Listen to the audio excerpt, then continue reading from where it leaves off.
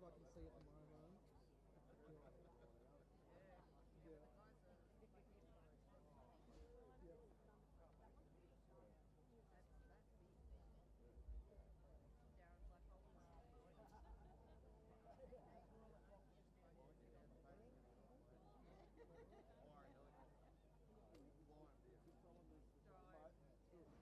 Yeah. Yeah, yeah.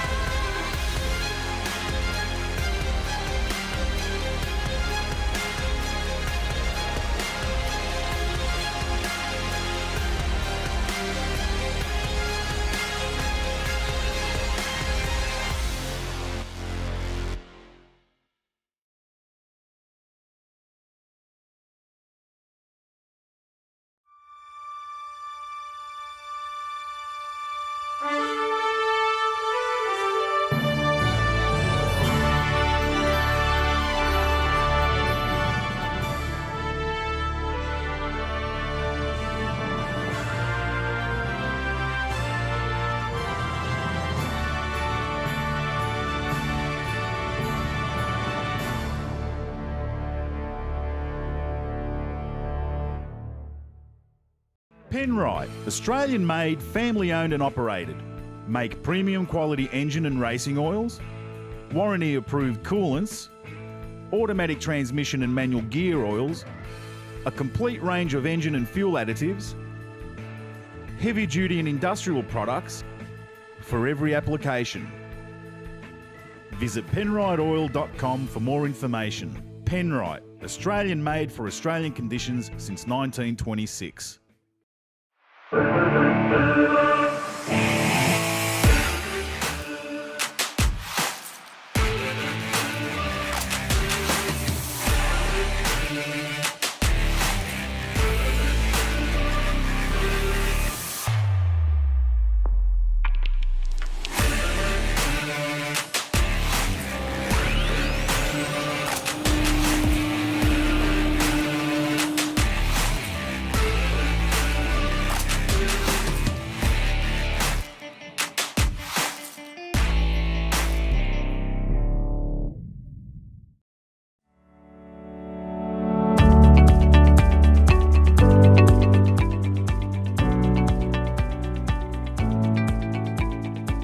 Hi, I'm Grant. Hope to see you in store soon.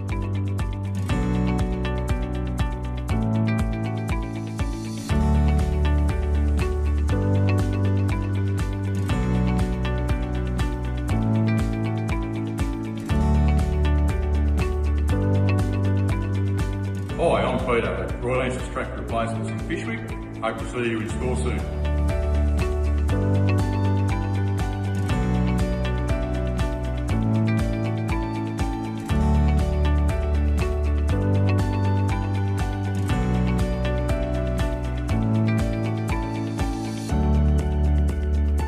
G'day, it's Michael from Tractor Replacements.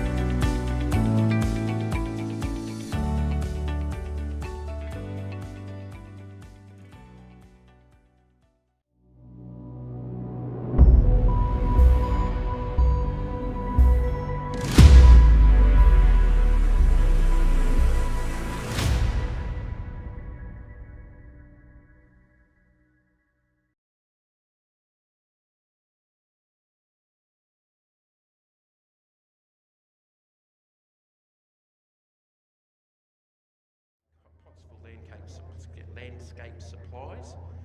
And to all of our volunteers, our recovery crew out there around the racecourse throughout the day, hopefully not having to help too much to distract drivers off the islands. Now this is the Spartan road. This is a couple of practice runs because unfortunately they didn't get to run here yesterday due to some starter motor problems, which they got finally sorted out late yesterday afternoon. So first time here on the water and in the boat. So they're just going to do 2 quick practice runs, A, to try and get the rotation correct and get used to the boat. Did have some issues with the rotation yesterday with a lot of the teams, but I'll tell you what, the Spartan boys have got it right already. So this will take them to the split.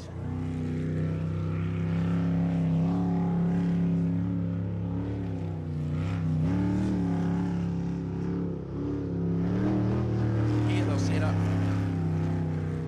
around the 13, drop down below 8. They've made a rotation error there, so that's right, it's just their first practice run.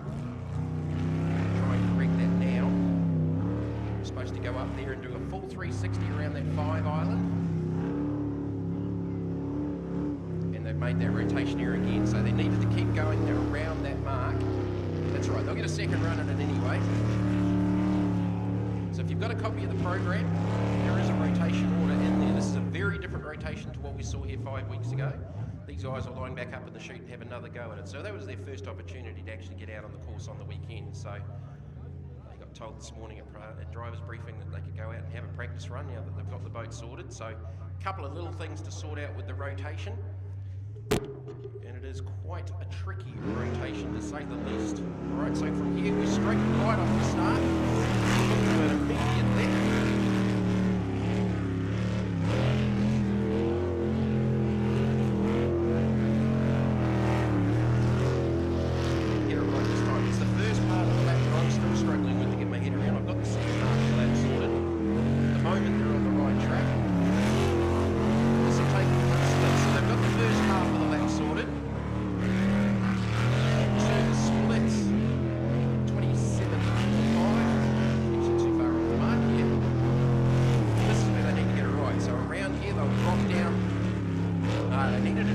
Under 8 that time.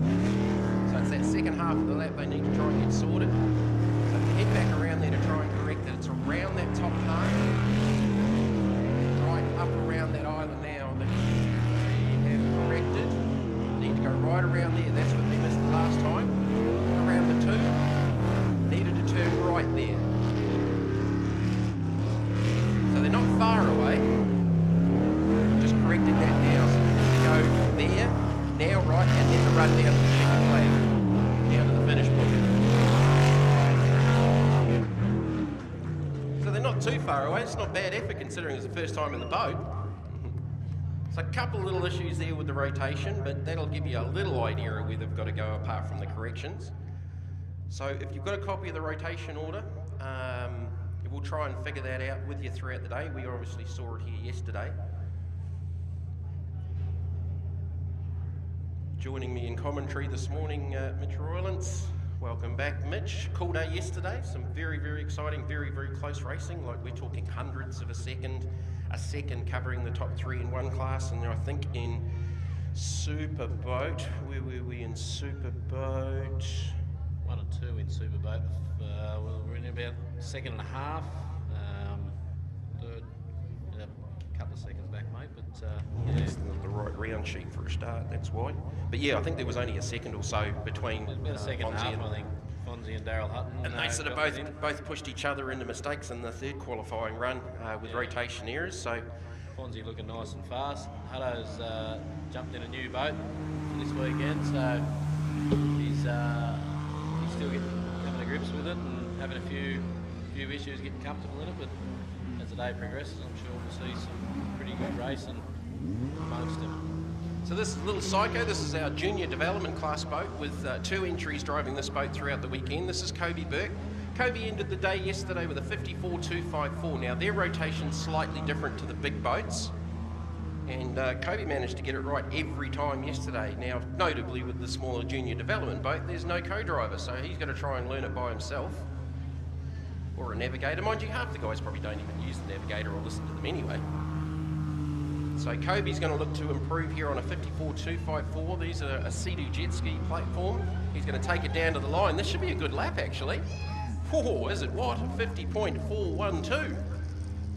50.412. He must have got a good sleep last night because he's just dropped 4 seconds off his previous best yesterday, which wasn't a bad lap. Might have had that extra wheat big that he needed yesterday, mate. Well, this commentator had 11 hours sleep, so I'm quite happy. Haven't done that for a while.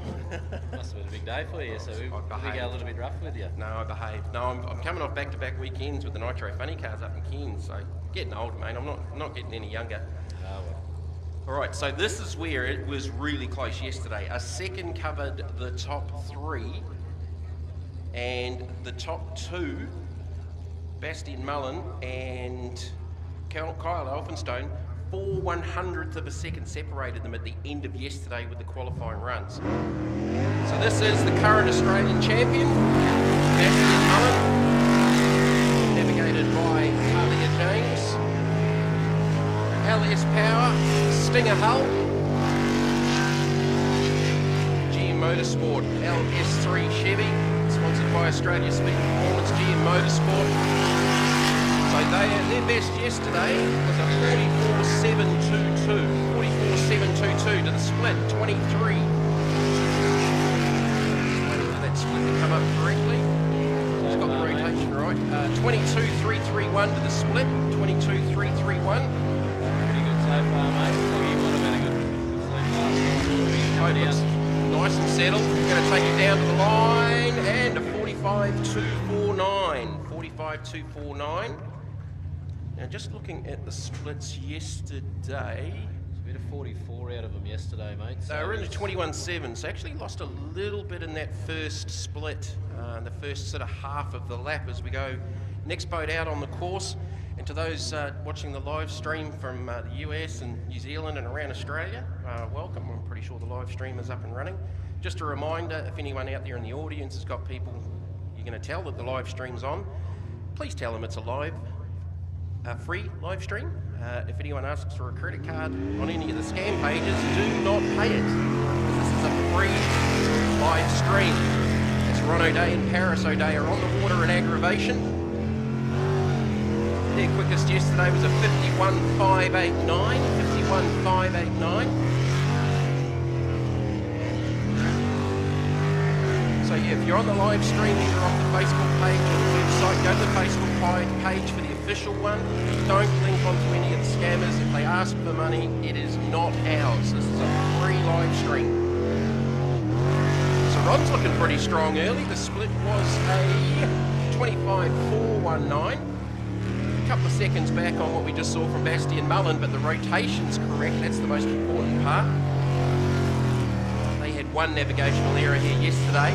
Going to bring it down to the line, no, for a nice clean lap, looking to improve on a 51. Slightly slower at a 52.245. 52.245 for Ron O'Day and Paris O'Day in aggravation. You do often see, mate, first thing up Sunday morning, everyone just getting their head back around it again. So you weren't here 5 weeks ago. They were all smashing it Sunday morning. Were they?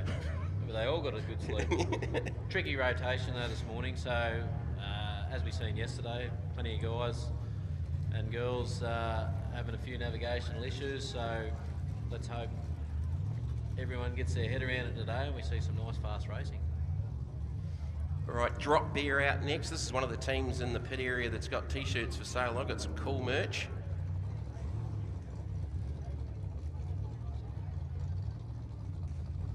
Laurie and Karen Howlett, the LS3 Chev, Macraft Hull, sponsored by Climate Control Systems, Panasonic Air Conditioning, Reed Homes and Air Touch. So their best yesterday was a 51.139. 51.139. They had a couple of issues. First and second qualifiers with no times with rotational errors. They weren't able to correct. So looking to go better than a 51.139. Pretty happy with how we went yesterday, mate. We had a what's now called borrowed time. They've jumped into this new package this year.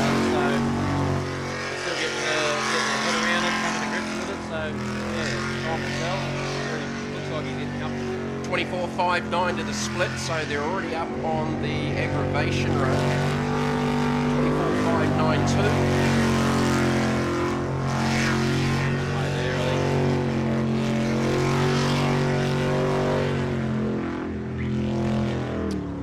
I'm going to guess that there was a rotation error in there somewhere because they missed a couple of corners, I would say, doing a 42. So that will be an NT, no time. He didn't come Where'd back they get around that wrong? didn't come back around the top of the track. The 360 around before, 5? Before going the... Okay. no, he didn't come back around 6, 4 and 2. He ended up doing 5 okay. half a lap early, so... That's where they've got it wrong and confused the commentator. Well, one of them. Mitch knows what he's talking about. All right, this is the Hustler. This is your favourite boat. All the way from WA. Luke, no, that's... Dan Salter. Dan Salter and Mitchell Hayde. Stinger hull. Scott 8.5-inch jet. Dan's a sign rider, so he knows what he's doing, and that's why the boat looks so good.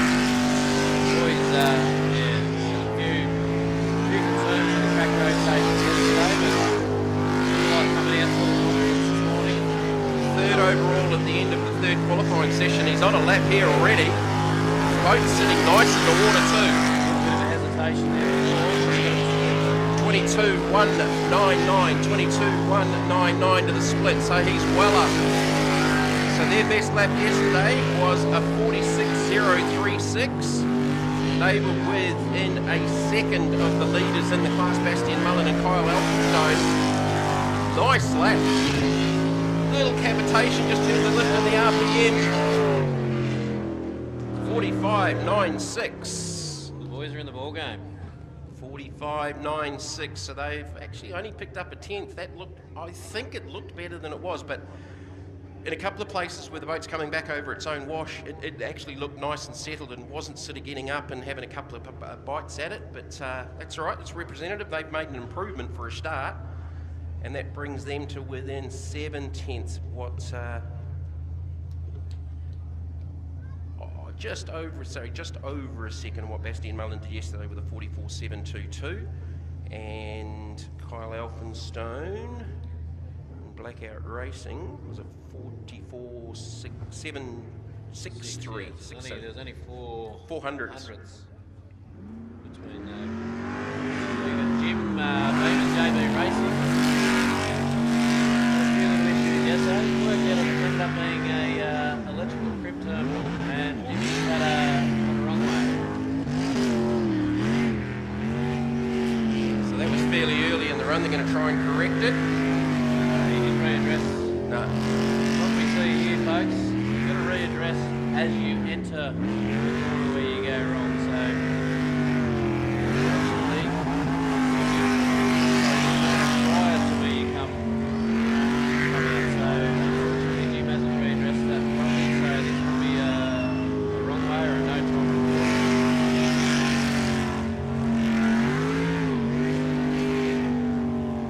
He's just going to go out and keep having a bit of fun and get his head around the rest of the track, and he'll come back scratching. Well, they have got a time, so 53.060 from yesterday in the third and final qualifier, so that'll be a no time for JB Racing. Sponsored by WB, LS Engine, Simpson Contracting, Wimmera, Marley Waste, ANC Forestry, Frex Refrigeration and Maley Motorsports. So they'll have a little bit more work to do with the fifth and final qualifier coming up for the next round. Who we got? Nude Nuts sitting in the pit pool, ready to come out and play. Matty Malthouse, the Nude Nuts entry there from down Keith, South Australia. They struggled a bit yesterday. They had a couple of no times with rotation errors. Finally got one on the books at a 70.976, but that included one that they corrected. So they're looking to really find some time here, because once we get to the 12, how many we got in the class? 1, 2. 17 entries, so we are going to lose 5 boats as we get to eliminations for the top 12. So another Stinger hull, 8.5-inch Scott jet, LS3, 378 cubic inches. Sponsored by Matson Motors, JTEC Automotive, Keith Signs, TH and Ace Fabrications. Already looking a lot better in the first part of the lap, so down to the split for Matt with a 22.978. That's a lot better. Now get the second half of the lap sorted. No, they've gone wrong. They were supposed to duck up underneath, so that run around 13. Got it right that time. Now we've got the full 360 rotation around that 5 island. Back across the centre 2. Around. No, needed to turn right there. I've got that part sorted. Now's got it.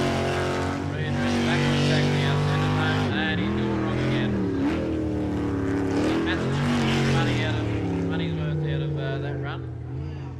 A little bit of island hopping, a little bit of Definitely some sightseeing. island hopping, some sightseeing. So that'll be a no time, and a couple of errors there with the rotation. Again, the first part of the lap went to plan to the split. They were actually on a pretty good lap, and then just a couple of small miscalculations. Bit of flame out in the spin out pool by looking. Might have run out of fuel after going around them islands a few too many times. How much deeper is the spin out pool than the rest of the track? Are these boys about to get very, very wet? Yeah, there should be someone going to jump on the ski. I'd say we're going to see someone run down here very shortly and jump on the jet ski. That's one brave man. One of our split. Well, the other 3 boys are sitting on the bank. What's going on, lads? No, he's in there. He's in there. A good day for it though. What is it? What is it this morning? About 18 degrees. Beautiful day, mate. Beautiful coastal weather. Well, it was funny. We talked about the weather yesterday. Yesterday's forecast was for some scattered showers, sort of from lunchtime onwards.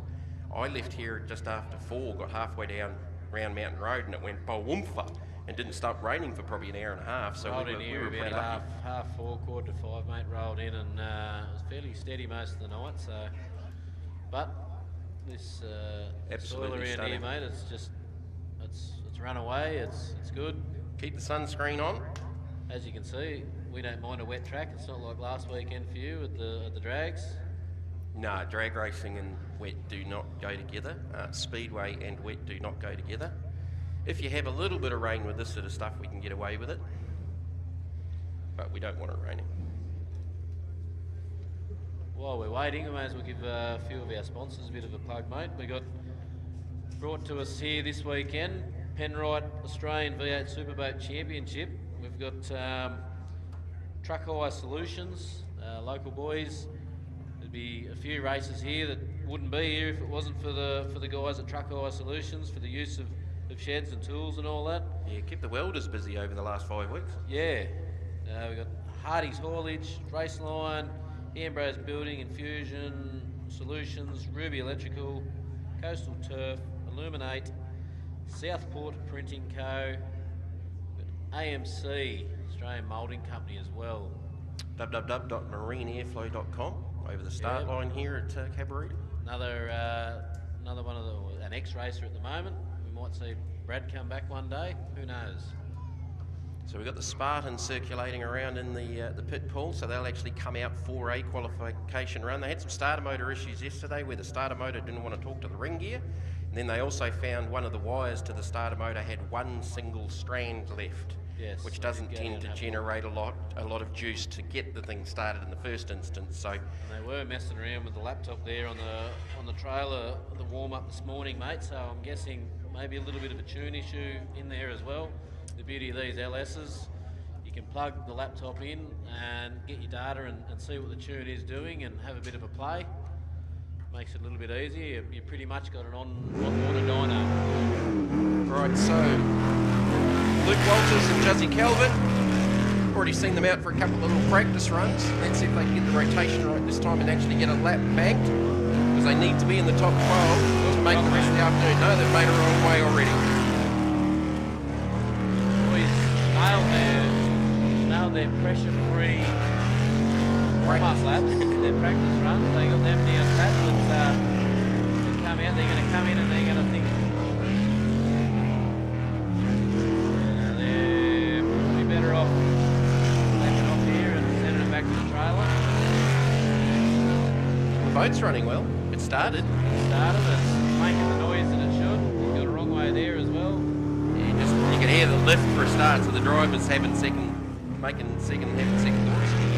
sponsored by Owens Contracting OC Racing. It's a Sprintec hull, LS3 Chev, Scott 8.5 inch jet unit. Not sure where these guys come out of. He's a diesel fitter, by the look of it, so probably in the mining sector. At the moment, he's not coming out of the course.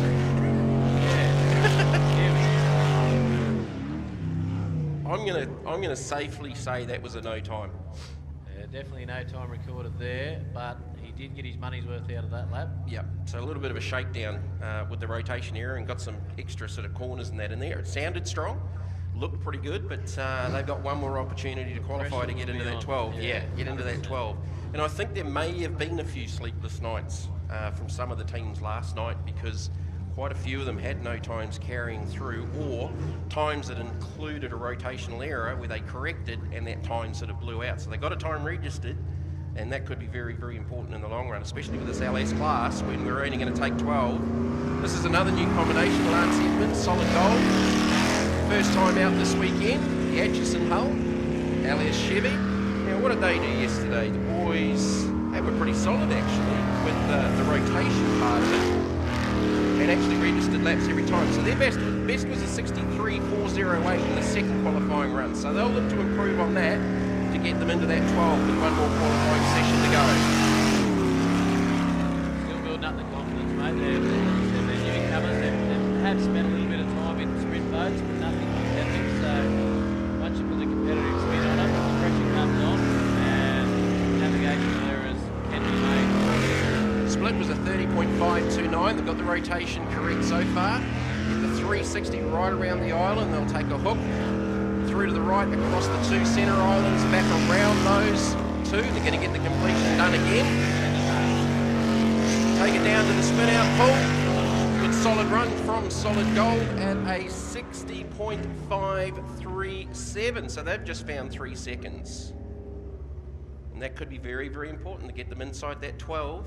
That was a very steady run, so I'd say the boys would be pretty keen to get out there for the next one. Now they've got one on the board in where they need to be. Well, Lance was very good directionally, because he's made 4 runs, including now and practice. Practice didn't quite go to plan, but the 4 runs so far in qualifying, they've managed to actually book a time. So this is one of our front runners from yesterday, just 0.04 of a second between rip shift. And this boat, this is Blackout Racing, Kyle Elphinstone and Jacob Bellamy. They topped yesterday at a 44.763 versus Bastian Mullen and Rip Shift at a 44.722. 722 versus 763, 0.04 of a second, which is nothing, absolutely nothing.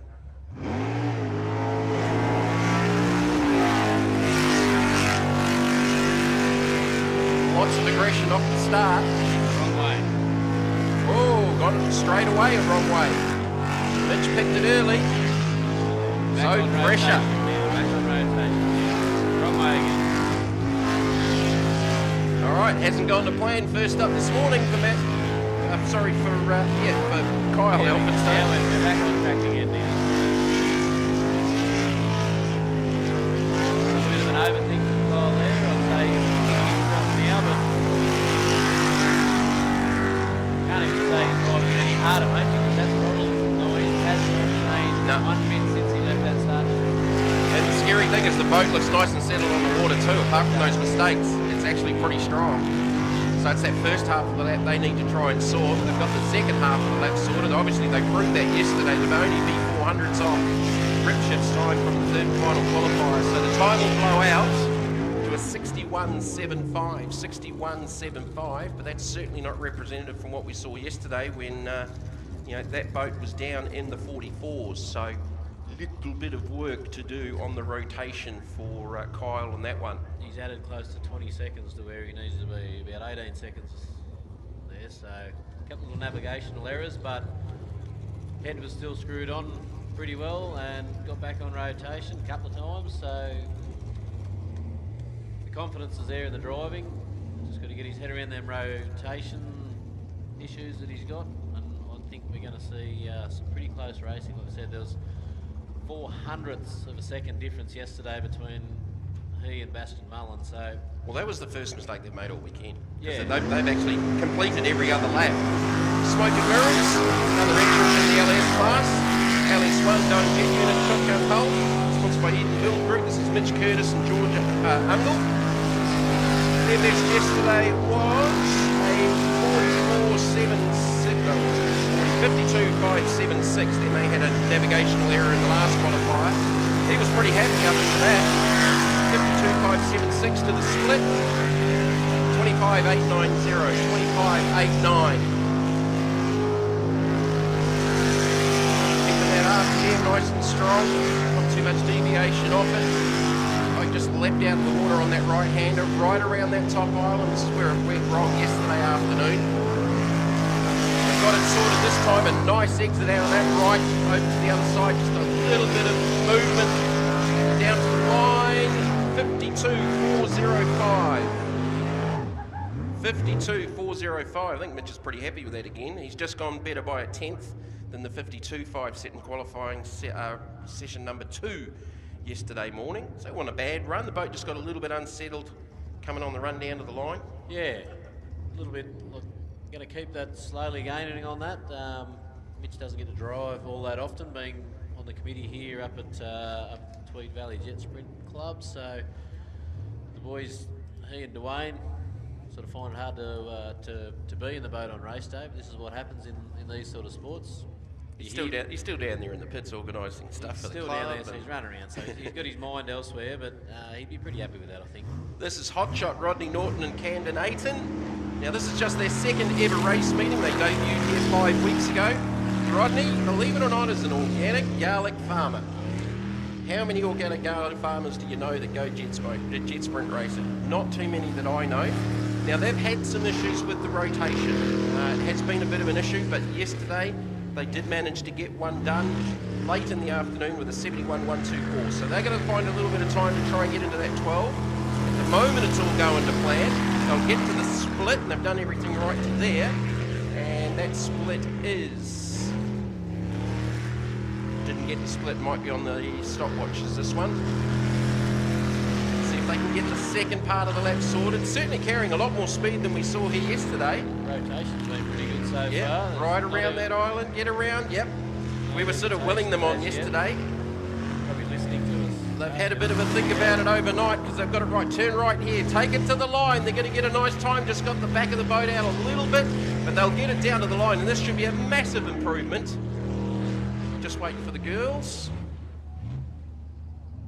This one's on the stopwatch. So what happens there, folks, they've got a little transponder on the cage and it's picked up the split by the look of it and not the start. So we've got 3 people up here on a stopwatch that'll keep everything. 62.86. So that is a 9-second gain from late yesterday afternoon. So well done to the team. That's a good effort. Fantastic effort. They'll be pretty happy with that. 62.86. Will it be enough to get them into the 12? We'll have to wait and see after qualifying session 5. This is quiet time. Noel Verning and Nathan Garrett, a combination that's relatively new to the sport. They topped out late yesterday afternoon, and you were just about jumping out of the commentary box with a 56.732. Boys were pretty happy with that. I already armed with them yesterday afternoon. Yeah, as we said, Nolly's fairly new to the sport. Second meeting. Retired early last meeting, so if anyone thinks he's maybe familiar with the motor, campaigning him previously as Hazmat. Sponsored by Fab Contracting, J&B Create. If they can improve on that time from yesterday, they'll be looking pretty strong to maybe get into that 12. So to the split to 26.76. 26.76 to the split. Second part of the lap sorted. Drop around the centre, drop under 8, up to 5. That full rotation of the 5 island. Confidence is high by the look of this. Yeah, carrying some speed down past that 2 centre island, back past and hook it right, bring it home. This is going to be a good lap from Noel. Quiet time, about to bank a goodie. 53.53. Another 3-second gain. 53.53. I tell you what, if they weren't happy last night, they'll be happy now. Chrissy Edmonds is down here in front of me celebrating. There's a few of the other teams egging them on. What do you reckon, Chris? We reckon we can get him into a 49 by the end of the day? I won't say that over here, mate. We like to use generously proportioned. That's a good effort, mate. That's a very, very good effort. 53.53, so they've just smashed 3 seconds off what they did here yesterday afternoon. And before that, their previous best was a 77.328 with a navigational error in the middle, which they corrected, and no time before that. So great to see Hot Shot and Quiet Time making some gains now, getting some confidence. Slicer on the water. Paul had a few little issues yesterday. I think his last run he might have come out at the start shooting there a little bit wide, parked on the bank. So a couple of no times back to back. Got Alex Singleton sitting alongside, another LS combination, Stinger hull, 8.5 inch jet. He's just done a navigation there in this Yep.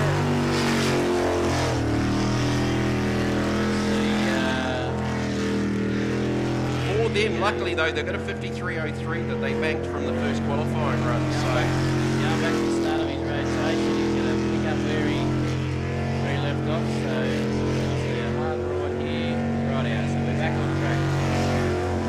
So it was that last combination before we sort of got to that split, which did catch a few out yesterday. The split's going to be a whopping 48.56. So yeah, we've got another navigational error here. He's gone to the right there where he should have come around the top end of the track.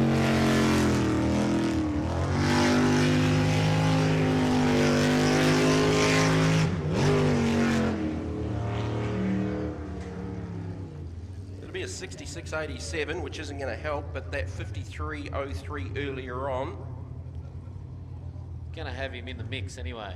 I think that 53 will from earlier on, but yeah, that's basically 3 consecutive laps where they've unfortunately made a mistake and had to correct.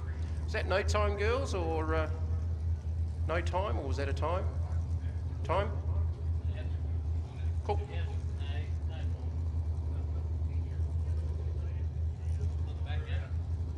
All right, rip shift. This is the second combination in this boat, the B entry. Rip shift 2, Nate Mullen and Kane Wallace.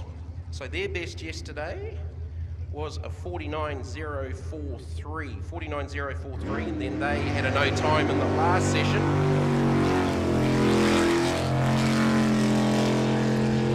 Nate Mullen's an apprentice at GM Motorsport, Stinger hull, Scott Ramjet, around a 600 horsepower mark with the GM Motorsport LS3. So with the boys is you want to go racing, you do the work for the boat, you build the engine, so pair of them work there, pair of them look after the running of the engine and all that, so it's learning for them.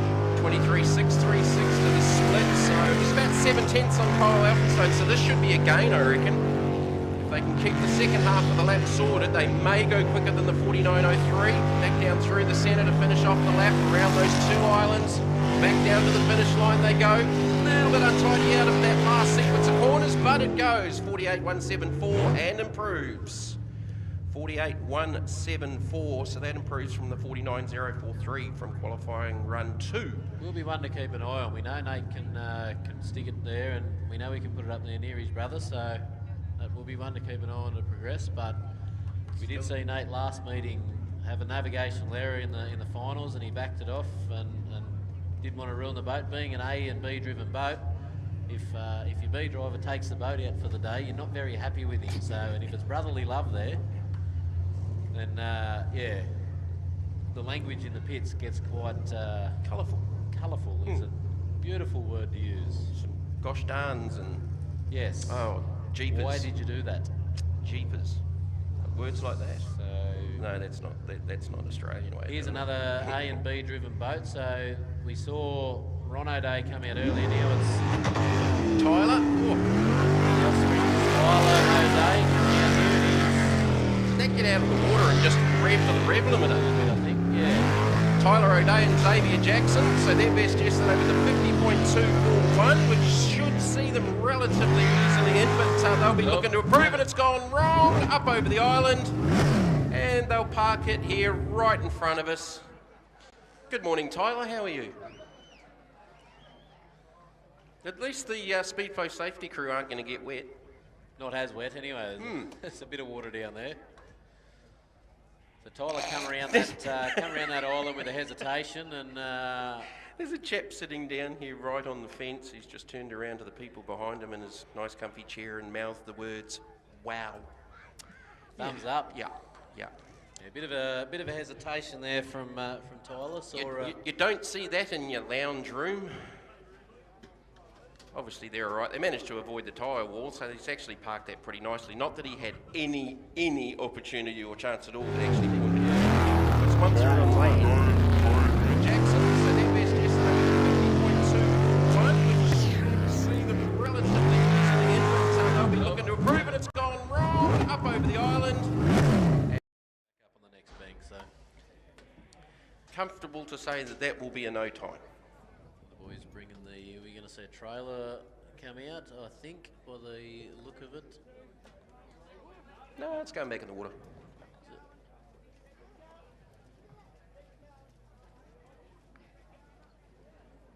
Here, but Tyler and Xavier are going to figure out how to get back in the boat without getting too wet. Well, they did bring the trailer out. The trailer was coming. That's sort of.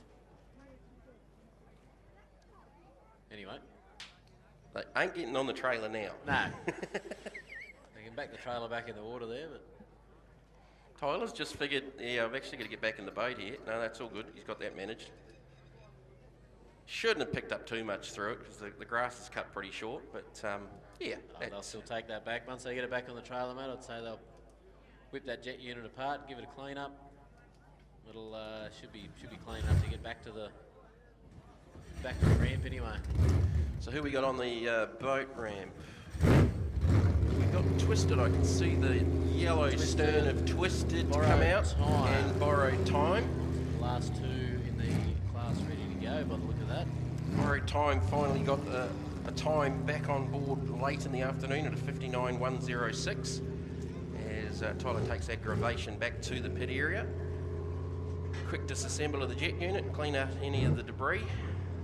Just trying to fall off his chair here in the commentary box. Just moving over, mate. I might try and...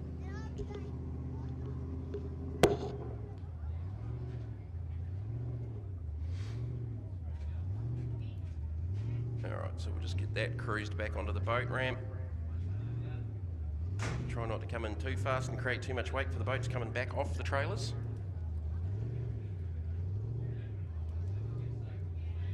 So if you've just joined us on the live stream across Australia, New Zealand and the US, where jet sprinting's pretty big, welcome to our coverage off our Facebook page. Again, don't go into the other links that you don't know about, and if they ask you for money, don't pay it, because this is a free live stream. It has become a bit of a bane across live sports around Australia and New Zealand. I was over in New Zealand with the drag racing, and it happened there, and it happens every time we go racing here now. It happened last weekend in Cairns, where I was up with the Nitro Funny Cars and we weren't doing a live stream, yet there were people offering live streams. So yeah, just be careful out there, guys, and be aware that there is just an awful lot of scamming going on with these Muppets. So make sure you're on the official link and you are not paying anyone any money. All right, so aggravation's coming back into the boat ramp.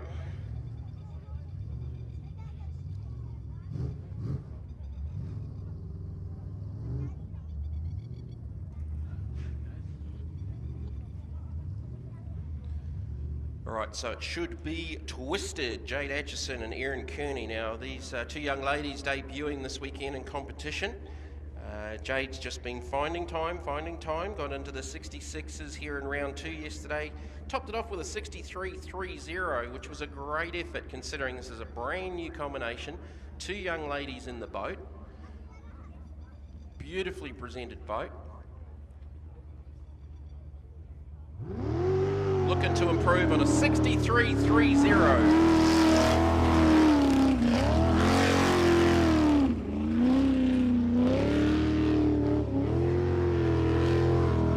Stingray hull, 8.25-inch jet. Jade Atchison and Erin Kearney, sponsored by Central Coast Kitchens and Wardrobes. Little lift there, Leader Machinery, New South Wales and Canberra Warehouse. Definitely gained some confidence on the throttle. A couple of times there with a little issue, and she's just got back straight onto the loud pedal. So to the split at a 28.262, 28.262. Bring it head towards home in the last part of the lap. Head up to that top corner, right around that 5 island. Right around, bring it back to the right now, across the 2 centre islands. Right. Oh, she's supposed to turn right to go to that centre island, so she's made the mistake. See if they can correct it now. It's not a full correction. No, she needs to come back in from... So from here. Yeah. No, she's going to take it down to the line, so this will be a no time. She was doing a good job too. Yeah, it's all right. She's got her head around the rest of it fairly well. And she went out there with a little bit more confidence than Literally she did the last. last two corners. Literally the last two corners. So they've got a 63.30 that's in the book from here yesterday afternoon. Should have one more boat in LS to come out on the water, and that'll be Borrowed Time, Mike Hessel and Rowery Crilly. Hard case duo, those two boys. Got the Sleek Line hold with the Scott Jet LS2 Chevy, sponsored by Panton Hill Welding Services. This is what I was saying. This was No, previously that's dropped there. I've got the wrong one. This is Borrowed Time. Rowery Crilly and Mike Hessel. Atchison with the L98. Scott 8 1/4 inch jet, sponsored by Bath Building, Project BA, Ambrose Building and Milmar. What were you saying, Mitch? For these guys, this is a previously Laurie Howlett campaigning this was dropped there for a couple of years, and then he sort of was time to step up. So they went 59.106 here in the third qualifier yesterday afternoon. Valley Sprint Club. It's just a little bit unsettled. Getting around down here in front of us, race control and commentary. They'll get to the split with a 26.77 to the split. Well, I think there was a little thought there about going the other way with that one, but he got away with it. He's on the right rotation at the moment. Back down under 8, around 5, right around 5. Immediately to the right, across the two centre islands. Back across the two, to the right, got the rotation right, bring it home. Yesterday afternoon they clipped the last island down to the spin pool. 54.23, that's a big gain. Boys will be very happy with that. 54.23, that's well on the money.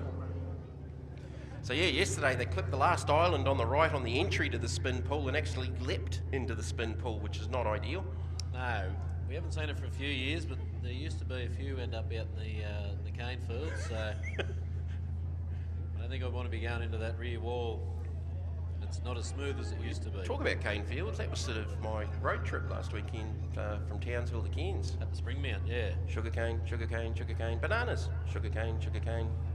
Then you get out to Mariba, sugarcane, sugarcane, bananas. Mango. I didn't see any mango. Oh, there was a mango on the way from out of Cairns up to Townsville. So yeah, look, I'll only do that road trip once now. You've done it now. Not very scenic. So here's our Little second Psycho. entry in the Little Psycho. Connor Smith.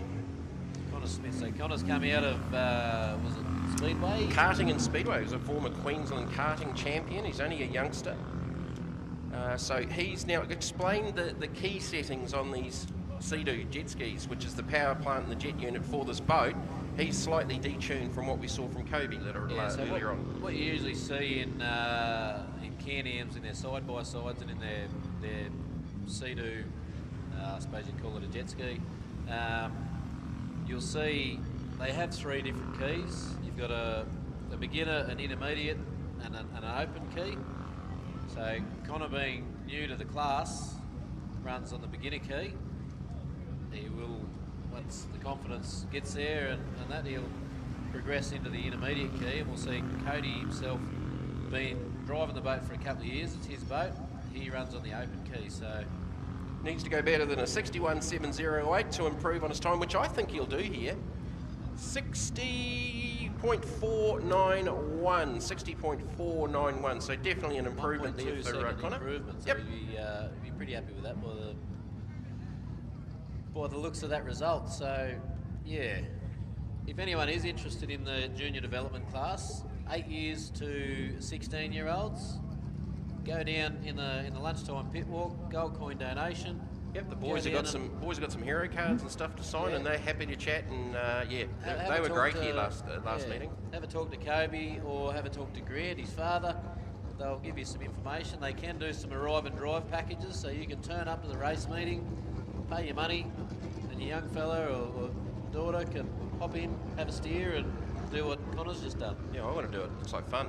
if I can fit in it. Step into Group A. Group A. Justin Royland, Spitwater, the Outlaw, brand new t-shirts here this weekend. They'll have them for sale down in the pit area at lunchtime. They were the pace setters, 45.684. Late yesterday after a quick trip to the chiropractor yesterday morning. A little bit concerned on that corner there, but we go to the split with a 22.68. See that thing hanging out the side? It's a fancy camera that the media team is driving, so I'll be interested to see what's going to again. 360 camera, I think. All right, Justin's got the rotation. A little bit off the throttle there. Just Pope was a little bit unsettled on that right-hander there, but he'll take him down to the line now. Can he go faster than a 45.684? 47.24. So a couple of seconds off the pace there for Just where he'd like to be. Just a Sunday morning settler. Reigning Australia won. Finished second at the opening round here to Jody Ely in the first round here 5 weeks ago. And speaking of Jody, he is next out in Rampage. Jody come out firing on all cylinders yesterday. He was laying the pace down early. Had a few little that was in his practice, sorry. He had the no time. But other than that, he's been pretty comfortable. Navigator for the weekend, Olivia Parnas. Greg was due to be in the boat, had flights cancelled, all sorts of dramas going on. Current 2 Australia won the opening round of the championship here at CABARITA 2 weeks ago. He looks to be on it already. He's going to try and put one down here. What we don't know between the two boys, and you probably know with Justin, who's running what impeller-wise, have they thrown the new stuff at it yet, or are they going to hold on to this afternoon for the eliminations? Still secret business going on there, mate. Not too many secrets let out this early. So the split was a 22.066, so about 6/10 up on Justin's lap. Oh, a little bit of cavitation. You can hear that RPM built up out of that last corner down to the spin-out pool with a 45.85. 45.85, so an improvement there from the 46.6, 45.85 for Jody Ely. That pop on the rev limiter there, that's Jody just got a little bit unsettled around that last corner there, and the boat lifted out of the water, sucking a little bit of air in, gives that jet unit to have that cavitation, and bang, straight on the rev limiter. So without that rev limiter, What sort of RPM typically are you seeing out of these international group up boats? 8.5? Jody's probably no. Most of these guys will try and have it sitting around that 7,000 RPM. That's about where the jet units work their magic. So that rev limiter of Jody's maybe set around that 72, 7,300. Okay, I thought it'd be a little bit higher than that. No, Jody's has just got a distinct sound. It just sounds like it's doing a lot more RPM. Very different, very different. Like Brendan Doyle and Hugh Gilchrist and Pulse. Cavitation there, same sort of problem we saw from Jody. A little bit harsh on the corner. Jet unit doesn't get the water that it needs, unloads the jet unit, spins in. Yeah, just got a little bit wide up against that shelf on that island. Right, so these guys yesterday popped out of the 50.388. Talking to Brendan this morning, definitely wanted to find some time. This one I think is going to be on the stopwatch because it doesn't look like it's registered on the transponder, so we'll wait for that time from the timers next to us up here in race control. Got the rotation right anyway. This looks to be a game. That so far, Brendan was struggling with the rotation and just getting comfortable still getting comfortable in the package. So no time on the scoreboard, but we'll get it from the timers off the stopwatches. That looked pretty good. I'd be surprised if it isn't quicker than the 50.388. The guys are still developing these hulls. This is the new Pulse hull coming out of Australia. So this is their development boat. They're pretty happy with it, how it's going so far. But 47.91, that's a big game. 47.91, so they've picked up a good 2.5 seconds. Yeah, so and the boat looked a lot smoother. He looked a lot more comfortable on the water. RPM was a lot steadier too. So Beautifully presented boat. Beautifully presented boat. Little issues that nice colour. Lost power. What colour is that? Is that blue. Electric blue? Just blue. Just blue. Pulse blue. Pulse blue. Or girlfriend blue, because it's the same, as we'll see in the unlimited paddock. So what have the boys got going on down there? That's a little bit odd. Oh, jeez, we're spoiled up here in commentary. Camembert, crackers, salami, celery, and French onion dip. Oh, how civilised. Thank you. So if I'm sounding gummy here at the moment, I'm chewing on some camembert. How civilised is this, Mitch? Well, you know, welcome to Jet Sprint Racing. So what's going on with the boys down there? Because a bit of a flame out. Once they got into the spin out pool, mate, I think there might have been a little bit of a flame out. Brendan's out of the boat. He's sitting on the hull. So they'll just drag that around the edge of the pit pool. Hopefully that's not too much drama for them. I don't think Brendan looks too animated down there. Oh, one of the boys has gone for a swim.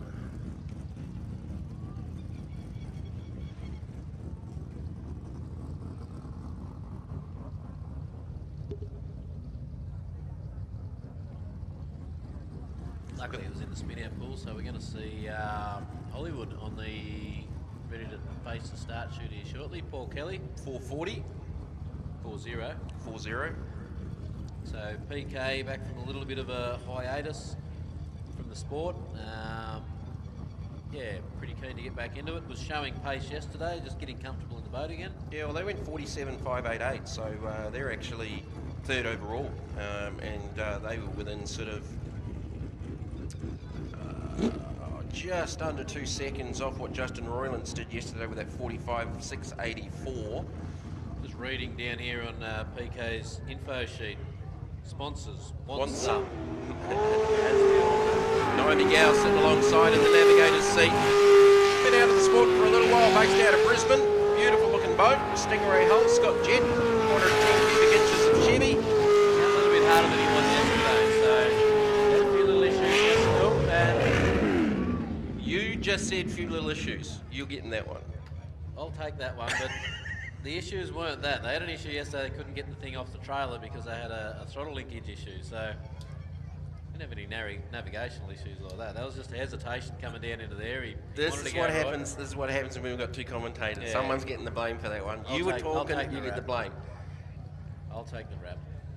And it was going oh so well until then. So that'll be a no time, so they'll sit on that 47.588 from qualifying session 3 here yesterday afternoon, with one more session left to go this morning for our lunch break and then into the elimination. So with the LS class, that's where it's really going to be interesting, because we've got 17 entries and 12 go through to the eliminations. Not so much of a problem for the other classes.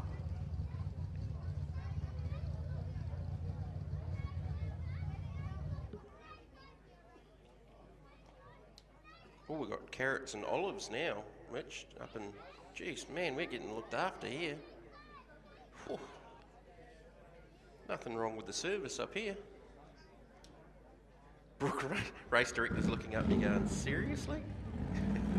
Crackers and cheese, bro. You want to swap?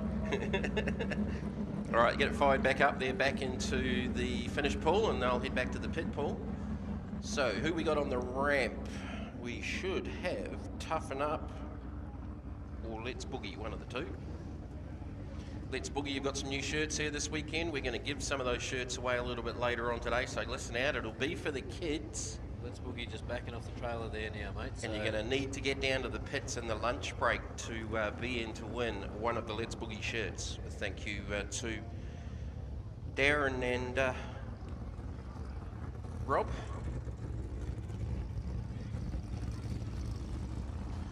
Awesome to see a big crowd in here. It's such a great venue, like this amphitheatre where you can park your car up on the hill, set up your awnings and that, and work out the back of it. Like us, if you got your cheese and crackers in the commentary box, you've got them set up in the back of the truck or on the table or anything. It's quite civilised, to be fair. All right, Let's Boogie. What did they do yesterday? 64.007. They had a few issues with the rotation. Jeez, it was screaming out of that first corner. Got a little bit of cavitation going. Yeah, he had that issue yesterday. Marked the bank for a bit of a second there yesterday. So they're looking to improve on a 64.007. Atchison Hull, sponsored by Oz Pebble. Cool looking boat. great bunch of guys to talk to. The split was a 25.78, 25.78. Red. Candy apple red. Nothing wrong with a bit of candy apple around that 5 island. Get right around that. Straight to the right through past the centre 2. Clear that one. Got the rotation right. This will definitely be an improvement on a 64.007. Just mistimed that last little corner onto the run down to the line, but got it sorted. And the boys got wet in the spin out pool. 52.774. Can you say 12 seconds? 12-second game. That's half a lap. Wow, 12-second game. Put your hands together for the Let's Boogie team. That's a good effort, great effort. We're going to give some T-shirts away from them a little bit later on today. They've got T-shirts for sale down in the pits as well. So do the Drop Bear team and the Outlaw team. Got some brand new T-shirts. I might have to go and see Justin and grab one of those before I head back to Brisbane tonight. Actually, the guys that did Justin's shirt, Dave from Wicked Ink, yeah, he did our sprint car shirts for our team. Yeah, righto. Yeah, for the brother-in-law. Does a very, very good job. Hi, Dave. Right, toughen up. I'm not telling everyone to toughen up. This is the name of the boat. Danny Napick and Darren Tical. So their day yesterday, a couple of no times. In fact, this is a combination that's gone no time, no time, no time. So they need to put a time in. Pressure's on these guys today to get one on the board. Well, they got it right in practice. They went 61.4 in practice, and then they've had all sorts of navigational issues on the way around. So they need to get a lap banked here because they don't actually have a time for the eliminations. It helps that they're only going to take 6 through. Got to the split at a 26.35. I'll let you do the talking with this one, mate. Let these boys They're only 6 get tenths. this one down. They were 6 tenths up on Darren Kesper, so it's a good looking lap so far. Got away with that one. Round the top island, they've got it sorted. This is where they're going to get it right here and right here. They've got it. Send it home. Send it. This will be a big improvement, especially over 3 no times. Will it ever? 52.97. Boys will be very happy with that. That gets the monkey off the back. That's much better. That was probably a combination that had a bit of a sleepless night last night because they went no time, no time, no time. Maybe he's just a Sunday driver. Went the one-hit wonder with practice and actually got it right, but then it didn't go right after that. And we've talked about this tricky navigation with this rotation. And look, a part of that reason, we had an incident here 5 weeks ago with one of the teams in Group A, and I'll just get the information correct before I start talking about it. Brett and Lynn Thornton. There you go, you've already got it. So they unfortunately went off at the Benny's hairpin and Infamous buried the Benny's bank. down there, right in front of the spectators, in front of the pit stop cafe. Buried it nose first into the bank, but unfortunately they both suffered a couple of back injuries and they've been off work. I think they've decided, unfortunately, to step away from the sport because of it. And I think Lynn's hopefully back at work in the next couple of weeks and Brett's back at work in the next month or so. But not something that we'll want to see, but because of the issue is we've got Team Attitude out there on the track. Because of that issue, we've actually taken the Benny's hairpin out of the circulation for the moment until we can get the bank sorted out and in a better configuration to try and help eliminate that issue. To the split, 26.04 for Team Attitude. Daniel Warburton and Ryan Loft. What are they looking to improve on? A 53.44 in the last quali last night. Having a much better run here this weekend than they did at the opening round of the championship. They got the rotation correct. A little bit of a A bounce. bit upset with the boat there, but they got the rotation right. Can they go better than a 53.44? Yes, they can by 400ths. 53.40. Probably another good half second in that with a couple of moments there where the boat just got up on its side and bounced across the water, losing a little bit of traction. But that's one in the books, and they've improved. They've gone from 69.4 to a 55.00, 53.44 down to a 53.40. Next out we should have Apache, Greg Harriman and Wendy Wheelhouse. Wendy's a grandma. She's got 11 grandkids. What do you want to do? Let's go jet sprint racing. Okay, grandma. She's lovely. Now Greg, here's a bit of a story. Greg's been around the sport a long, long time. Started in practice at a 54.1, actually topped the Group A field with a very, very good lap. Unfortunately, the next 3 laps in qualifying went no time, no time, no time. So this is another crew with no times. Once the pressure's on, it changes. You go there in your practice lap, you can get it, you can nail it, you think you've got it all good. Once that little bit of pressure hits, you've got to get that Highly modified Macraft hull, 412 cubic inches of Chevy. Split was a 24.91, so that's actually only 4/10 down on Justin's lap. So this could be in the 47, 48 second range. He can bring it home to the line, get the rotation right, which they've got. They've been down in the 54s, but that was practice. This will be the lap they finally get in there at a 55.6. 6. Greg will be stoked with that. That gets them on the board. Definitely on the board in the 50s, so gain 4 seconds from the practice lap, but more importantly, they've actually got a lap against their name. One thing we're going to see, so there's 7 boats in Group A, so when we go into the top 6, 8. we will, there's 8, sorry, is there? Yeah, I just had to count as well. Yeah, righto. So we've got 8 boats, so righto, so we will have a top 12 running into a top 6. But so that's when it gets busy. All right, big boy time. Unlimited Superboat, the reigning world champion, the reigning Australian champ, proved he was human last night with a navigational error in the 3rd qualifier. So they, the Ramjet team, Fonzie Mullen, they rocked a 41.745, and listen to this thing and watch the acceleration. Acceleration of this thing is something that's, unbelievable. That's hard to 583 cubic inches of methanol injected LS Chevy. built in-house at GM Motorsport. Waiting for the split. It'll be sub 20 something, 20.13, so he's right on it. 20.13 to the split. Has gone 41.745. Made a mistake last night in the 3rd and final qualifier. This is hauling. A little bit wide around that 5 island. He's going to bring it home. The reigning world champ, round 1 winner. A little bit unsettled out of that last corner, down to the line at a 41.57. So has improved by 2/10. Put your hands together for Fonzie Mullen. Did you see that? That acceleration is just staggering in that boat. I saw Fonzie this morning having a look, so he took that island fairly wide there. I think he's just trying to set himself up To come off a bit better? To come off, so he's trying to hit the apex, or trying to hit the line close to the island, ready to enter down through the middle of the track here to finish off. So I think we might see some good things later. I reckon we might see a 19 in the split. A 19. I'm gonna join you there. There's a 19. There's going to be a sub 40, I reckon. Right. Here's the story with Daryl Hutton. If you were here yesterday, you know the story. Daryl's boat got lent to Chris Edmonds at the first round. Chris crashed it late in the weekend, and Daryl didn't get the run, and he was second at the time. Chris Edmonds then since bought Hazardous, the ex-Slade Stanley Championship winning boat, 475 cubic inch Chevy in it, ethanol injected, and gave it to Daryl. Like, who does that?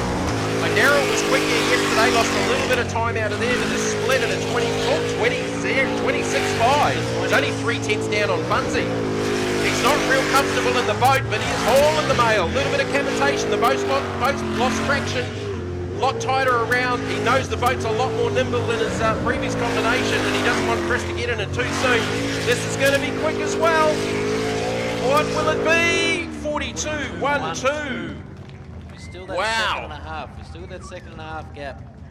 But he's just gone 1.4 seconds quicker than his previous best. So Fonzie and Daryl were sort of tracking each other in that second round of qualifying. Then they both made a navigational error in the 3rd one, which they both corrected, but the time sort of blew out by 10 or so seconds. So 41.57 versus a 42.12.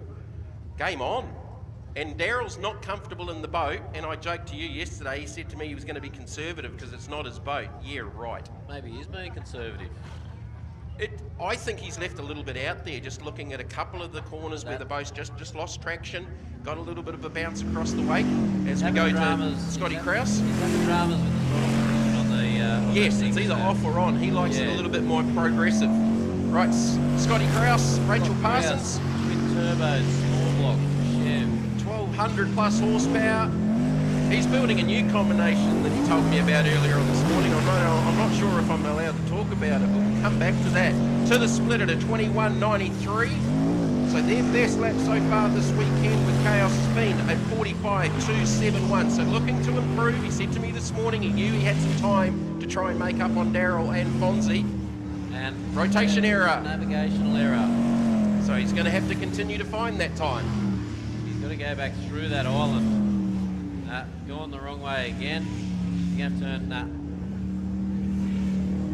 He had to readdress going through that island, coming out of that island and enter the centre of the track the right way. So this will be a no time. All right, so mistake there from the Chaos team. Scotty Krause and Rachel Parsons.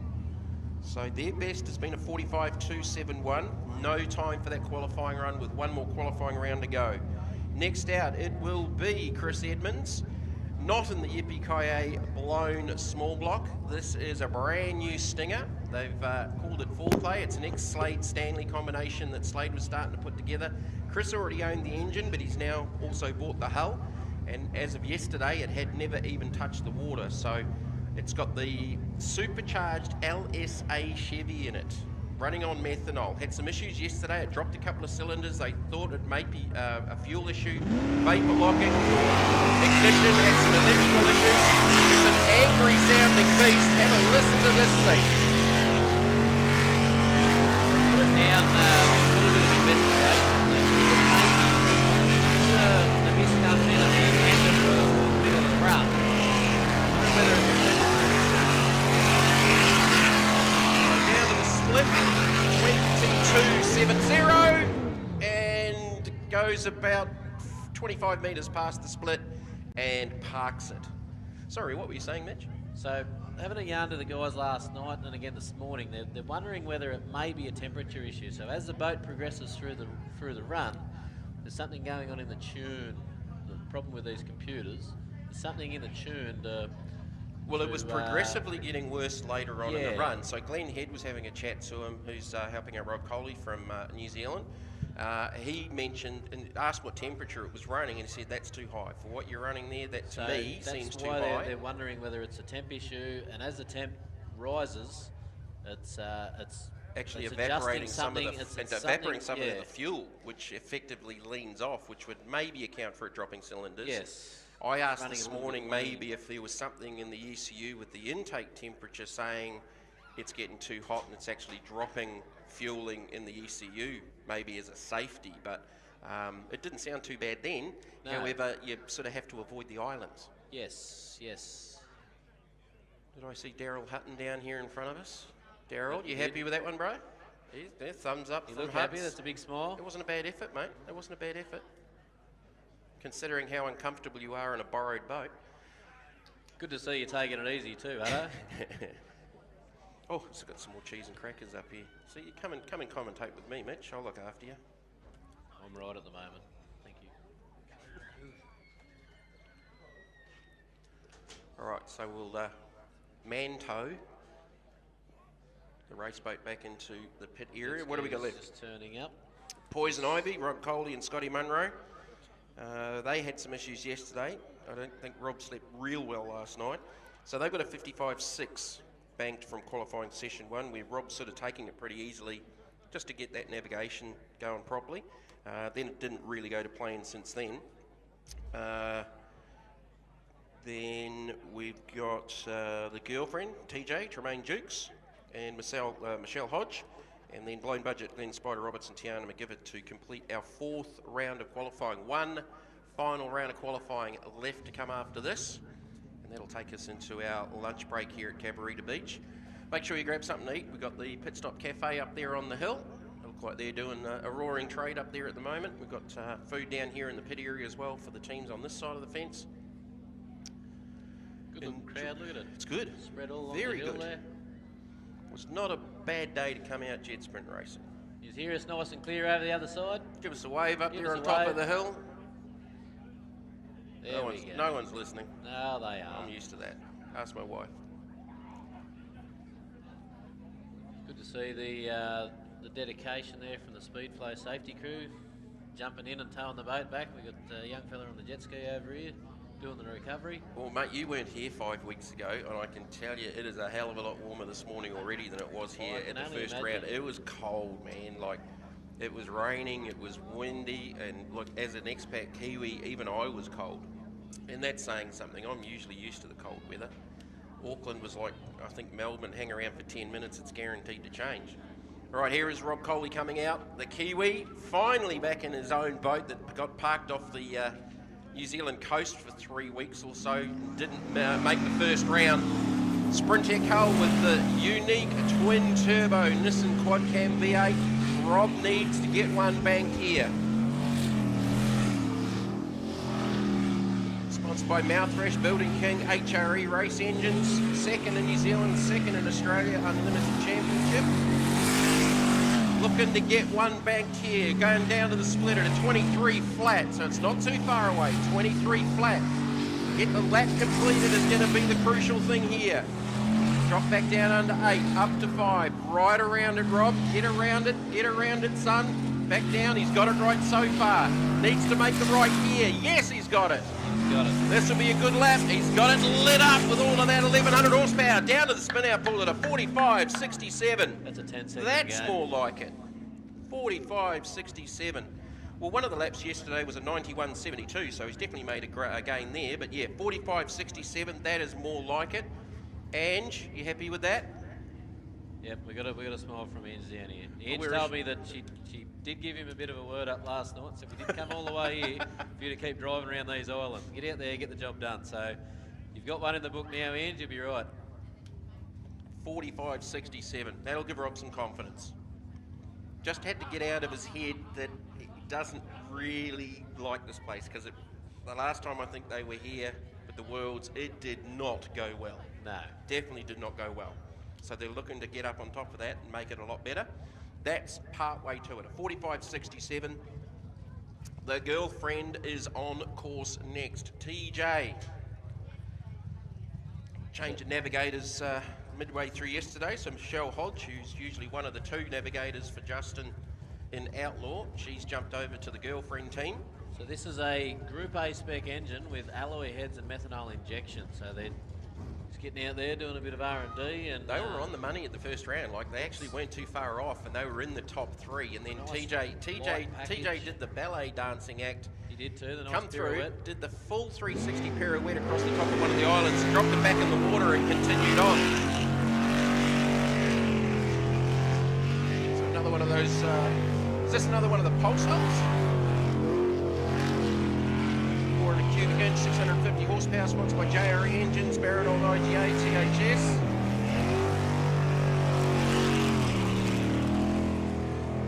So to the split at 22.93, 22.93. So their best yesterday was a 56.9, actually no, 49.8 in practice, 56.9, but he had to bail out on one of those runs when the navigator decided that was enough. He wasn't going to play anymore.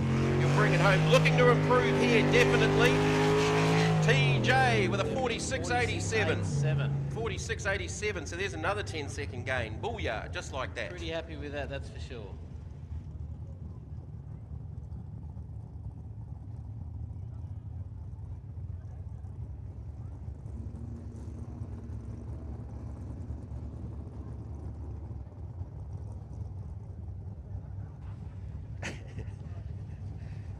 Just getting texts from people left, right and centre going, is that Jamie? I know Jamie.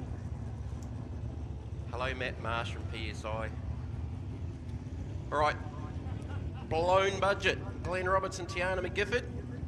What did they do yesterday? They were down in the 48s, 48.8 in qualifying session 2.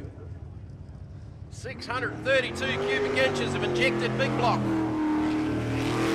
I asked Glenn this morning, was the smooth but fast working for him? He said he's still working on it. Still working on it, mate. So with the shorter rotation and constantly turning, he's just finding the big block in the back of the boats, just getting that gyro effect going. So it's looking good so far. To the split at a 22.88. 22.88, so he's only 2 tenths down on Rob Coley. So This should be sub 48 if we can keep it tidy for the last part of the lap. It's got the rotation correct around that 5 island, completely around, back towards us here. Get it turned right, and he's on it. Spider, and he's had some dramas over the last week. Down to the line with a 46.88. 68. Sorry, 46.68. 46.68, so that's another 2-second gain there for Spider. So in the last few days, they've been chasing an oil pump with freight companies and coming down from, they had an oil pump issue, got that replaced. Issue on the trip up, he's had, They've replaced the MSD, the ignition in the boat as well at the last minute. They've had to make new lines up because it's a slightly different pump configuration for the race engine, and with your oil pump, especially with these types of engines, you need that to be working efficiently, otherwise it becomes a big pile of aluminium. That's a good effort from Spider. So that completes our 4th round of qualifying into the 5th round, and we're going to be straight into it. Good to see our boats already on the boat ramp. We'll be headed off with our little junior development class boat, little Psycho, Kobe Burke, for a 5th and final qualifying session. So Kobe's improved to a 50.412 in that last one. He'll be back on the water. So that was a better round, Mitch, where we didn't see anywhere near as any of the NTs, no times that we've seen in the previous rounds. There's only a handful there. At one stage in Group A, over half of the field had no times in one of those sessions. And likewise in LS, it was probably out of the 17 entries or 18 entries, probably at least half of those guys were having issues with the navigation. So that's... we probably would have had a few people last night would have been doing this rotation in their sleep to make sure that they come out here today ready to rock and roll. And I know we use the onboards for the tele. Oh, Kobe's got that wrong. Just bounced off the bank.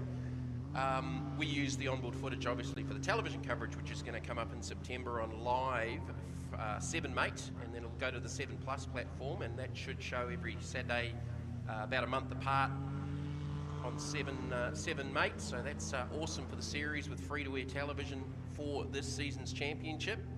So that would have cost Kobe a little bit of time just with that bounce off the bank. Gets it turned around and he'll take it down to the line. I don't know that it's going to improve on that 50.412. It'll be close. No, it did blow out a little bit to a 56.68. 56.68. So these juniors actually run a different rotation to us. So if you see that going out there and you think he's gone the wrong way, he hasn't. He's gone the right way. It's just that, yeah, they do run a different rotation. Spartan, can we have you to the boat ramp, please? Spartan to the boat ramp, please, in the LS class immediately. Sorry, mate. It was just public service announcement for the pits. You're right, mate.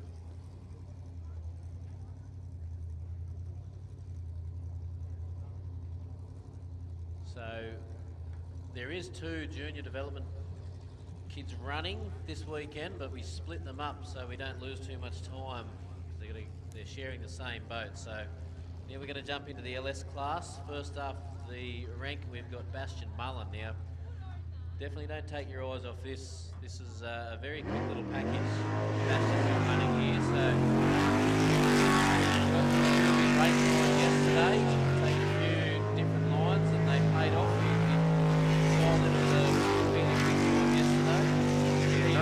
Notably in that first sequence of corners, we basically straight line, I don't even know how you do it. He's only one of many of them doing it, so goes to the splitter at 21.77. Split. We've seen a pretty clean run here so far, and pretty good. The last split was a 23.63, so he's back on that pace from late yesterday afternoon into the 44s. 44.722 was the time. This should be pretty close to that. It's going to be right on it. 44.39.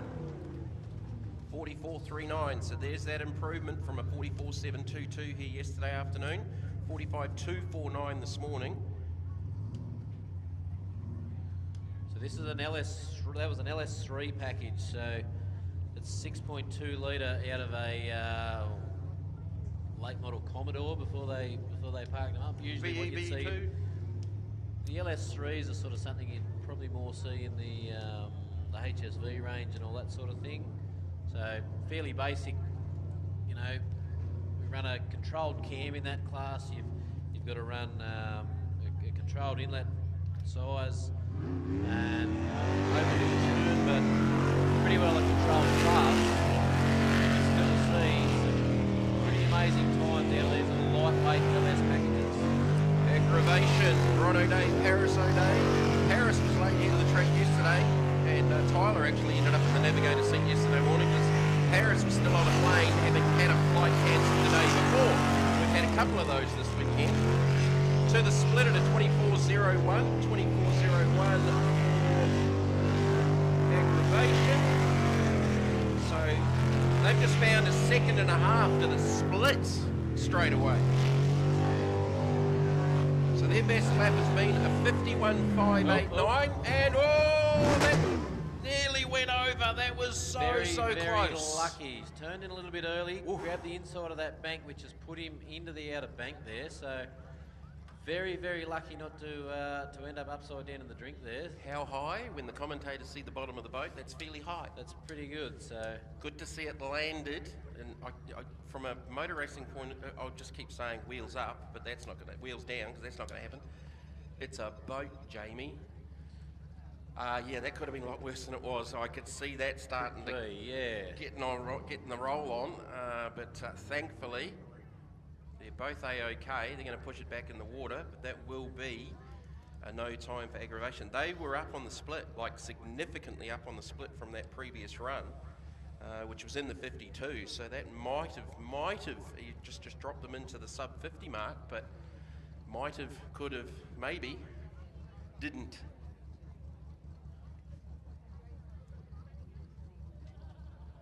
to be kicking himself with that one because it was a pretty clean looking run up to that. And like we said, we've got, was it 18 boats in the LS class? Yep. So we've got to make sure, you know, you want to finish in the top 12. So you've got 5 or 6 spots to try and finish in front of, just to cement yourself that extra lap.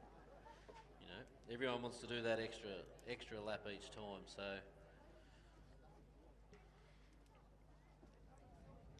All right, I think Ron's going to drive that back. He's kicked Paris out. She's walking back through the mud. Paris is all right. She's thinking to herself, geez, why did I get on the plane now? So she's had a big weekend. She's all right. Thumbs up. Boat might have a couple of little dents underneath it, but... well, that's a fiberglass setup, so if it's got any dents, it might be in trouble. So it'll go blob, blob, blob. Yeah. Fairly rigid sort of a combination with the fiberglass hull, but anyway, I'm sure they'll get back. You'll know about it fairly soon. You'd know about it by now if there was an issue anyway, let's put it that way. But no, I think it could have been a lot worse. They come around there, they snagged it. He just turned in a fraction of a second too early. The front of the boat, the angle of the front of the boat just sort of pushes you off that island, and if you're not ready for it, you're on the bank on the outside. Things go bad. All right, Yeah. drop there, Laurie Howlett, Karen Howlett. Now there's 3 shed. Back many boats are in the Scott Jet package. Right, so they were no time last time. They made a bit of a shortcut and missed out a couple of the navigation runs. So their best has been a 51.139. Down to the split at a 23.07. Now they got that right. So they were good to there because they just picked up probably over a second to the split. So they're on it. Get this last couple of corners right. That's where it went wrong for aggravation. A little bit aggressive in that corner there, but the boat managed to stick. So sub 50, and yes it is. 48.39. 48.39. That's a very, very good improvement. So they've just picked up nearly 3 seconds from their best in round 3 here yesterday afternoon. So that's a good lap. That should see them see them comfortably in the 12. So Laurie will be pretty happy with that.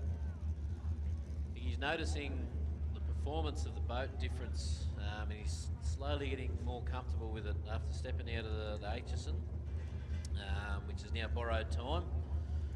He's stepped up into the Macraft, and he looks fairly comfortable in it. Right, so the Hustler, Daniel Salter, Mitchell Hayde, they went 45.96 in the previous round to sort of maintain that top three. Well, it's still a little bit untidy. It's not what we usually see coming out of Daniel. He's All the way out of Western Australia. We joked about this yesterday with the long distance award, but I think it probably is. Even the Kiwis have to travel less than them coming over from WA.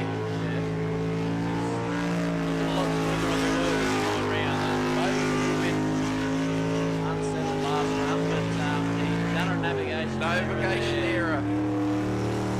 That was looking good. I was just about to come off the back of you saying that the boat was the way it was sitting and getting turned. It's back onto it now. Well, maybe early on he wanted us to boat out of the water. Very twitchy. 32.08 to the split. It's not going to be representative, but certainly that first part of the lap was very, very good. And Another navigation area. You saw that second. He second guessed himself, went to go left, hooked right around that top island. Needed to come down underneath that. So 2 errors in the same lap. He'll take it down. It'll be in no time.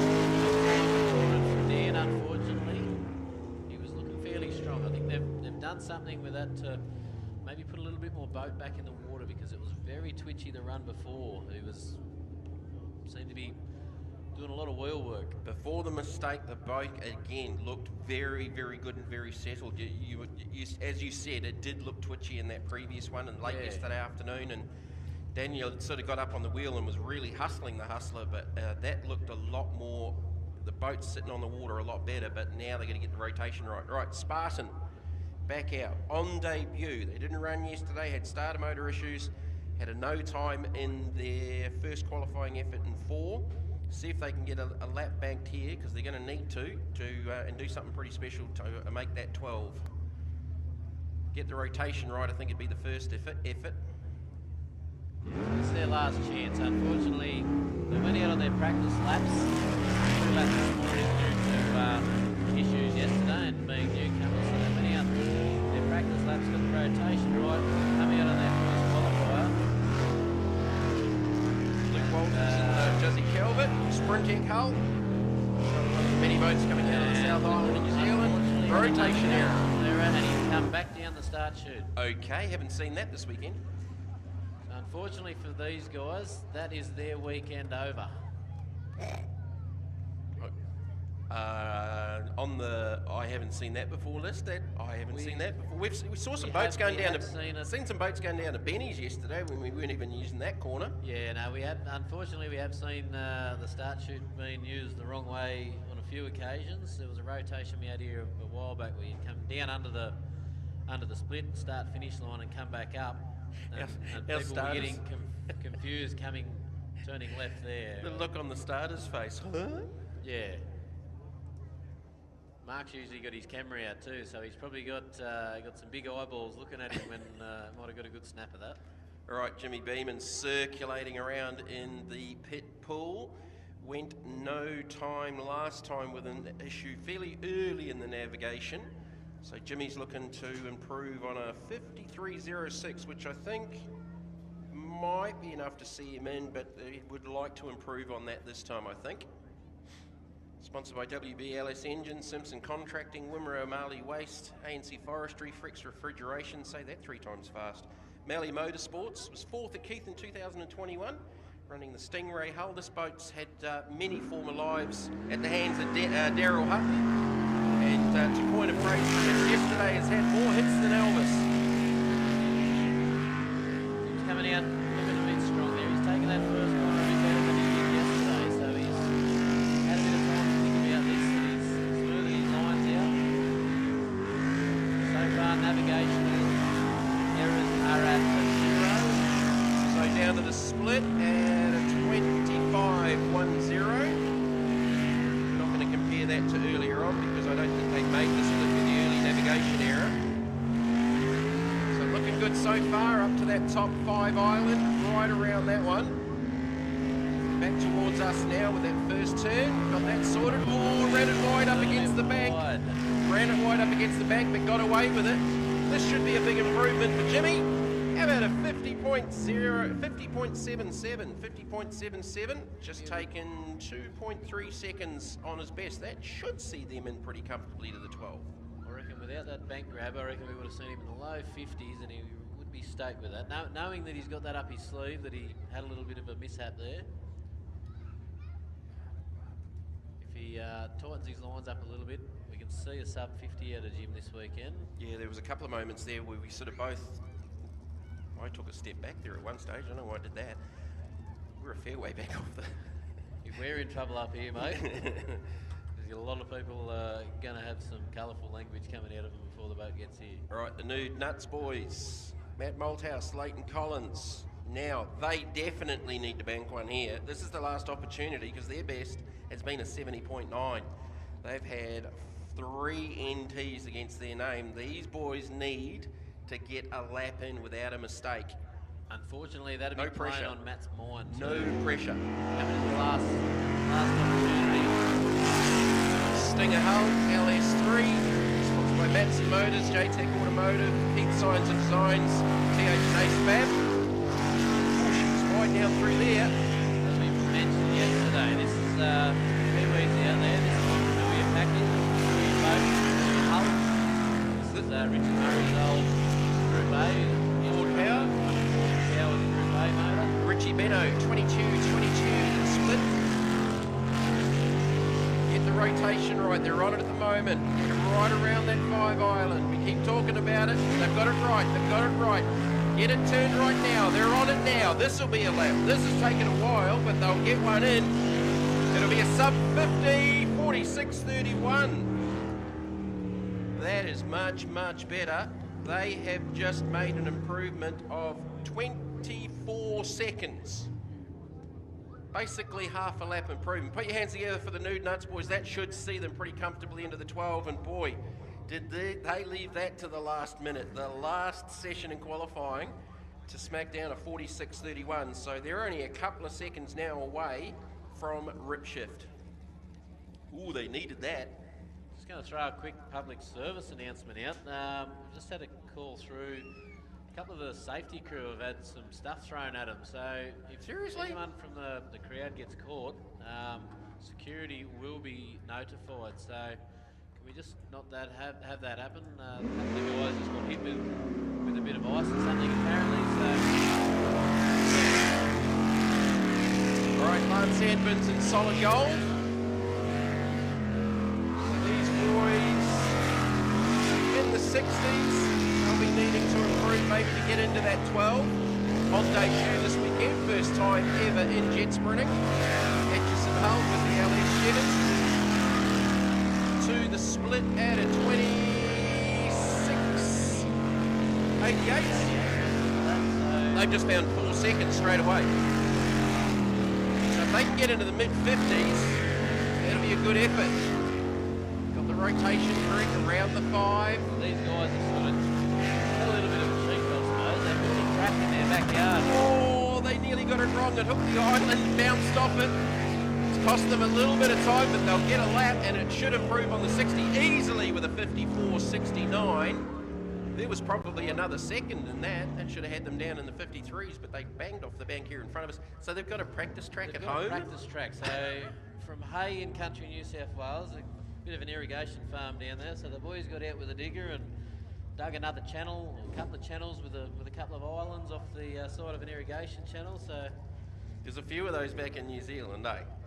Definitely. You talk about Richard Murray and those guys and Birdie, all the Wanganui. Richard's got his own track. Yeah, well, Richard's literally got his own track. But yeah, there's a few of those practice tracks over there in New Zealand. When the farmers want to go for a ride, they just drop them in the Waimak and go for a... Edmonds thing, is it? Because that's Chris Edmonds' nephew, I'm pretty sure. Lance Yeah, that's and, Lance's Chris's nephew. And Chris has got a practice track out there at Gundy as well, just off the side of an irrigation channel. So maybe it's just might be an introduction to the family. You've got to get to a certain age where you build your own track, and then do you get to a certain age where you just got to go buy 5 or 6 boats? I know a few boys back at home and they've got a couple of sprint car tracks. Yeah, out the back. Yeah, that's not bad. lunchtime at work and just go jump in the sprint car and go cut some laps. What else do you do? Well, thinking about doing a kart track at home, but I haven't got enough land. All right, one of the pace setters in LS, Blackout Racing, Kyle Elphinstone and Jacob Bellamy. Made a little error in the last one, which they corrected. So they've got as fast with a 44.763. So they've got 4 tenths to try and get back up with Bastian Mullen.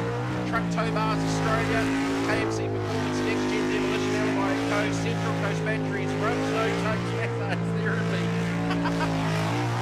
Down to the split. 21.53, 21.53. What we see from Bastian, 21.7. 2 tenths up on the split. 2 tenths up on the split. This might be mirroring Bastian Mullen's time. Got the rotation right this time. Very, very close over that island. He must have been. This is going to be quick. It'll be in the 44s. Yes, it is. 44.23. 44.23, and he's just taken a tenth of Bastian Mullen. Oi, yesterday it was 400s between them. He's just put a tenth on Bastian Mullen. 44.39 for Bastian, 44.23. Good to see someone taking to Bastian. He's a very, very smooth driver, but he's sort of having a few issues getting his head around this rotation this weekend. Well, he got it then. We will see Bastian will gain on that. But Kyle's had a few dramas over the last probably 2 seasons, 3 seasons. And by the looks of that run, mate, I reckon he's got himself sorted out. He's got the issues ironed out, and he's out here to show him that he is a contender, and he's shown that. He clipped one of the islands with the back of the boat that just, it didn't unsettle it so much, but he back clipped down it pretty through the good. middle here. He must have been there. Smoke and mirrors. Mitch Curtis, Georgia Ungle. Local Yokel from up here in the Cabba area. 52.405 has been their best. 52.405. Which will see them pretty close to getting into the 12. Down to the split. 25.63. 25.63. That puts him on Jimmy's pace in JB Racing. See, this boat sits out of the water fairly high at the front, so you will see he does stick the nose of the boat over the islands a little bit. He can get away with that. Looking to improve. Not every time, but 52.19, so it is an improvement. 52.19, is it enough to get him in the 12? We'll work that out later. somebody else can work that out, I think. Yeah. It's hard when you got 18 boats and you're getting old and you can't remember stuff. That was a good lap though. Oh, I'm sure he's going to be pretty happy with that, yeah. 52.19, so just took 3 tenths off their previous best set in 4. What do we see now? Do we see Noel Verning in quiet time coming out? He's on the boat ramp warming up.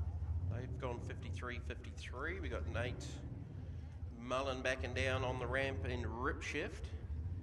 Second entry in that boat, Aggravation. Should see them back out there. I don't think they would have done too much damage with that off down here in front of us with their second entry. Also Slicer. Paul Hill's got a 53.03, sort of banked from earlier on in the weekend. As we've got Hot Shots. Now they made a huge improvement. They went 62.86. You'd think they need to go a little bit quicker than that to try and nudge their way into the 12. But just looking to gain experience and get some more laps here. Just their second ever race meeting in jet sprinting. After that last run, mate, I think you get a little bit of confidence in track direction now, so we might see squeeze the jandle.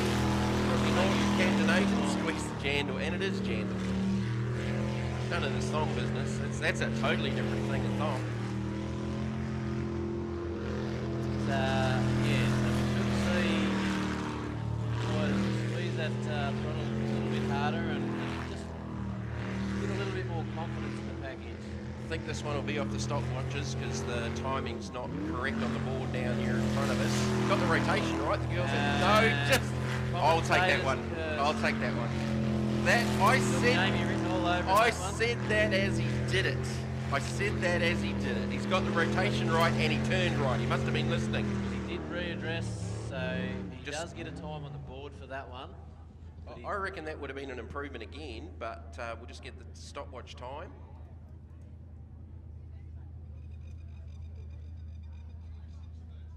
.66.13, so it wasn't, but I reckon it would have been because it was actually only 4 seconds slower than what he's done before.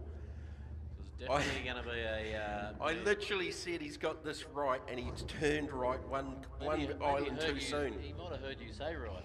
Sorry, Rodney. I'll take that one. All right, Noel's out in quiet time. So they made a big improvement. No, they'll be pretty keen to improve on that yet again. 53.53. Big leap out of the water off the start. Definitely gaining in confidence run to run. 53.53 should be enough to sneak them in. No, second race meeting, and by the sound of that throttle, He's not too afraid of it.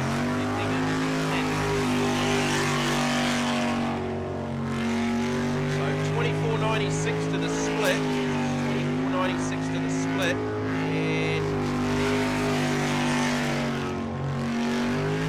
And that was about 1.3 seconds up on their previous best, which got them into the 53s. Bounce their way around that one. They're going to bring it home. This should improve. It'll easily improve. Easily improve. A 50.59. Woohoo! Well done, boys. Noel Verning and Nathan Garrett. And the Macraft, sponsored by Ag from Fab Contracting, JMV Create. They smashed the split and they've just ripped 3 seconds off their previous best to get into the 50s. 50.59.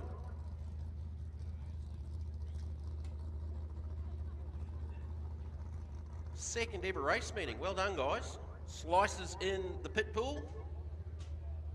Paul Hill, Alex Singleton. These guys are looking for sponsors on this race boat. Stinger Hull. Paul's an event production manager. 6th place in the Australian Championship in 2021. He's had a couple of podiums in this boat.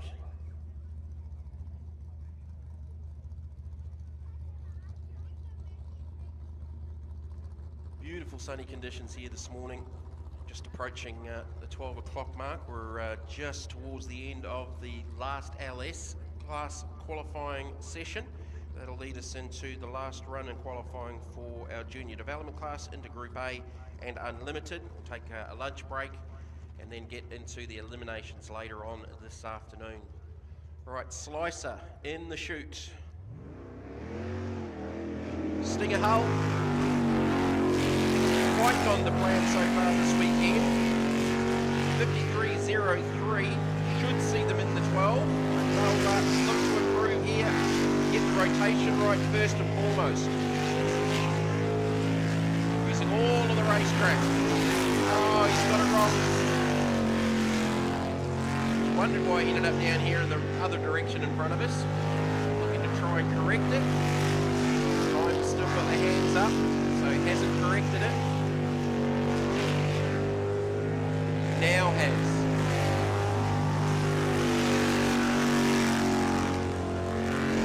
And then got it wrong with no, hands down, they got it back right, back on track.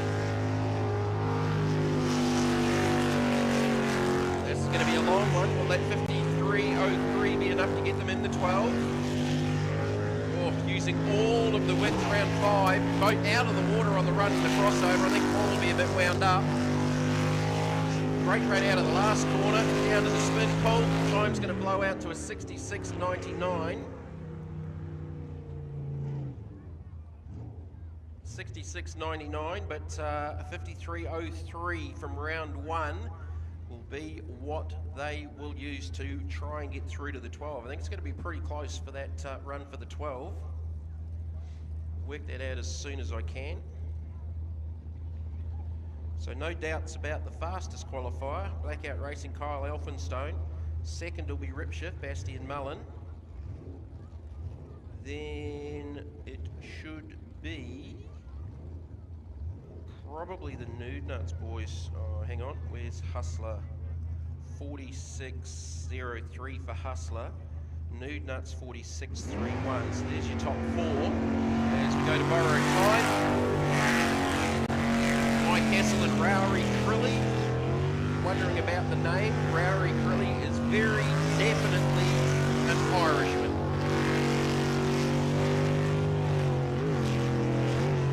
Mike's a building supervisor.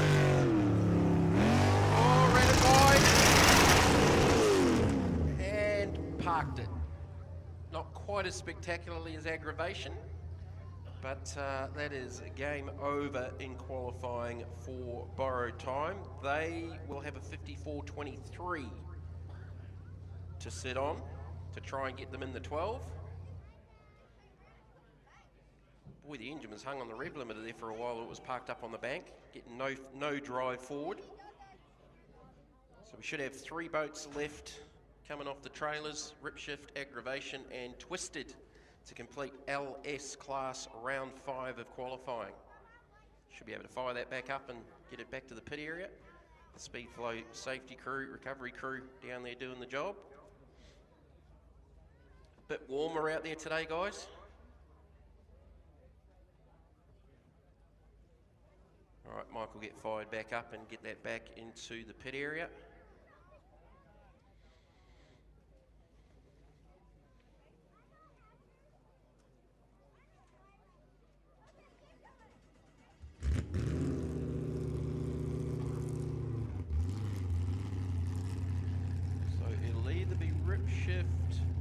Aggravation, Twisted on the water next. Then we'll have the last qualifying run for Little Psycho Connor Smith, junior development. Mike just about parked it up on the bank, getting back to the pit area.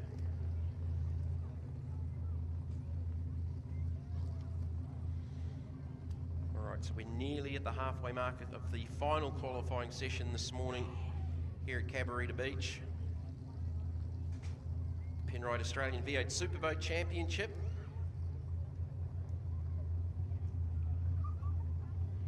As Mike heads back in, off the trailer comes Rip Shift 2, Rip Shift B, however you want to call it, the second entry in the Rip Shift boat, Nate Mullen and Kane Wallace. Their best so far, they improved to a 48.174. 48.174, which should more than likely have them in that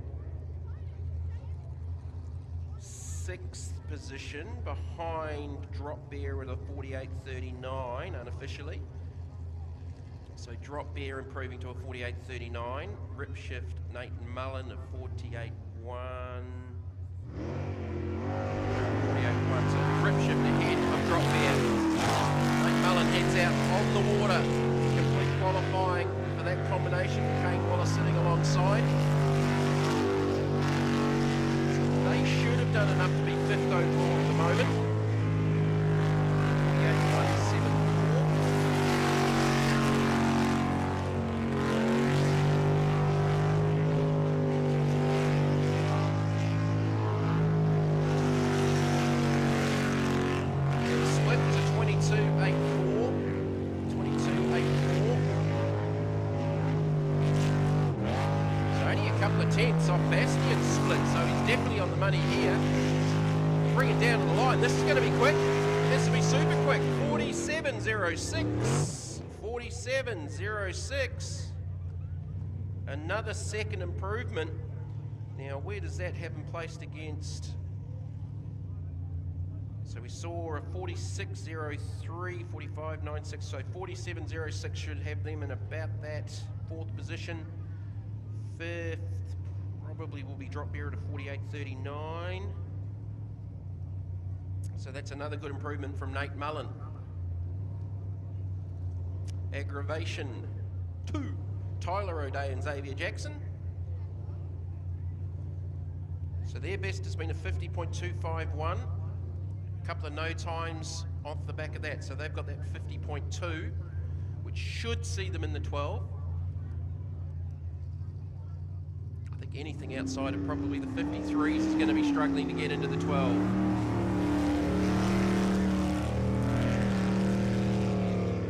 So Tyler O'Day just need to get one in here. He should be solidly in the 12. Cruising around a little bit at the moment. They'll be looking to get that rotation right first and foremost. So they're on the money for the first part of it. I think it's the second half of the lap where they've been struggling. Split was a 28.46, 28.46 to the split. And around 13, dropped down to 8, up into 5. Completely around that one, then back down across the 2 islands, across the wake. Boat looks nice and settled though. Little hesitation, a little lift there, but they'll take that down to the line. And a 53.65. It's disappeared behind the start line sign there. It just about ended up outside the spin pool. 53.65. 53.65, so they have gone faster at a 50.25 earlier on in the weekend in qualifying round 2, which leaves one boat in LS class, and it's Twisted.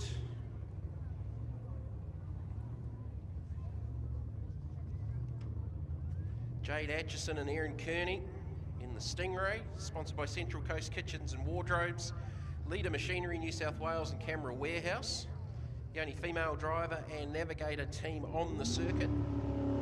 First female driver for a long, long time. I can remember Brooke Dixon going back. She raced in New Zealand, one of the worlds I commentated in over there. So Jade looking to improve on a 63.3. So she's on the outside looking in, and navigation error. It's not going to get any easier. Try and get that corrected.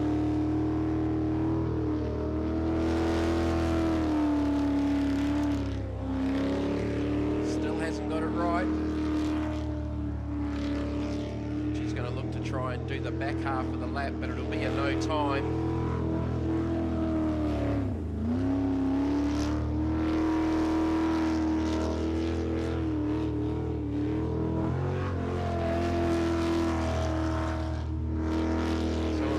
Early, she's going to bring it down to the spin pool, and it will be a no time. On debut this weekend, Jade Atchison and Aaron Kearney in Twisted. That completes our LS qualifying session. I'll see if I can get a complete order based on times for you as quick as possible, but certainly unofficially top 5, I've got it as Blackout Racing, Kyle Elphinstone and Jacob Bellamy at a 44.23. Rip Shift, Bastian Mullen, Talia James, 44.39.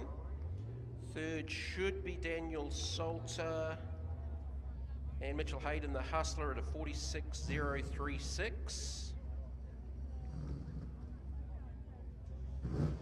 Fourth should be Nate Mullen and Kane Wallace and Rip Shift 2, 47.06.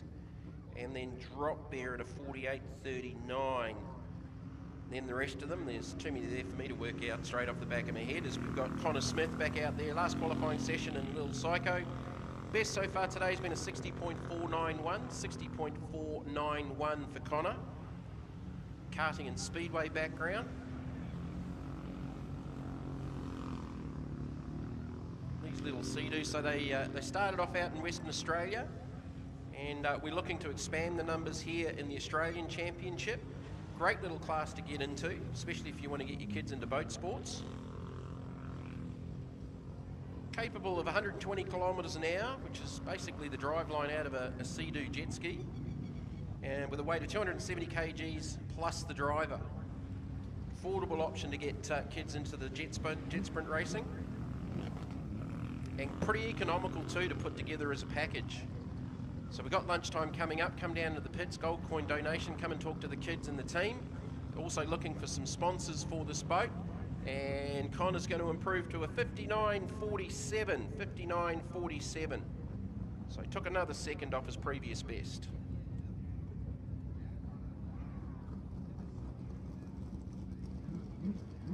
All right, Group A.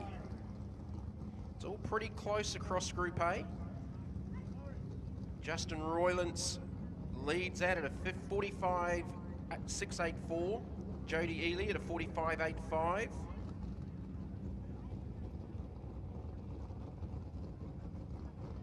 got Pulse in the 47.91s. 4-0 Racing 47.5, so Kelly will be 4. Pulse 3rd. Pulse will be 5th, 4th. Justin Roylance comes out in Spitwater. Reigning Australian champ. Sponsored by Spitwater, Penrite, Roylance's tractor replacement sign, you see Ford Smash JCB. So the last lap splits. That is a 22.33, 22.68 last time, so he's up 3/10 on the split already. Looking to improve on that 45.684. A bit more cruisy in the first session this morning. Looking to bring it home. Both got a little bit unsettled just out of that last corner there, and again bring it on the run down to the home. 46.71, 46.71, 46.713. So the 45.684 will still be the quickest lap for them this weekend.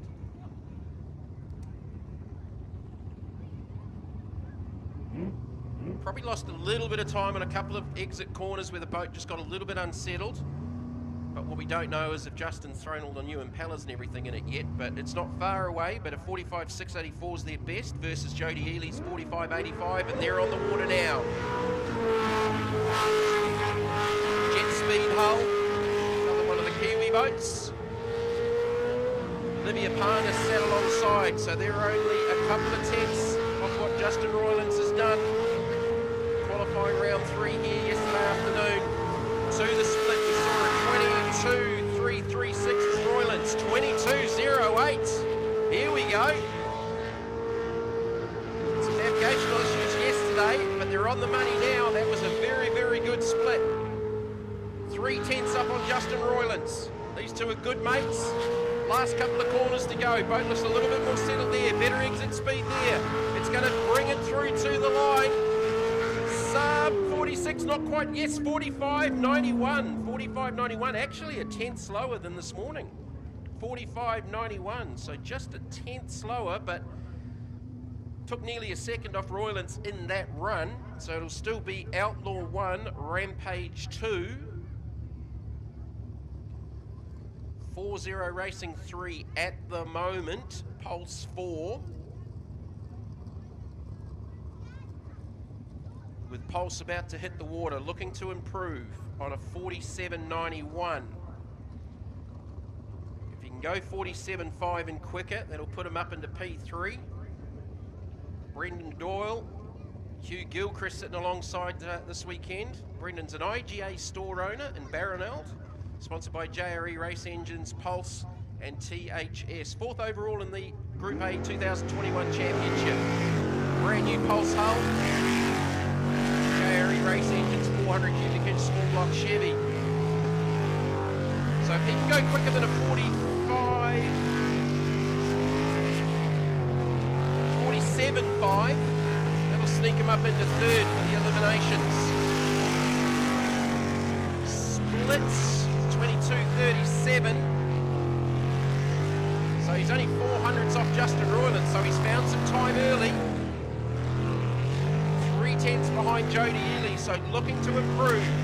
Keep the second half of the lap tidy and he'll do it. Can he go quicker than a 47.58 to go P3? Brendan Doyle, nice exit out of the last corners, takes it down to the line and a 46.48. Definitely does it, 46.48. Goes quicker than Roylance in that round, but that'll push him up into P3. So Paul Kelly and 4-0 Racing now needs to go quicker than a 46.48 to go P3. 47.58 has them back to P4.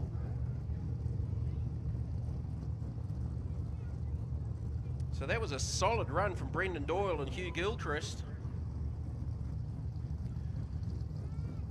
Paul Kelly, Naomi Gow, 4-0 Racing. So they're in a battle with Pulse for that 3rd and 4th position. But now Brendan's not too far away, like he's within sort of 6 or 7 tenths of what the Outlaw and Rampage teams have done. Here's Paul Kelly, 4-0 Racing. Stingray hull, 410 cubic inch Chevy. So on the previous run,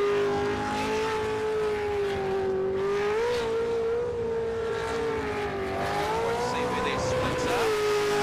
Go see what it is here. 22.73, 22.73. So 4/10 down on Doyle. So a little bit down in the first split. Oh, nearly made a mistake. You heard the lift. He actually had to think about turning left there. Gets the last sequence sorted, but I think it's going to wash out a little bit of time. No time last time. 46. Was that a 46.48 as well?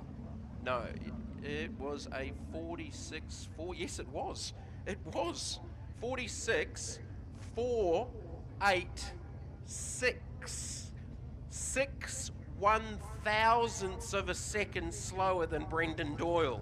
So he found some time in that second part of the lap because he was down to the split like 4/10. So he's found time in the second half of the lap. Get this, Brendan Doyle 46.480, Paul Kelly 48.486, 6/1000ths of a second. It is that close. So Brendan holds on to third, just. Paul Kelly, 46.486 for P4. Let's boogie. Lost a little bit of traction, just got out onto the bank. Picked up a bit of air through the bottom of the boat. So Darren Kesper, Rob Sargent, so their best has been a 52.07. 52.07. They've had a handful of navigational errors. Looks pretty tidy early, and to the split with a 25.97. 25.97. 2/10 down on their previous best split. Certainly using all of the racetrack. They've got a navigation error. This one ain't going to count. Trying to get it corrected somewhere around there. I'm not too sure where they made the mistake, but they're going to take it down the line and it will be a no time. So they will park up with a 52.07 from the fourth qualifying round, 52.07. Now this team's got some t-shirts to give away, kids, so if you come down into the pits, I'll tell you how to win that one without running over the top of everyone. So the Let's Boogie team, you'll need to look for them down here in the pit area when you come down for the lunch interval. Gold coin donation. All right, Toughen Up is next. Danny Napick and Darren Tical. 52.97's been their best. So they need to find a little bit of time. They are at risk of maybe missing out on the 6 based on this pace, but they'll look to improve and find some time. Background of water ski racing. Stingray hull, 400 Chev, sponsored by KMC Performance. So in the previous run, they went 26.3 to the split. They're definitely well up on that. 24.43, so they picked up a couple of seconds early on in the lap. Then back over the back of the course. Last quarter of the run, around the 5 island, completely around. Hook it right, hook it right. Back across the 2 and down to the finish. This will be a big improvement for Toughen Up. Toughen Up with a 49.82. 49.82, they just found 3 seconds. That's better. 49.82. Should have them.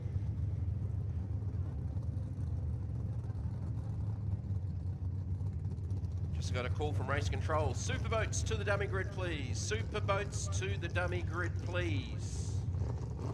ASAP. So that should have them solidly in. We have a top 12, we've got 8 boats, so it'll be that 6 elimination to 6 that's going to be the important one as to who goes through. But that's definitely a big gain for Toughen Up. Team attitude, Daniel Warburg, Ryan Locke. Macraft, 112 cubic inch Chevy.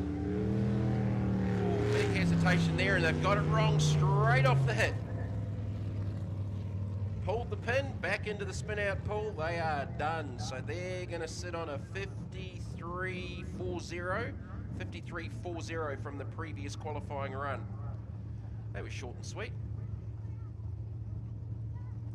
They were having a pretty good run up until that stage. They'd improved every session, and that's their first navigational error that they didn't correct. Right, Apache, Greg Harriman, Wendy Wheelhouse.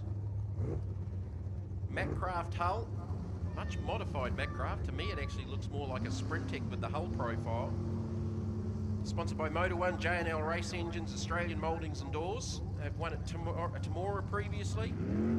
Been in the sport a long, long time. They've got a 50.56. They'll look to go sub 50 here to sort of keep them in the mix.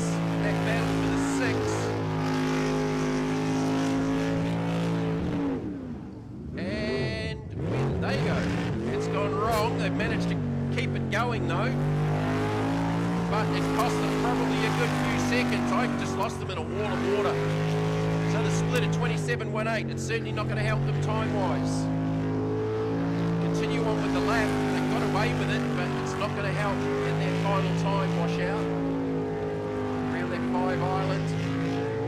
No, went the wrong way. They were supposed to go right around that island, and then they parked on that one. Oops, that has not gone completely 100% to plan on a couple of occasions there for Greg Harriman and Wendy. So they are at no time for their final qualifying run. So they'll sit there parked on a 50.56 from qualifying round 4. Unlimited should be on the boat ramp. So we're going to head to lunch, and it's probably going to be a little bit earlier actually than the scheduled 12:45. We got through the program this morning pretty good. So the pit will open. We will open the gates down here behind us here at Race Control. Gold coin entry. Come down and see the boats, have a chat to the drivers. The kids can get sat in the race boats, as long as the boys aren't having to do too much work in between now and the eliminations later on this afternoon as they retrieve Apache. Drop it back in the water. So Gold Coin Day Nation, more than welcome to join us down there off the hill. Come down into the pits.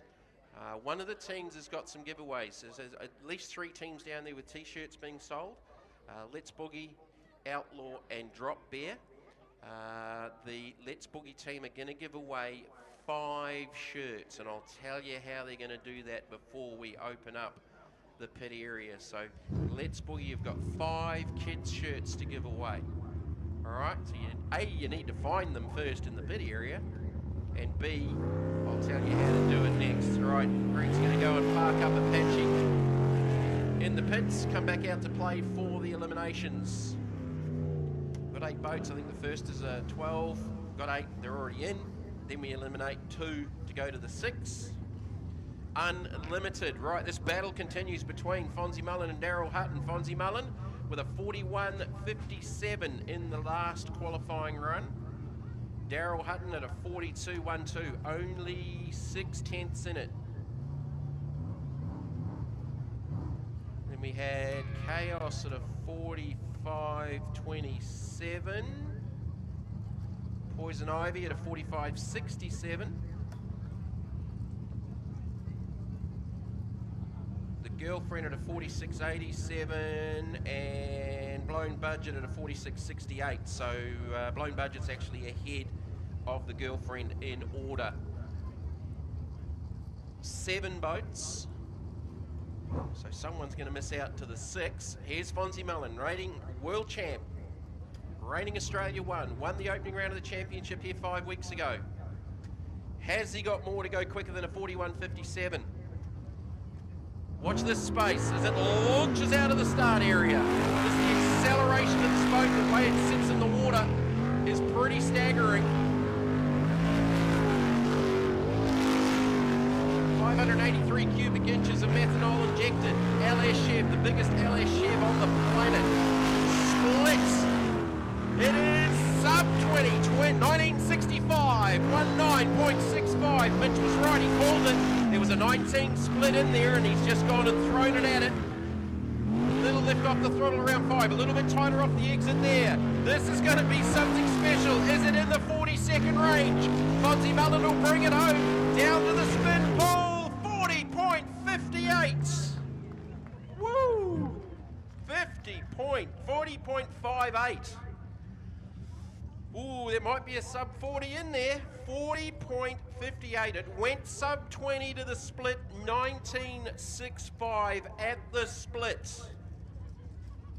Mr. Hutton, the floor is yours. Nuts is next. Daryl Hutton, Mick Parry, Phoenix Lubricants, the ex-Slade Stanley, championship winning boat, 475 cubic inches, methanol injected small block, a Stinger hull, now owned by Chris Edmonds. So once owned by Slade Stanley, now owned by Chris Edmonds, driven by Daryl Hutton. There you go, work that out. Right, has Daryl got something for that, from that 40.58 from Fonzie Mullen, out of the start chute. Can he go sub 20 in the split? That's going to be the first factor. Mick Parry sitting alongside these two have been racing jet sprints together for a long, long time. Looking good early. Oh, little hesitation. Got unsettled down through onto the split. It's not going to be sub 20. 21.08. Lost a little bit of time with that moment. He's letting it all hang out.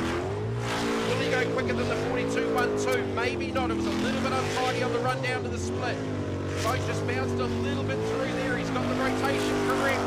Hutton gets the right end turn, lost some traction on the run down to the flag, cost him some time at a 43.16. He was trying hard, but Fonzie wins that game in the round at a 40.58 to a 43.16. Nutso was just a little untidy in a couple of spots there. He was spectacular nonetheless.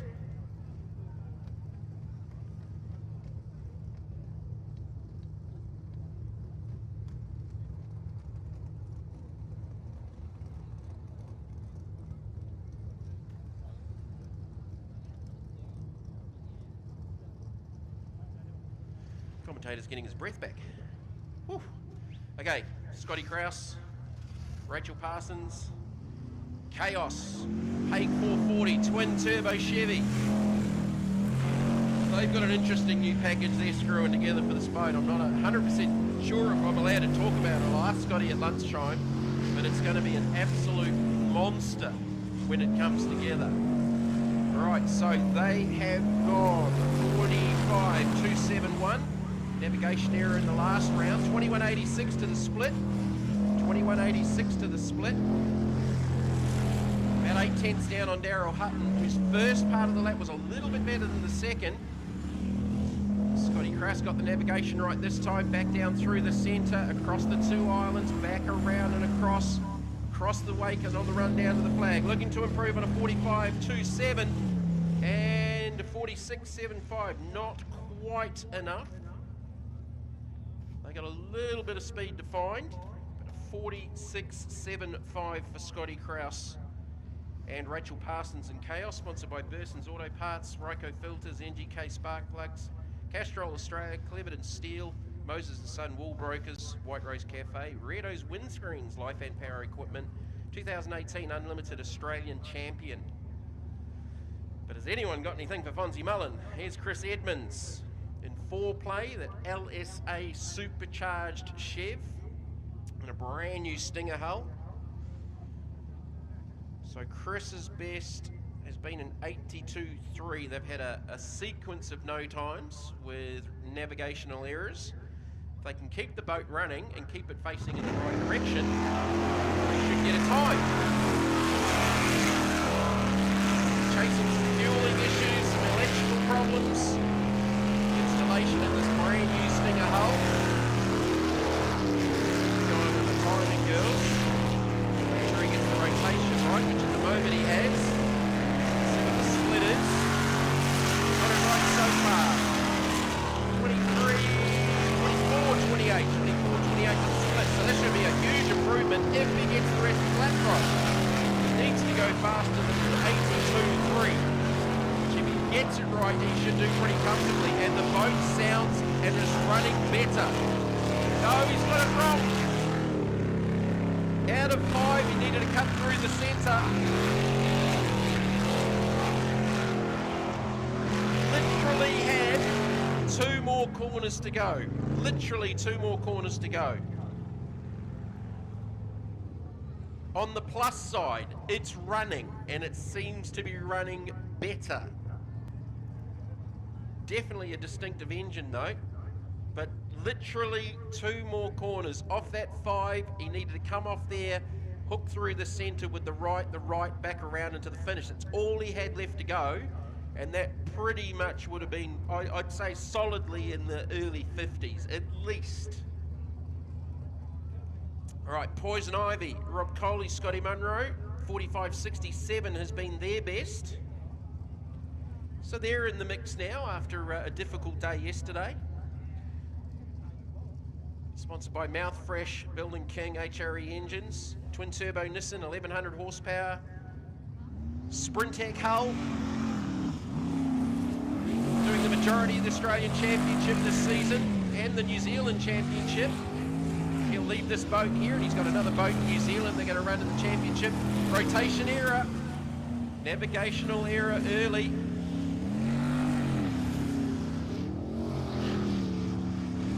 So they'll need to try and make that approach again, get it corrected, but they're 45.67 from the previous run. We'll keep them in there.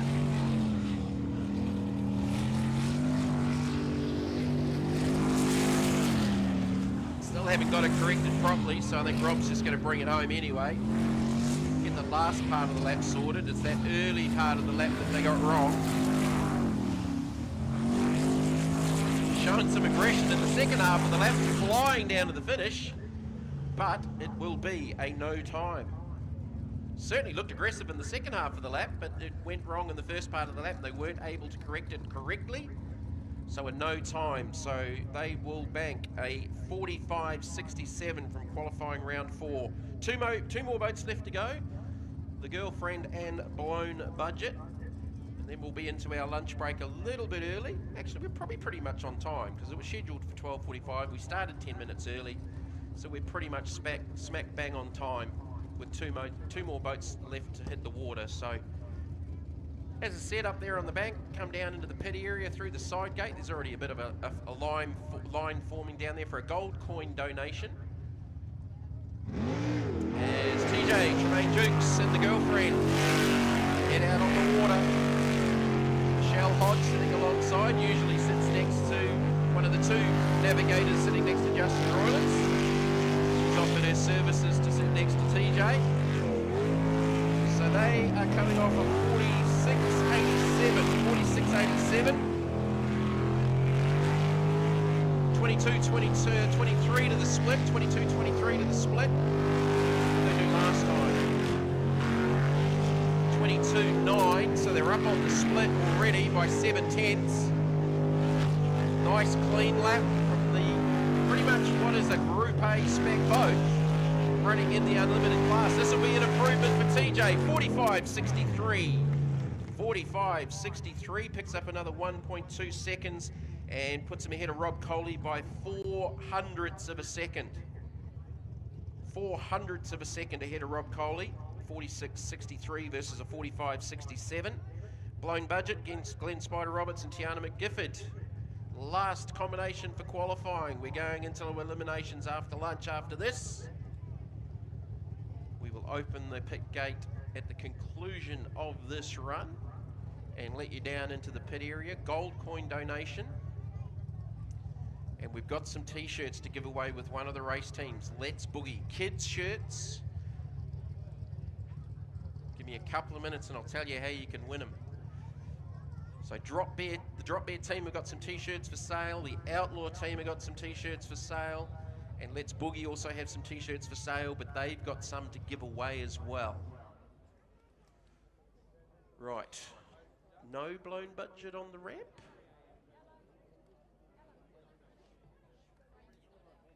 May not be coming out. I'll just quickly duck out the back and see where there is Blown Budget parked up.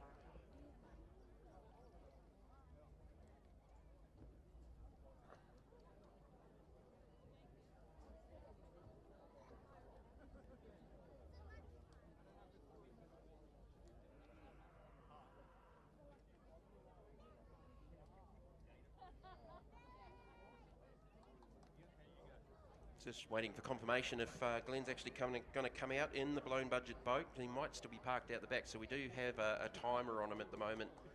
No, not running. Okay, so no blown budget for the last qualifying round. So that'll take us into lunchtime, guys. Come down to the pits from the spectator area. You're more than welcome to join us for a gold coin donation. Now, with the gates opening, the first 5 kids to the Let's Boogie boat, don't run over anyone. The first 5 kids to the Let's Boogie boat will win a t-shirt. Kids t-shirts, first 5 kids to the Let's Boogie boat. They've also got shirts for sale. So's the Drop Bear team, and so have Outlaw. So the first 5 kids to Let's Boogie will take away a t-shirt. But don't just charge ahead of anyone. All right, and for the little Psycho team for the junior development boat, that'll be the first boat you pass down here into the pit area. If you want to talk about getting into the sport, maybe some sponsorship opportunities if you've got a little bit of spare change, and help the team out with their support with the Australian Championship, go and talk to the team. The kids did a great job here 5 weeks ago, signing autographs and giving out cards and that. So come down and check out the race boats, kids. Don't be shy. If you want to hop in the race boats, I'm sure the guys will put you in there. Just be careful with some of them that have just come off the water, because things will be a little bit hot in the back of the boat. But come down and join us. We're going to have this lunch break before we get into the eliminations this afternoon, which should be starting around the 1:30 mark, I would suggest. I think we're going to have about an hour for the lunch break. So we got through the program pretty good this morning. Enjoy the rest of the afternoon. The live stream, I think, will drop out for the time that we are having lunch. So look forward to seeing you back for the conclusion of the afternoon from about 1:30ish, I would suggest. Join us back on the live stream as we get into the eliminations. Round 2 here at CABARITA Beach for the 2020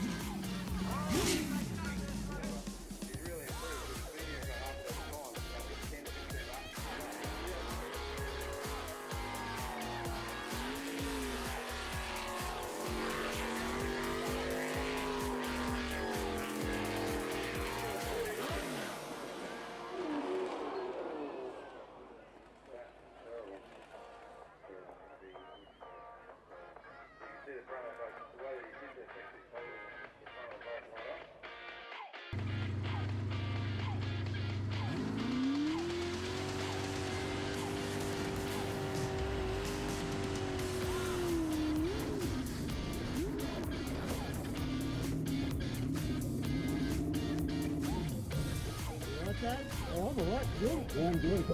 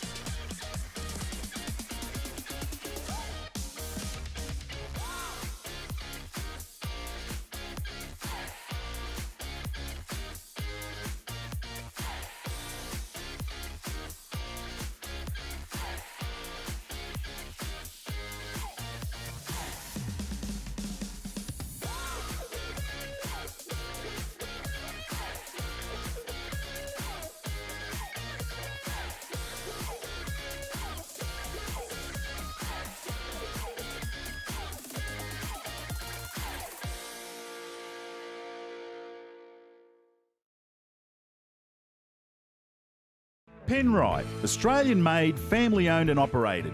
Make premium quality engine and racing oils, warranty-approved coolants, automatic transmission and manual gear oils, a complete range of engine and fuel additives, heavy-duty and industrial products for every application. Visit penriteoil.com for more information. Penrite, Australian-made for Australian conditions since 1926.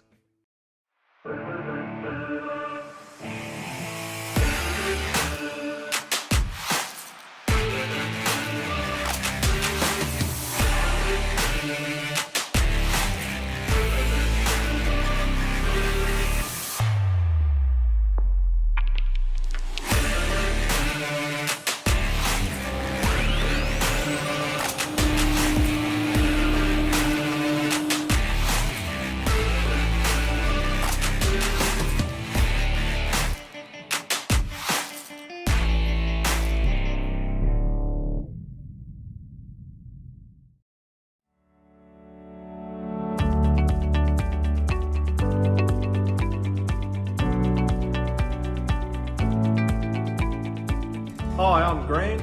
Hope to see you in store soon.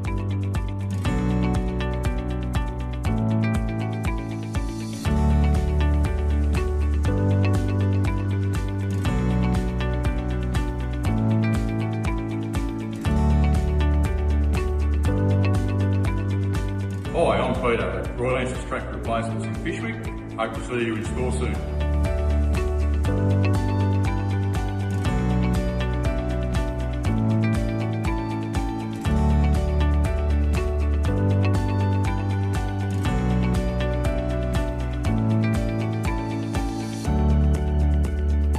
G'day, it's Michael from Tractor Replacements.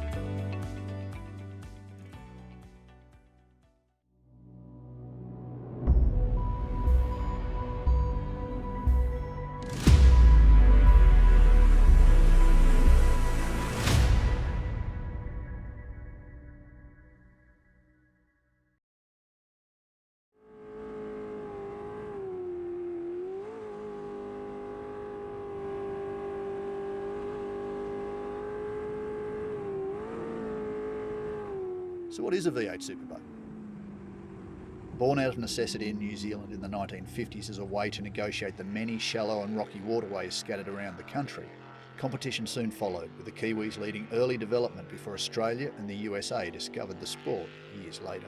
These days, the bulk of the boats have moved away from early fiberglass designs to aluminium for strength and rigidity, with custom manufacturers turning out dedicated race hulls, the bulk of which still come from New Zealand. In Australia, there are three classes of competition. The developmental LS class, which provides a lower cost entry level to the sport, then the two internationally sanctioned classes of International Group A, also known as 400 class, and the unrestricted unlimited superboat category. Introduced to replace the outdated 350 class, the LS class features the popular Chevrolet LS V8 power plant, either 5.7, 6 or 6.2 litre, effectively in stock form running on pump fuel. Variations are allowed in the interests of reliability under race conditions, but essentially engines run up to 600 brake horsepower with a focus on driver skill rather than technical prowess. Well, the category for me at least is a very simple category. It's a sportsman kind of category. You've got, very similar engines. You can go to the max spec of each class, but everyone has to be on par. So it comes down to a lot more driving. That's kind of what appeals to me with it. You've kind of really got to have your jet unit, your boat, your engine all working together to make sure you're up at that pointy end. 400 class has long been a mainstay of V8 Superboats, with all boats running 412 cubic inch cast iron V8 engines with tightly controlled regulations. 400 class, also known as International Group A, we've got a pretty strict set of engine rules. These engines are making upwards of 700 horsepower now. And I think when the rules were originally designed, they might have been making 500 or 600 horsepower. So we've got to run a cast iron cylinder head, we've got to run a single 4-barrel manifold, we've got to run a carburetor with certain size butterflies in it. We have to run in Australia an unleaded 100 octane race fuel. So that limits what sort of power we can make. They're not a cheap animal, but the racing is generally very close. Unlimited Superboats is just that. Effectively anything goes with boats powered by some of the most outrageous power plants available. You can come with any kind of configuration engine. We've seen rotaries, turbo, then supercharged. We've got turbo 6 cylinders. The most common one is the V8, of course, the aluminium V8.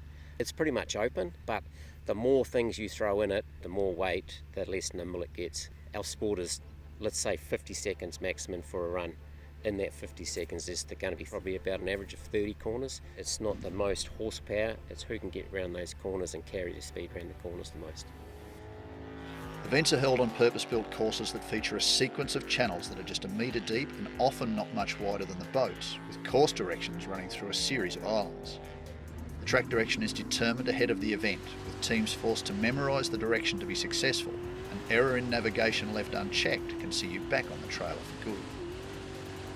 Often there are 30 to 40 intersections to negotiate over laps that traditionally run between 40 and 50 seconds. Every team competes against the clock, with 4 to 5 qualifying rounds setting the field from fastest to slowest. The fastest 12 boats in each class contest the first final, with the fastest 6 of those boats progressing to the second final. From there, the field is halved again to a final 3, who shoot out one last time to set the podium for each round. Points are amassed from every one of the 7 rounds, with a team's 6 best point scoring rounds setting their total for the year, with a very tight point system that rewards consistency.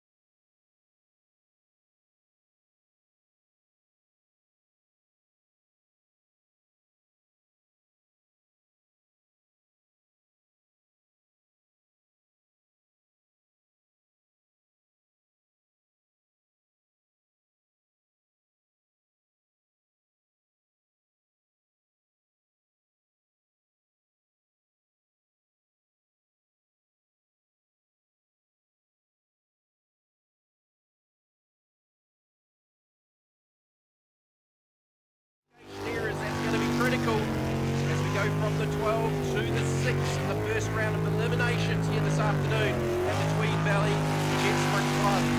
To the splits, 21.95 to the split, that's on the money. Already, 44.39.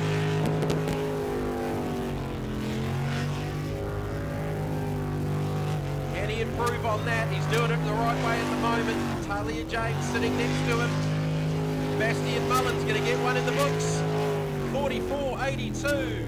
44.82, so about a half a second off the 44.39 from earlier on, but that's going to be more than enough, you would think, to keep him in the 6. Mitch has joined us back up here, buddy. Back again, mate. Had a feed, had a chat to a few guys, a few Kiwis that have come over for a look this weekend. Caught up with a few of the guys as well. I signed Chris Edmonds' boat.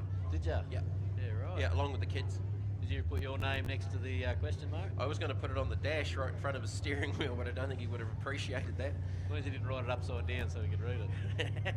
We did that once with a race car. We put Hi Mum on the floor of a race car, and he got upside down right in front of his mum in the grandstand. Aggravation, Ron O'Day on the water. We are not mucking around. So aggravation 1. So both rip ships are in, both aggros are in. So far, the best time for aggravation, Ron O'Day and Paris O'Day has been 8:51.589 in round 3 last night.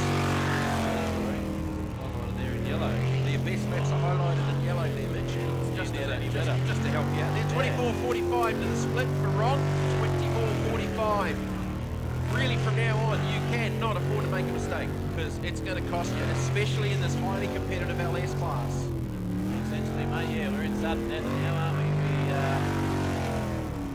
Got the lap right, so can he go quicker than a 51.58 to beat his previous best? Yes, with a 50.54. 50.54, so that's Ron's best lap of the weekend. Picked up 6/10, mate, so I'm sure he'd be pretty happy with that. He's going to come in, especially after his little bit of a mishap that he had here, ended up on the island there, nearly upside down. So it was close. Yeah, they've come back. That was last lap. So he's obviously got the jitters out of the system, and he's gone out there and laid a solid one down. So here we've got Dan Salter in Hustler. Now I had a chat to Dan. They're having a little bit of issue. They've tamed the boat down a little bit, as I said. It came out and it wasn't floating as much, but he said a lot of that might be him as well. He's just sort of struggling. I think I'll make it look worse than this. Looks nice and settled through that first couple of corners. So their best to this point has been a 45.964. 45.964. Set round 4 of qualifying. Looking for the splits. It'll be down to the 21. No, just 22.07. 22.07. Nearly had a look at the island then. He's only a 10th off. Bastian's though, he's hustling. Maybe that's the trick, he's the hustler. Hustling in the hustler. Did I say that? Seriously? This is going to be a good lap though. I reckon he's going to improve on his best. 45.96 goes. 45.96. How about a 45.96? He already done that. He's already done one of them. 45.96. So has pretty much bet 45.960, and this morning's lap was a 45.964. So again, 4 1,000ths of a second. Well, that's not even the thickness of a hair. So that's an improvement. That should keep him solidly in the 6. Drop bear out next. Laurie and Karen Howlett, their best has been a 48.396. 48.396. They got sub 50 in the last round of qualifying. They'll need at least that. So they were sort of P6 going into the elimination. So they're on that bubble effectively. Will need an improvement to try and maintain that top 6 position based on what they've done in qualifying earlier on in the weekend. Certainly aggressive early. Boat's nice down here in front of us. To the split. That was pretty good. That 22.86.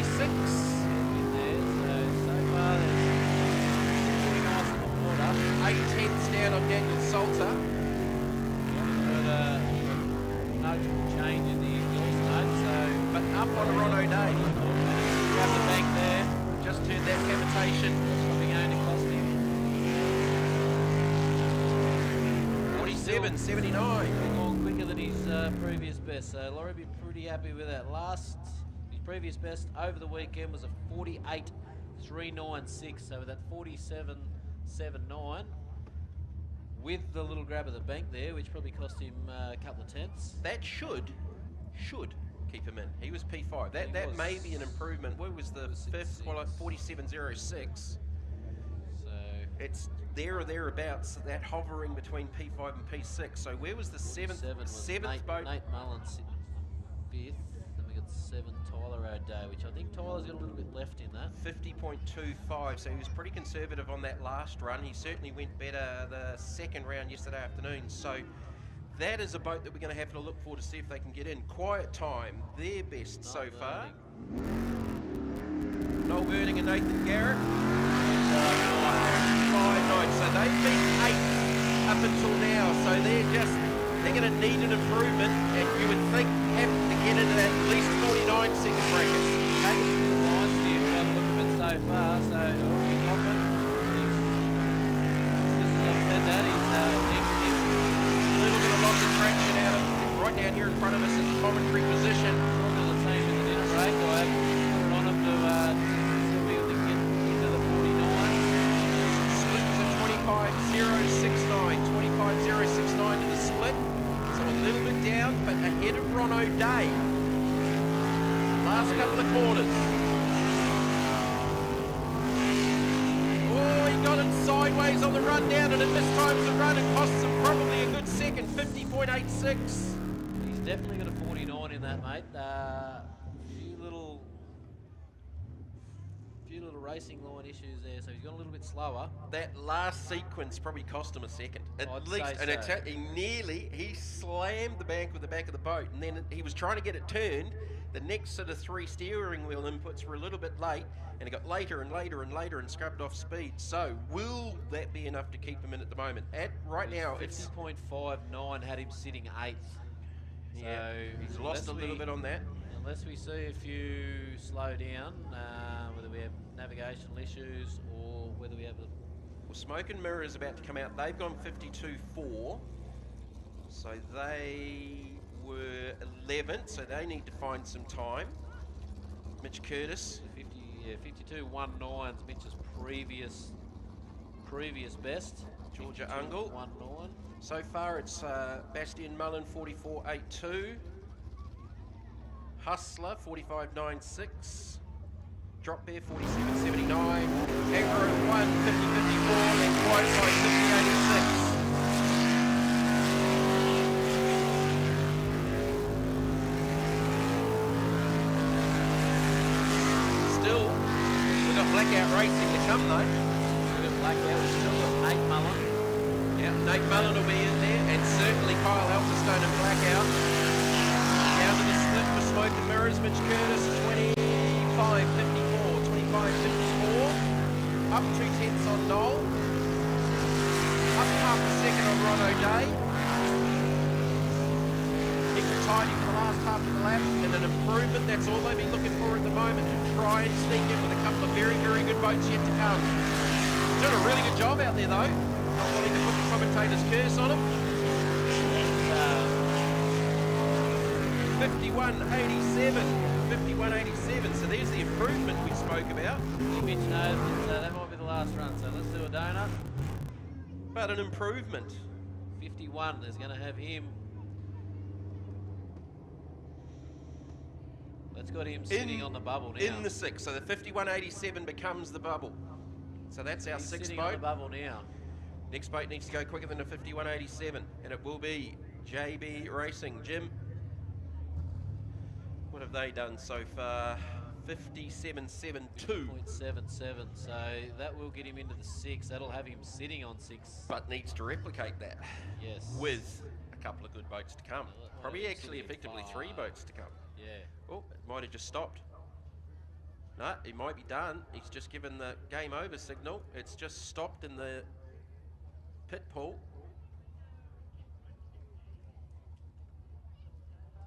That might be game over for Jimmy. I don't know if he pulled the steering wheel off there or not. Not sure. But the belts Doesn't are coming off.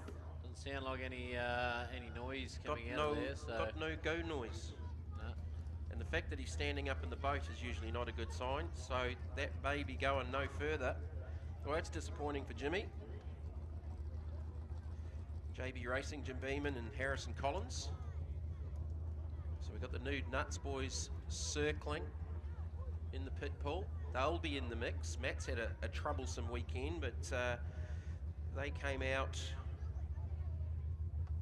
Where did they end up going, the Nude Nuts boys? They were actually they ended up in fourth with a 46.31, which they really needed to throw down in that last round of qualifying. So look, there's still arguably 3 or 4 boats that could really get in the mix here. So it doesn't look like Jimmy's now. From a rule point of view, does Jimmy have a little bit of time to try and get this turned around? Not sure what they'll do in that situation, mate. He didn't address the starter, so he may get put on the clock. They may get him back on the trailer and put him on the clock.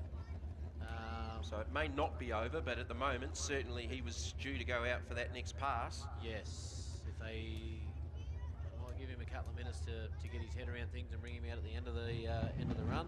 All right, Nude Nuts, Matt Malthouse and Leighton Collins. They've got 46.3, which would put them at the moment, if they can replicate that, in the top 3. They were the 4th place boat after qualifying.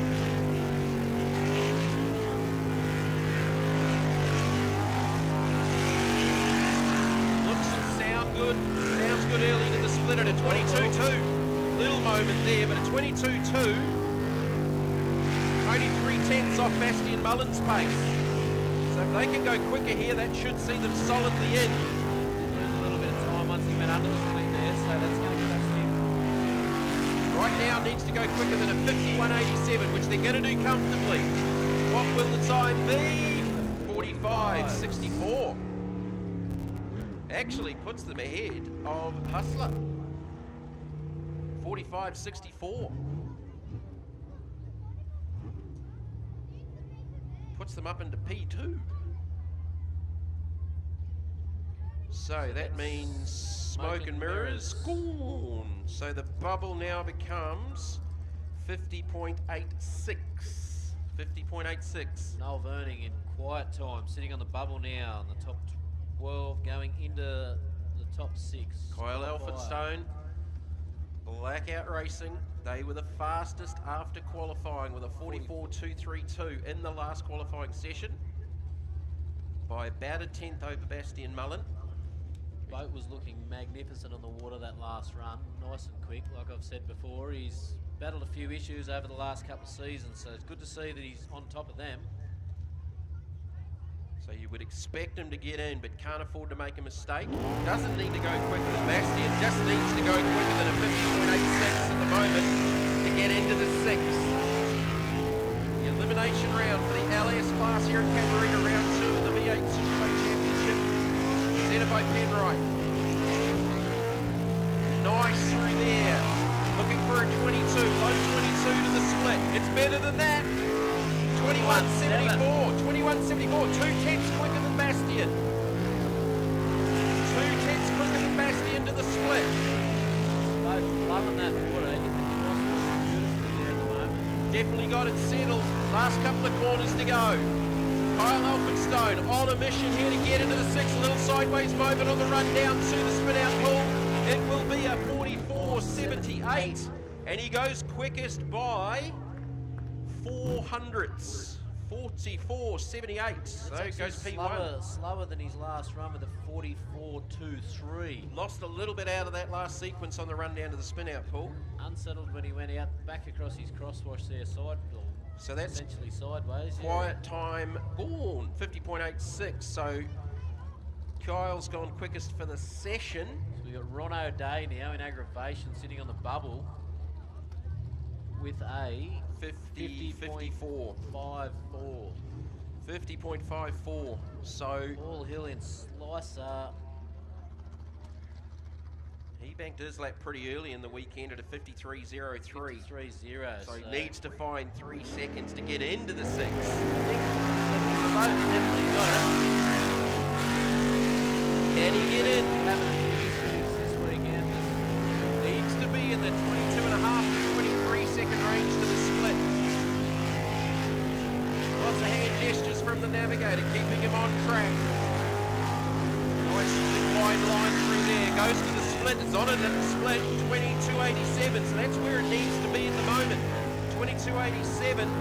That sort of puts him in that P5 position in the battle with Drop there to get into the 6. He's got the rotation correct for now. Last couple of corners. Here's the last sequence. Around both islands to the right. Hook back around on the run down to the checkered flag. This should get him in. It's in the 40s. 46. 46.85. That puts him ahead of Laurie Howlett. So that puts Paul into 5th now. With Laurie Howlett in the drop bear Macraft now sitting on the bubble. So Ron O'Day drops out with that 50-54. So Slicer in. That's a huge gain. What was their best? Gains. 53.03. So they've just found 7 seconds. 7 seconds. Okay. I've been waiting to see that for a little while. Yeah, he was struggling with a little bit of rotational. Right, so what's the bubble come? So we now drop down to a 47.79. 47.79. It's getting serious now. So Drop Bear is in the drop zone. So currently Blackout Racing 1, Rip Shift 1, 2. Nude Nuts 3, Hustler 4, Slicer 5, Drop Bear 6. So 47.79 is now the bump zone. Rip Shift 2, Nate Mullen, Kane Wallace, they have gone with the best of 47.06. So if he does that time, he's better. got 7 tenths, and every lap he's been improving. So pressure on. Drop Bear is on the bubble. 47.79 is the time we need to look for. That split needs to be in that low to mid 22 second range. Big direction change, and it got sideways. Continued on, but it cost him time. Big moment there for Nate Mullen. Split is at 23.11, so it's lost some time in that first half of the lap to the split. 47.79, he needs to go quicker. He has gone quicker by 7 tenths, but that would have cost him probably more than 7 tenths at that moment in the early part of the lap. Timer counting down, going to the line. 47.79 is what we need to beat. 47.79, 46.86. Come home strong. Had to come home with a wet sail on that one. He's picked up a few by a tenths. 10th. So Drop Bear, gone by a 10th. That was a very good second half of the lap, man, because he was down big time on the split after that moment, and he gathered it back up. So that was a good recovery. So what now becomes the split, the drop? Nate's time. Sorry, there's nearly a second in that one. 46.868. So that becomes the bump with who to come. Jimmy's coming back out. So he's put nearly a second on Laurie Howlett then. So we got JB Racing coming back out, so they've managed to get whatever sorted they had. And we've got Aggravation 2 to come out as well.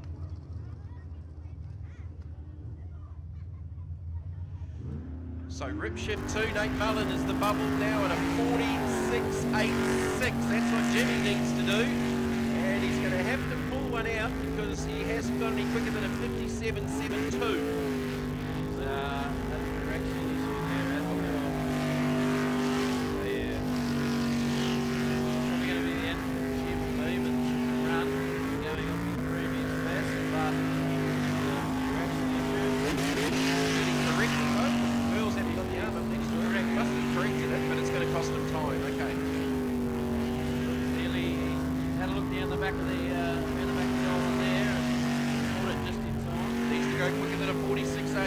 He's already had a rotation error, which is going to put him on the back foot. Last few corners left to go. Had some dramas before the start of this one. There's his 47. Yeah, he's out past 50. Unfortunately, there were a couple of errors made it a hard slog considering where he was coming into it was going to be a hard slog as it was. Nate Mullen lives another day. However, last boat I think to run in the 12, it will be Aggravation 2, Tyler O'Day, Xavier Jackson. Now they've gone 52.51. That was fairly early yesterday, but they need to find 4 seconds to get into the 46.8s to try and knock Rip Shift 2 out of the 6. Last boat to run, Aggro 2. I think Tyler definitely has a potential here. If he can get the lap down, he was a bit early. He's sort of given a little bit away in and out of the corners, just his racing line. So we know the split needs to be in that low to mid 22 second range at least. Nate made a heap of time up in the second part of the lap. So Rip Shift 2 on the bubble at a 46.86. Seemed like he's on the limiter off the start a little bit. he may have had a little bit of stuff in the venue and it's cleaned itself out. But he's very twitchy on that wheel. I think he's maybe pushing a little bit too hard, knowing what he's got ahead of him. Definitely a lot more aggressive than we saw in his last qualifying run, where I think he just cruised around to get the navigation correct. Right split. It's not far away. 23.95. I thought it was a little bit better than that. 23.95 for the split. So he's got a little bit of time to make up. Remembering that Nate lost a little bit of time in that first split. Can he tidy up for the second? Needs to go quicker than a 46.86 to get into the 6. Oh, ran it wide. Wide there, and he's missed it. He's back in the water. Still going. He's using all of the race course and more. He's going to blow out beyond 46.48. 49.35. 49.35, and Nate Mullen gets to play in the 6. Well, you can't say that wasn't spectacular. That was, yeah, the very late entry into that corner, sort of in the final sequence there. I think he was lucky to get away with that. Lucky to get away with that, mate. I was definitely holding my breath there. But Tyler with coming a long way, still early in his racing career, but fairly busy on that wheel. A lot of twitching at the wheels. A lot of wheel input. All right, so we've got Blackout Racing, Kyle Elphinstone with the quickest 44.78. Bastian Mullen makes the 6 in Rip Shift. Matt Malthouse and Nude Nuts, that's a big improvement. Daniel Salter in the Hustler, Paul Hill in Slicer, and Nate Mullen in Rip Shift 2.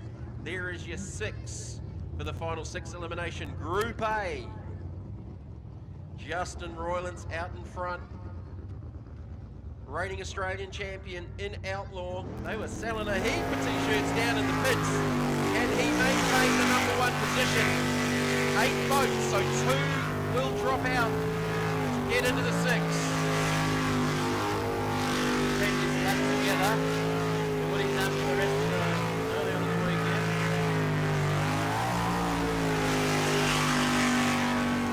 Pretty good there with 21.95. 21.95.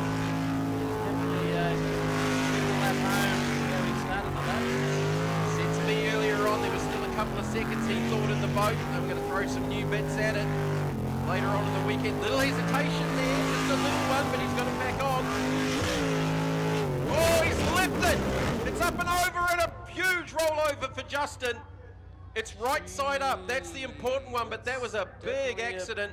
Definitely a big moment there. It's something I didn't like watching from here with Mitch, I feel for you sitting next to me. But thankfully, it's sitting the right way up in the water. That is the most important thing here right now. The Speedflow safety crew are right there.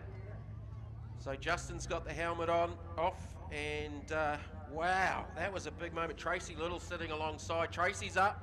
Put your hands together, guys. Wow, that was, we talk about spectacular.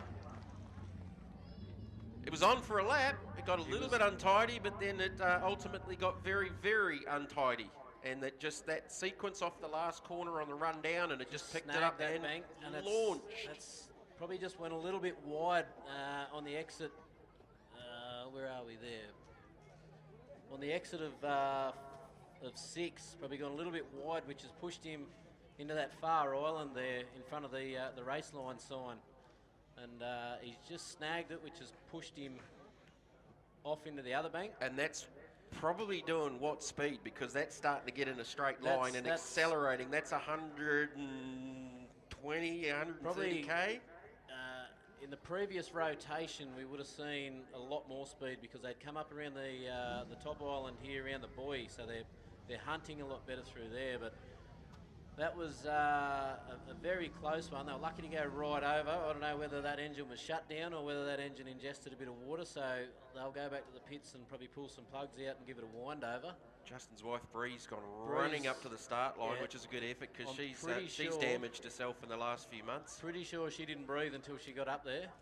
I wonder if that's fixed Justin's tweak in his back. He probably doesn't notice it at the moment. No, give it a couple of hours. The adrenaline will be going through the roof. But look, they're both standing up in the boat. That's the important thing to the recovery crew. They got there very, very quickly. But thankfully, the boat ended up right side up. Oof. Yeah, no, that was probably a little bit more good luck than good management there to end up air side up rather than water side down.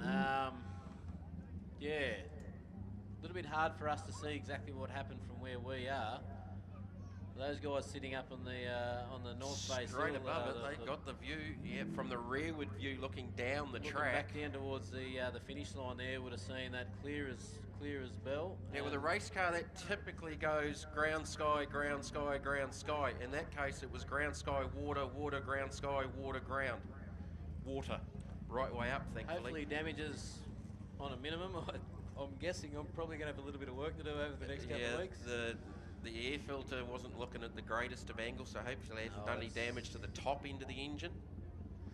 But glad to see they're all right. That's the important thing. Justin's given us the thumbs up. Us the thumbs up. He's, I'd say, that's not mud in the undies, but we'll keep it at that. You said that, not me. Yeah. All right, Jody Ely. So it makes the job a little bit easier for those behind because we've got 8 boats trying to get in the 6, so that's one they don't need to worry about. And the big one, the current Australia 1, Australia 2 now on the water. Jody Ely. Also given the pressure of these guys, they're all mates, they're all fairly close. Olivia Parnas alongside, so they've only just been behind. Just been behind Justin Roylance, but that doesn't matter now, so 22-1 to the split, 22-1 to the split. The song should be on for something in that region. Probably looking at a mid to high 45, probably a high 45. Jody's taking that fairly wide there, but that's a new angle or whether... Nice out of there, that's where it went wrong for Justin. Down to the line of 45.91, 45.91 for Rampage. Right, how does that stack up to what we've seen earlier on the weekend? He replicates round 5 in qualifying, went 45.919. It's just gone 41.917, so did go quicker by 2 1/1000ths of a second. So that should solidly see them comfortably in, but still got 5 boats left to go here.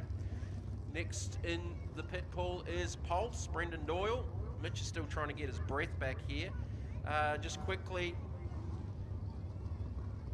10 Cent Tom and his crew collecting bottles for charity. Hashtag 10 Cent Tom. So if you've got any of the recycling bins around the venue and you've got your 10 cent recycle bottles, chuck them in there because it all goes to charity. So please help with that around the venue, guys. Just in comparison to that last lap, so Jody tipped the time with a 22.16. Justin went through to 21.9 for the split. 21.9, so it's going to show just how Justin went south. All right, Brendan Doyle in Pulse. So they have gone 46.48, 23.43 to the split. A little bit down on Jody, but they don't need to panic at this stage. A good solid lap should see them in the 6 pretty comfortably. They've been in that top 3, top 4 boats all the way through the weekend and found time pretty much every time out there with that beautiful Pulse Chevy combination. They'll bring it home. A little bit untidy out of the last corner on the run down to the flag. 48.09. 48.09 for Pulse. I think if all goes well for Paul Kelly in the 4-0 boat, we should see Jody, Paul Kelly, Brendan. Yeah, so team far. attitude. Team attitude. Team attitude. Tough and up was sort of back in the order after quali. Who was sitting? So we had a 55.66 for Apache, and 6 was a 52.774 for Let's Boogie.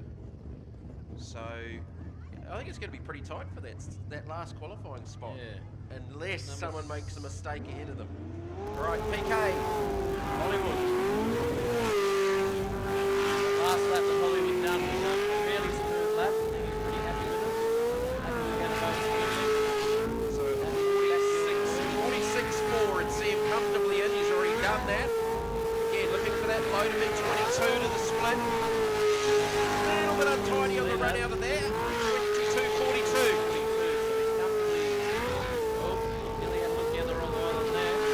Down on Jody Ely, couple of tenths down, but again just needs to bank a solid lap to get him into the 6. The 2 boats getting eliminated.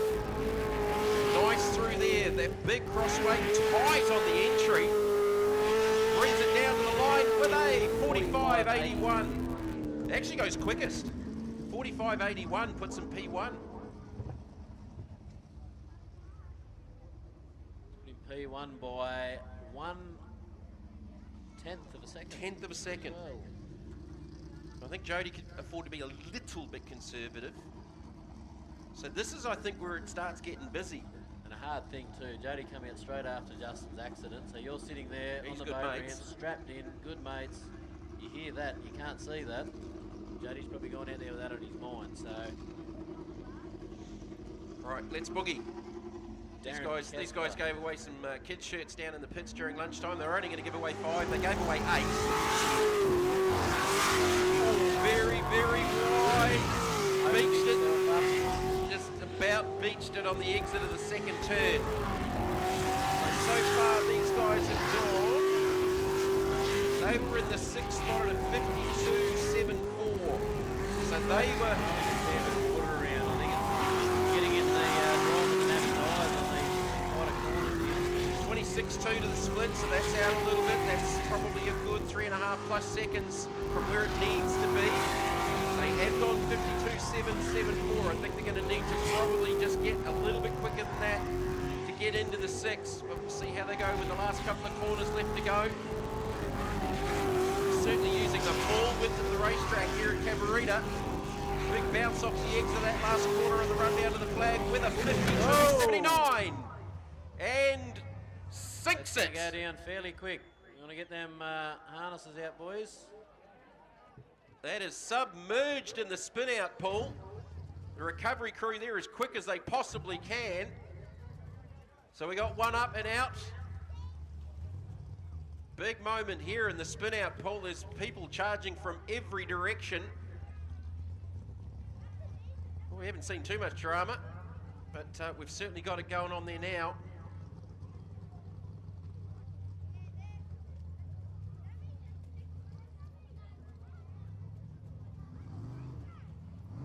Worry about the time in a minute. Let's just get these guys out of the boat.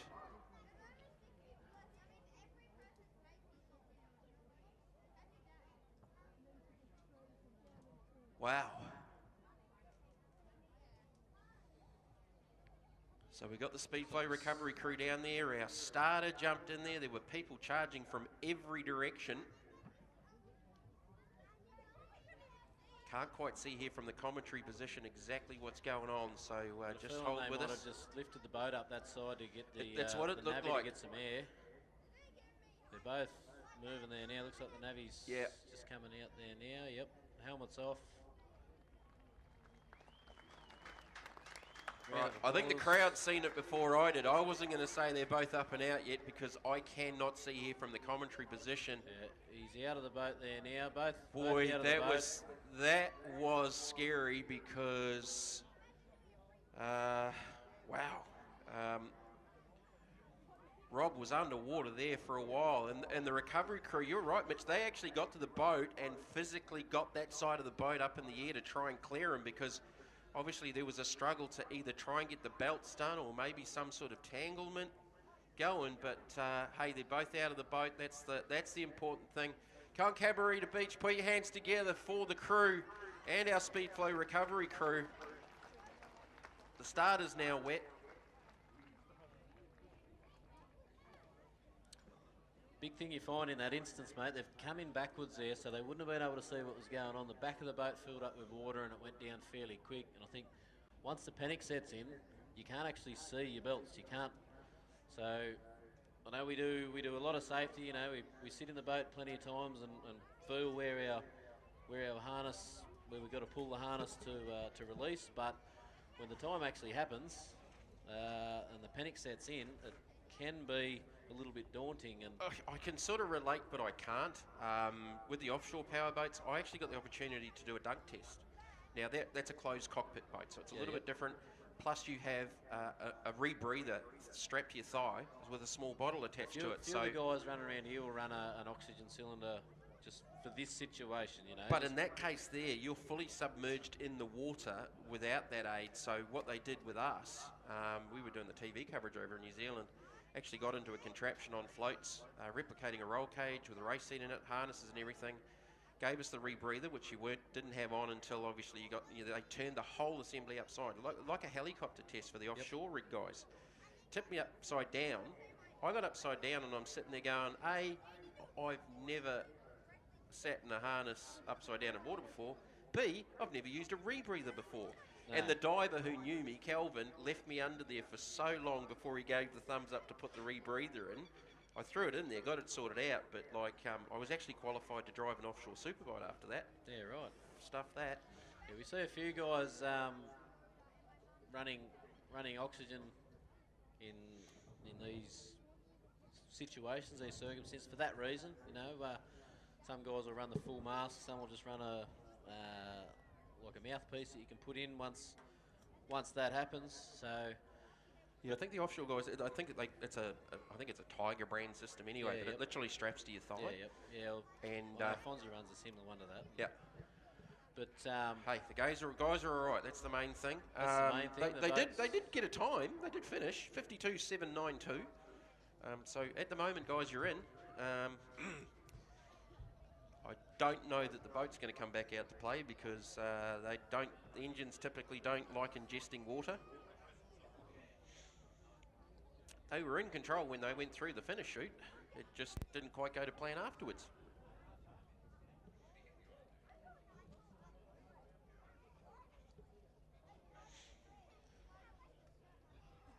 So a big thank you to our recovery crew there. Both guys are on their feet, and that is the most important thing. So Brooke, our race director's just down there assessing things going on down there. Mitch was down there as well. Got some buckets out, just getting as much water as they can get out of the race boat right now. May as well take a bit of time to thank our sponsors that make the racing happen. We've got the series is brought to you this year by Penrite Australia, the best in oils, really. Well, they've been around in Australia since 1926, and Australian what I didn't know is the Penn part of it comes from Pennsylvania in the US. Which is a rich, very rich oil supply area down there. Yep, founded in Melbourne in 1926 by a then 16-year-old Les McCullers. Seriously, 16-year-old. You got to be having some smart things going on there to do that. Utilising high-quality lubricants from Pennsylvania and the USA base stocks, hence the name Penn, from the base stock and right for the right oil.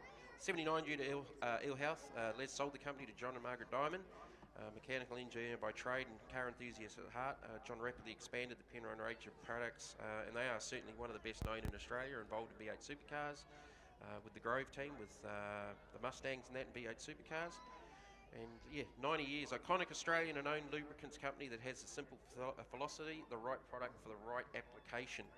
So a huge thank you to Penrite for their naming rights sponsorship of the 2022 Penrite Australian V8 Superboat Championship. We did my other. We've also got Pure Art Creative, Russ and Jade do a lot of our photography and help with a lot of the videography as well. We've got CTVS, China Television, Hardy's Haulage. Penrite, Australian-made, family-owned and operated. Make premium quality engine and racing oils, warranty-approved coolants, automatic transmission and manual gear oils, a complete range of engine and fuel additives, heavy-duty and industrial products for every application. Visit penriteoil.com for more information. Penrite, Australian-made for Australian conditions since 1926.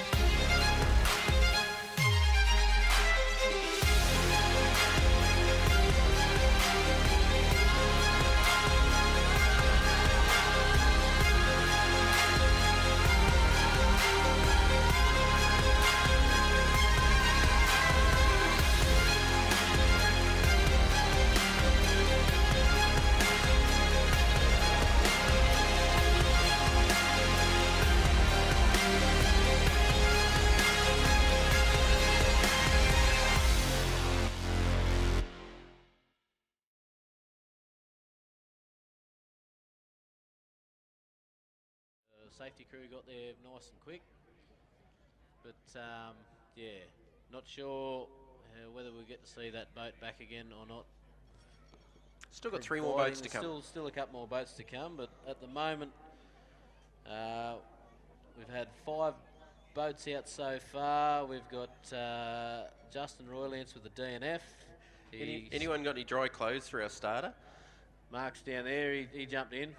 Just got a lollipop from the safety crew, so he's pretty happy with that. Not happy with the result, but a lollipop's a lollipop. So Darren Kesper, he managed so he records the time. He finished that lap under his own power, under control of the boat. So he gets away with that one there. It was when he crossed the finish line and snagged there's a bit of a peninsula there. He snagged that, which has spun him out and around and backed the boat into the water, and the boat filled up with water. Yeah, well, it went down stern first, and very, very quick. It was pretty amazing how quick it actually went down. Whew, that got the adrenaline levels punching through the roof. Yeah, well, the boys, I'm sure the boys will go back. They'll pull the plugs out. They'll wind it over a couple of times and just see what they can do. One good thing about this sport's the camaraderie. There'll be a few other crews there that may be out that might go over and give them a hand. Well, I was just saying, they've just given away 8 of their shirts to kids back in the pits during the lunchtime break. So, you know, how cool is that? They've done that, and unfortunately, it definitely went wrong in a major way at the end of that run. Other than the engine ingesting water, it shouldn't have hopefully done too much other damage you would have thought, because it didn't actually physically hit too much. Hopefully, yeah. Hopefully the spark got wet and went out before the rods collapsed. An issue that we do have here is if you get an engine ingest some water, you might hydraulic it and do some damage down through the rods and pistons and crank. Water doesn't compress very well in the cylinders. No.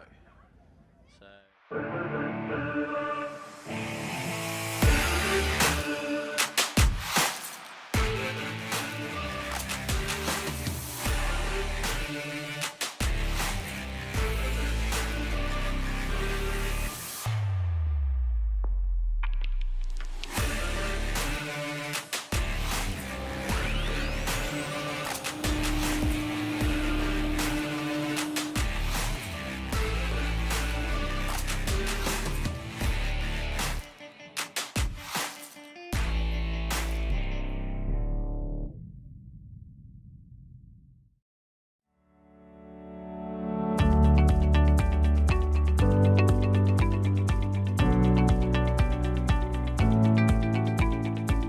Hi, I'm Grant.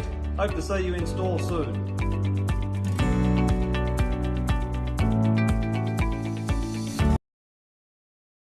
Give them that to get in. moment. Looking at the split, it's going to be at the mid-22nd range. 26.97, so it's a little bit out there. Darren went through it at 26.5, so 4/10 already. Try and tidy the second part of the lap up to try and get in.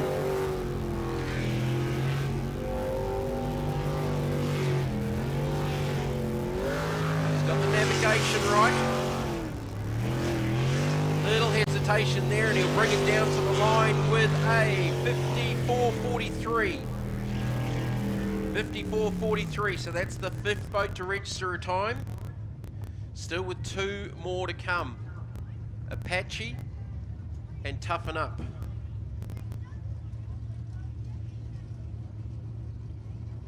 Couple little hesitations there, whether it was him on and off the throttle, whether, yeah, not sure what was going on there, but it cost himself a little bit of time, but not sure whether it was enough to just get him to leapfrog Darren there. So 4-0 Racing fastest at a 45.81. Rampage second at a 45.91. Pulse third with a 48.09. Let's Boogie fourth with a 52.79. And Attitude fifth with a 54.43. With 2 boats left to come. Toughen Up. Danny Nappick and Darren Tical. They've gone 49.825. Which should get them in if they can replicate that. They were the 7th quickest boat after qualifying. Let's have a look at this split. Again, needs to be in that early to mid-20s. Not bad at a 25 flat.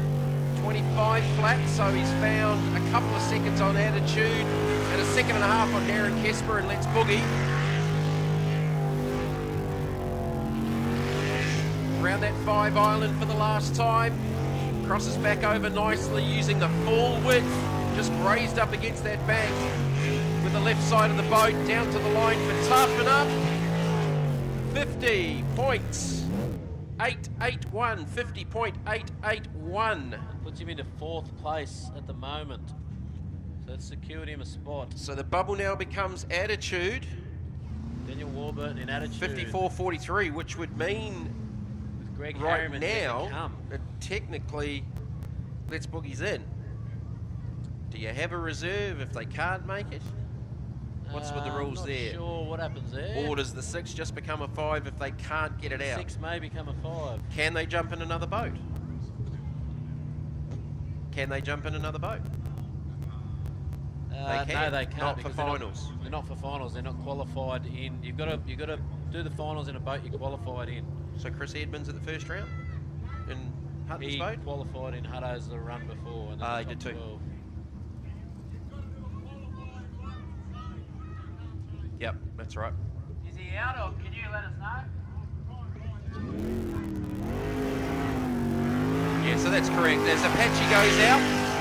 Greg Harriman out here. Greg had a wild ride there. It was the last run where he tried to go into Betty's the wrong way and then parked it on Betty.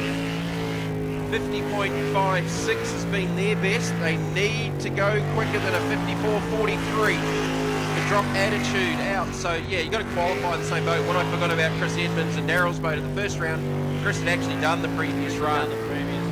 So he actually had qualified to run the boat. So you can't do that just by going into eliminations.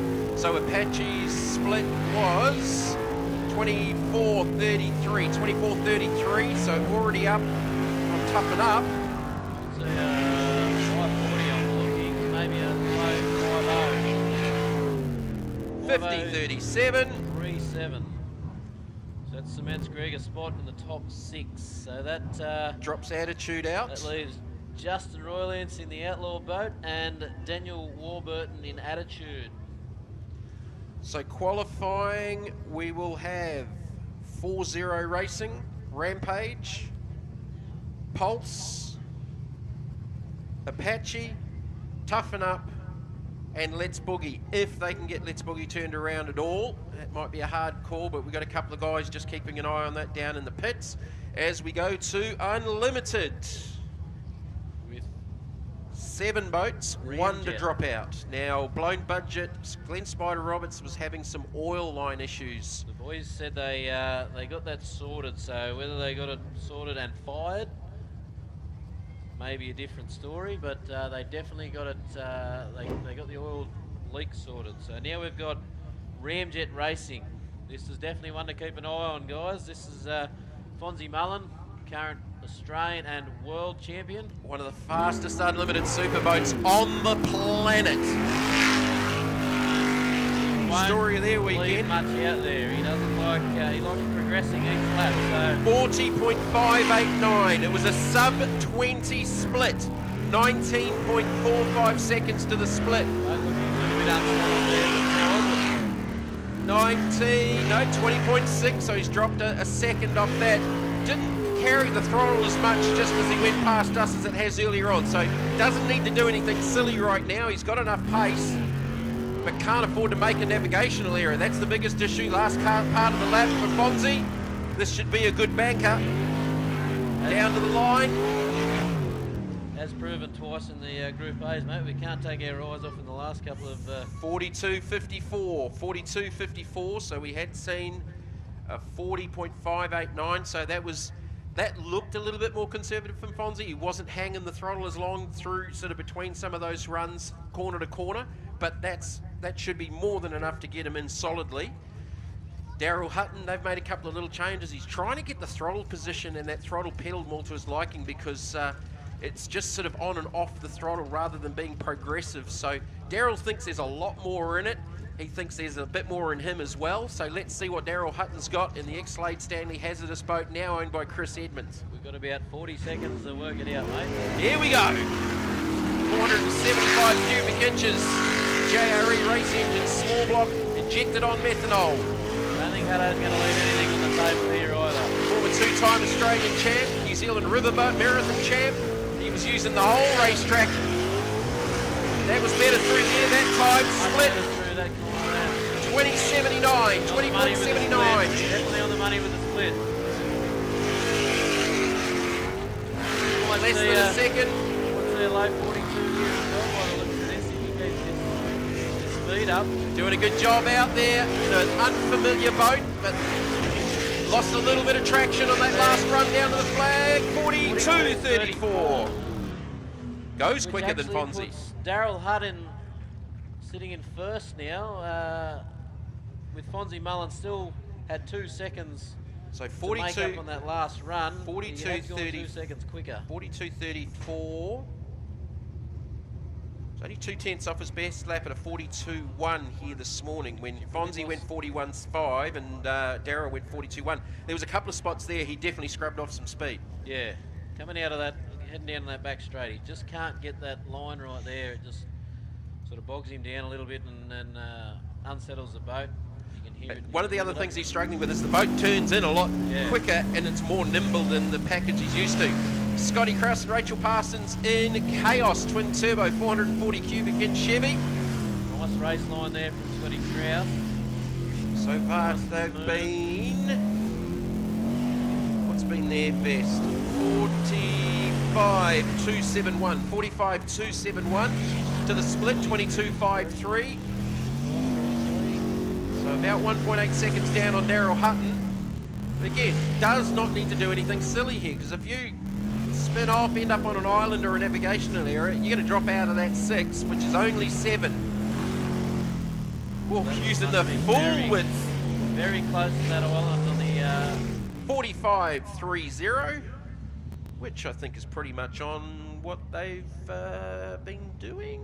45.271's been their best. So he's only dropped a 10th off that. They went 46.7 in the last round of qualifying. So 45.3 for Scotty Krause and Chaos. Chris Edmonds is up next in the big bellowing supercharged LSA, now complete with about 70 autographs on the front of it.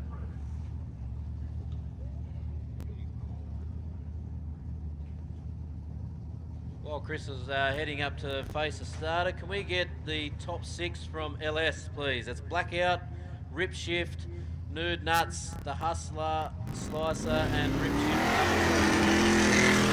All right, Chris Edmonds on the journey. It doesn't sound real healthy off the hit. They threw some more fuel at it. They've still got that overheating issue where it's dropping cylinders. Didn't sound so bad in that last run, but he also had a navigational error, but I think it was going away before then. So they might have it a little bit on the fat side this time. See what he can do for the split. 24.03, 24.03. Does sound like it's breaking up a little bit there. It just sounds a little bit lazy. Lazy, but it sounds to me like it's breaking down a little bit. Well, rotation error. That was the same thing he did last time. Didn't get that last sequence of corners.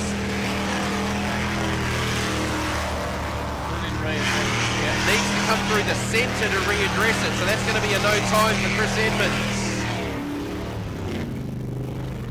That thing's still not. It sounds like a bit of a chaff cutter there. Yeah, it's definitely got over the end there. Definitely got cylinders down. So just confirming that'll be a no time. That'll make.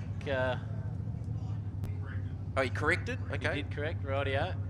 So what was the time? That was a 59.74. 59.749.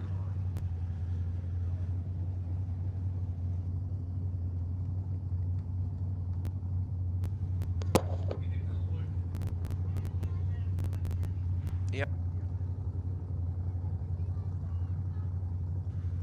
So Rob Coley out next for the Kiwis. Poison Ivy. Sprintac Hull, twin turbo Nissan V8.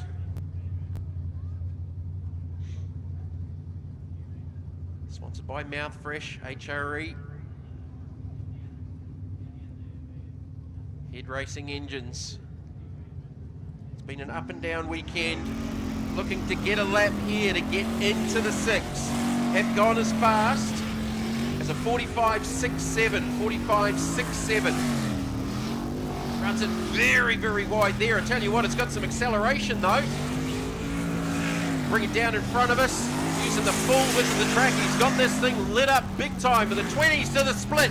Ran it wide and nearly parked it over on the back, but a 20.62 to the split. Showing he's not here to make up the numbers. He's on Daryl Hutton time at the moment. He's on Hutton's similar split time to Daryl Hutton.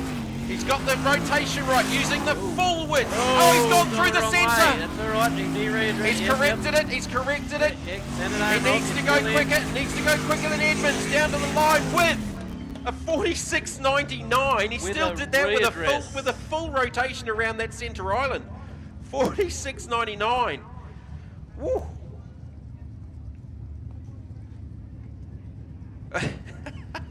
So he had gone 45.70. He had gone 45.67 earlier on in quali. He's just dropped a second off that, but he's done an extra lap around an island to correct it. So that was probably in the 43s, I reckon, at least. So that last little mistake, I reckon that was on for a 43. TJ's on course, about to come out of the start chute. That'll probably put Poison Ivy on the bubble too, because readdress.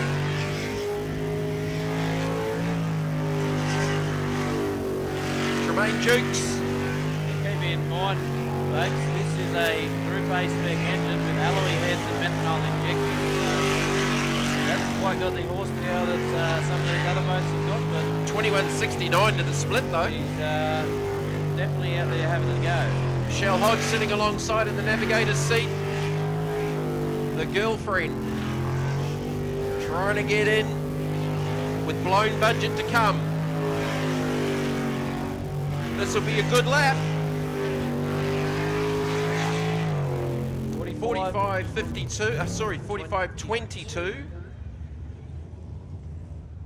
So that's our 6 in. So 4 plays 59.74.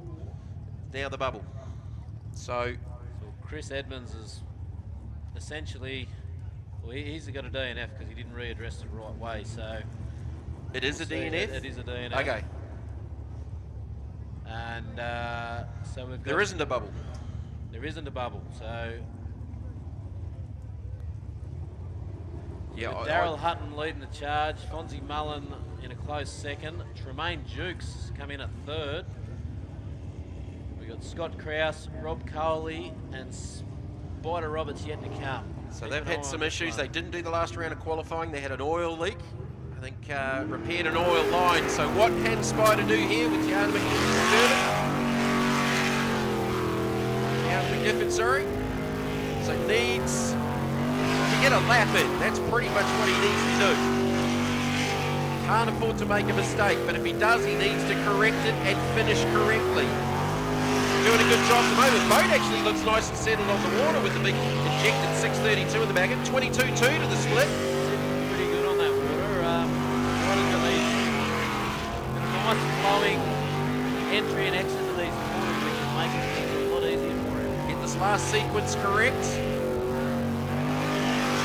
Gets that done. This should get him into the 6 easily, and probably their best lap of the weekend at a 45.04. Easily their quickest lap of the weekend. Spider into third. 46.68 was their previous best in qualifying round 4, so that'll see them in. So with the no time, and it doesn't really matter anyway because Blown Budget and Girlfriend have both gone faster than foreplay regardless of a no time and a time being given, but I believe that the call has been given as a no time. So Ramjet, Phoenix, the Girlfriend, Blown Budget, the Girlfriend, Chaos, and Poison Ivy are the 6 to go through for the unlimited elimination 6. So next up, we're going to have the top 6 for LS. So we should see Blackout Racing, Rip Shift, Nude Nuts, the Hustler, Slicer, and then Nate Mullen in the second shift as well. While they're getting ready, we're probably going to need to see the Group A top 6 get ready to head up to the ramp, to the dummy grid.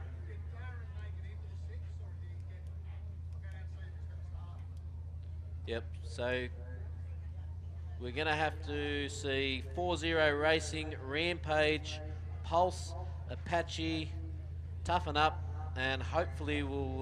cross fingers for Let's Boogie. Jimmy was just going to run down behind us and see if Darren and the team were able... Not a big turnaround for a start. That's the problem when you get into the nitty-gritty with eliminations. And the 6 for Unlimited will be Ramjet, Phoenix Lubricants, Chaos, Poison Ivy, the Girlfriend, and Blown Budget.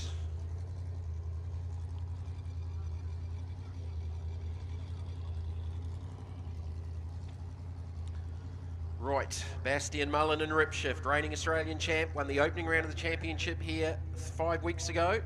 First boat in the top 6. This is definitely where you cannot afford to make a mistake as close as it is, especially in LS. He's run that race line again we saw yesterday, which put him well and truly up at pointy end. So tells me he means business. So far time looking good with a split of 21.62. Oof, 21.62. What was the previous split? 21.9, so 3/10 up on that split. This could be something a little bit special in the 6. He's going to throw it all down. Last part of the lap. Going out for redemption on Kyle to give Kyle something to chase. Little lift, and goes 44.08. 08. 8/10. He's just ripped 8/10 off the previous run. And 43 in the top 3. We saw a 43.3, which was his best lap in the 5th round. 44.3. 44.3, so he's just taken 3/10 off his best. Will we see a 43? What did we see from Kyle? 44.78, and Kyle has gone 44.23. So that's he's put 2 advantage tenths on, back. Yeah, so it's been sort of bouncing backwards and forwards between Kyle and Bastian at the top of LS. So it's a couple of tenths. Doesn't sound like Darren's going to make the start for the top 6 in Let's Boogie, unfortunately. Water and race engines do not go together well. So I think, and I don't know the rules 100%, that it'll be a 5.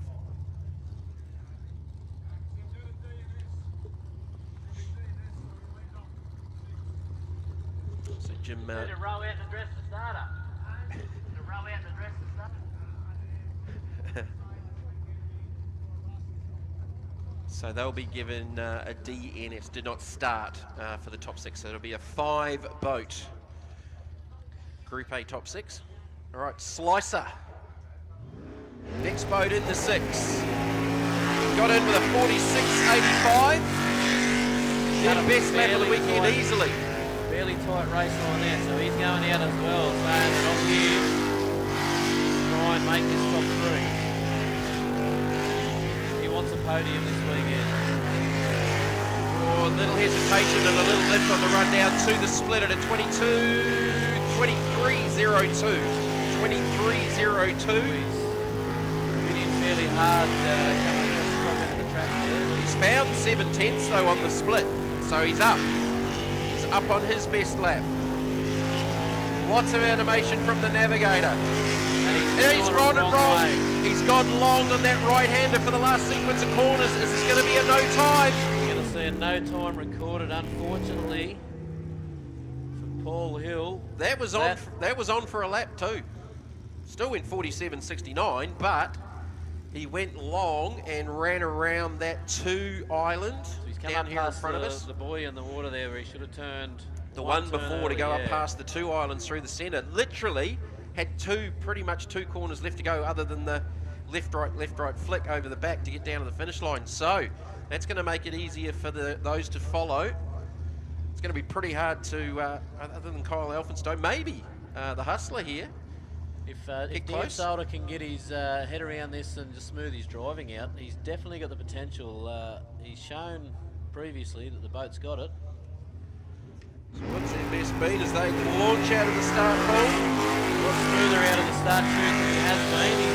He's smoother on the wheel. 45.9 has been their best. All the way from Western Australia. And his campaign over there was pretty competitive over there, so I wanted to kind of mix it up on the East Coast. Looking for the split, 21.95. 21.95 for the split. 3/10 down on Bastian Mullen. Last bit of the lap. Around that top 5 island, completely around, back down in front of us across the middle of the 2. Back past the middle of the 2. That's where Slicer went wrong. Little cavitation up on the rev limiter down to the line with a 45.56. That's their best lap of the weekend. So he's picked up half a second there. His last previous lap coming into the top 6, doing the top 12. Saw him at a 45.96. So he's picked up exactly 4/10. Yeah, because he basically went back to back. He went 45.9. So he's done a couple of 45.96s. So found 4/10 there. Still got a second and a half to try and catch up to Ripshift. Before we see Matty Malthouse come out, just an announcement over. We need no glass, please, in the pits or up on the hill. It's cans only, or plastic, no glass, thanks. All right, here's Matt Malthouse in Nude Nuts.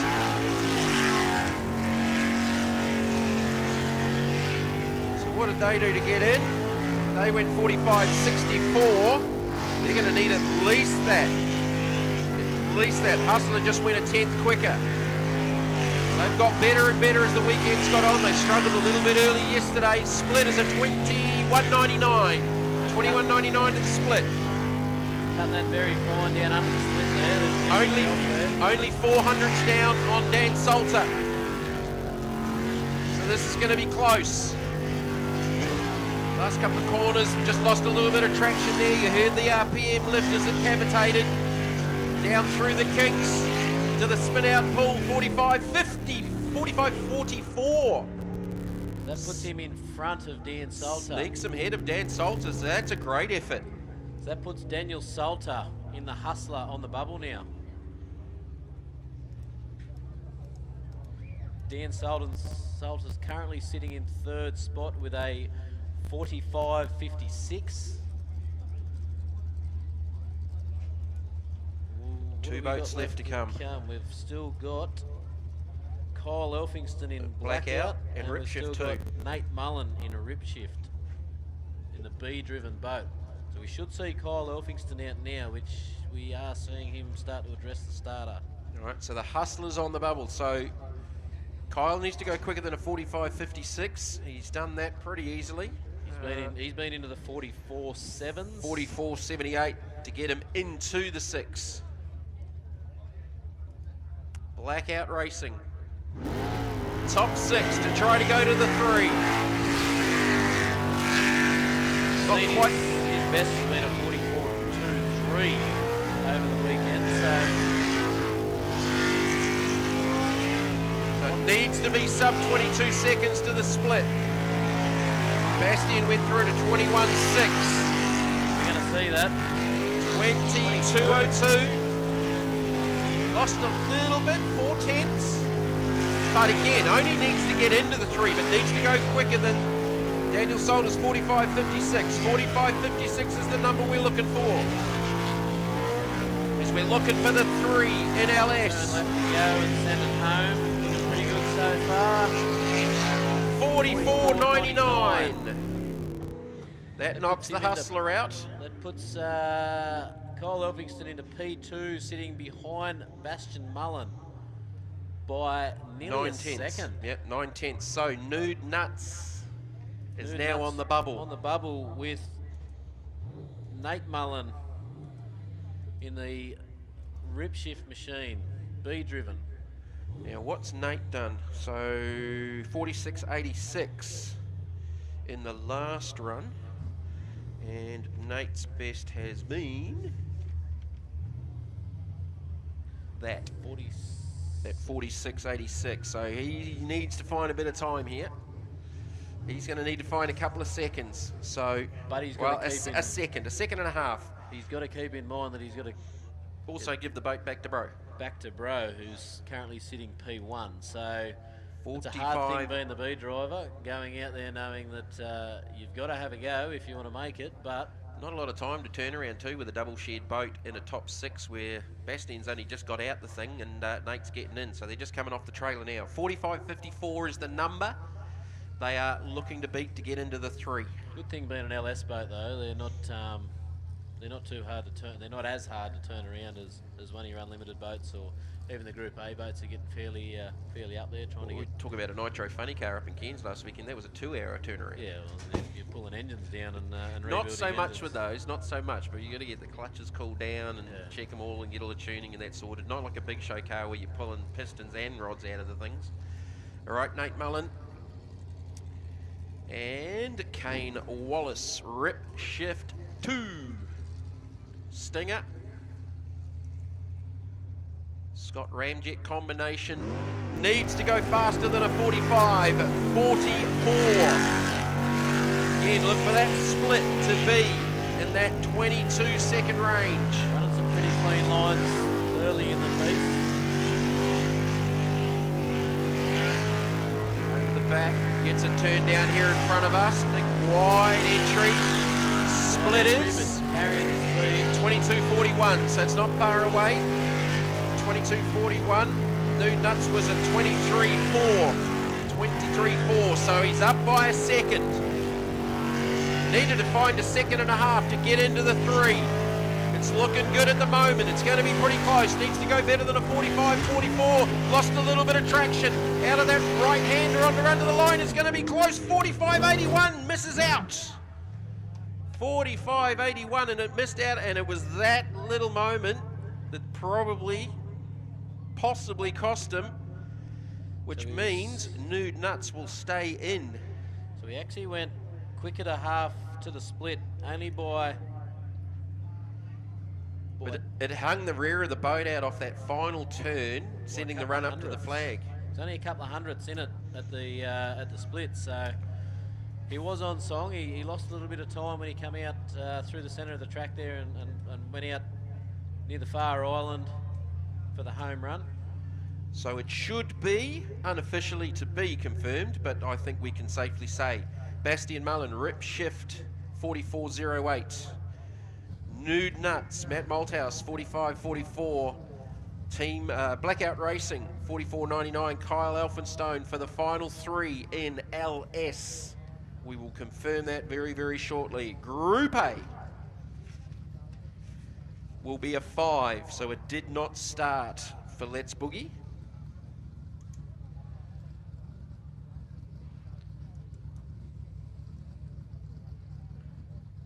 So 5 into 3. With the Group A guys on the ramp and on the, well, they should be on the ramp by themselves now. Only the 6 of them there. We're going to have to get a call over for the Unlimited, the top 6 in Unlimited. So we're going to see Phoenix Lubricants with Daryl Hutton, Fonzie Mullen in Ramjet, Glenn Spider Roberts in Blown Budget, Tremaine Jukes in The Girlfriend, Scott Krause in Chaos, and Rob Coley in Poison Ivy round out the top 6. But we've got to halve that, mate. So we've got to go out there and they've got to fight for the top 3. No mistakes. Toughen up. 5 for the final 6 to get to 3 in International Group A. Got in with a 50.881. I'm thinking you're going to probably need to look at a sub 48 at least. A sub 48. Little hesitation there. Just got out of the throttle momentarily. Looking for this split again to be in that sort of 20-odd second range. 22's out to 24.41.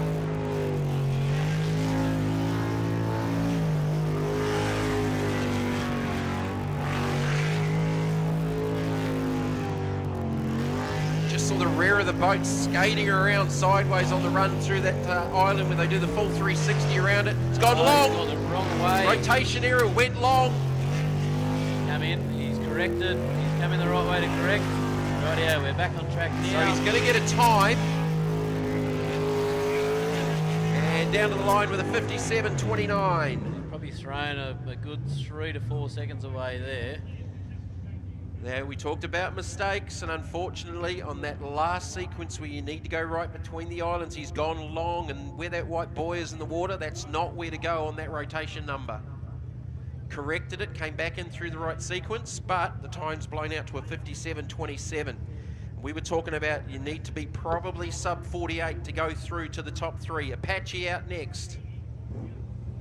Greg Harriman, Wendy Wheelhouse in the Macraft.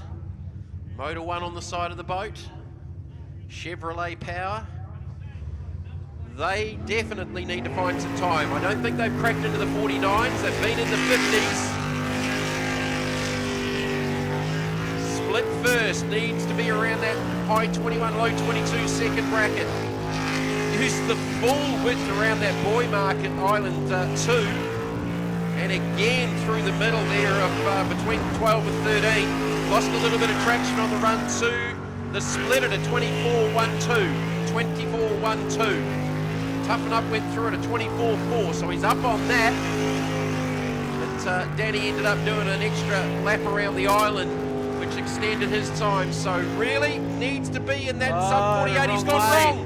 Another rotational error. Greg Harriman, this is going to be a big one. This is going to be a big one to have to correct. He done that earlier in the day and ended up parking on the island at Benny's. So he's readdressed that. He's coming the right way, so he's back on track. But unfortunately, he's gone the wrong way again. Here we go. He's readdressed his wrong way for the second time. Now we're back on track again. Got it right this time. Well, 2 votes in the 6, 2 mistakes, 71.24.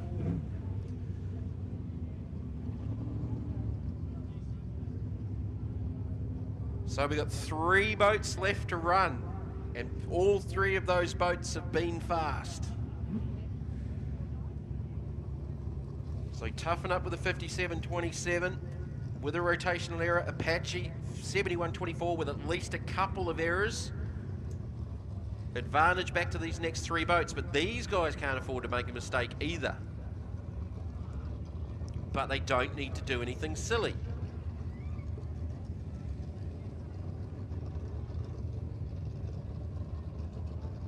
Pulse qualified in the 3rd position for the 6 out of the 12, sorry, with a 48.09.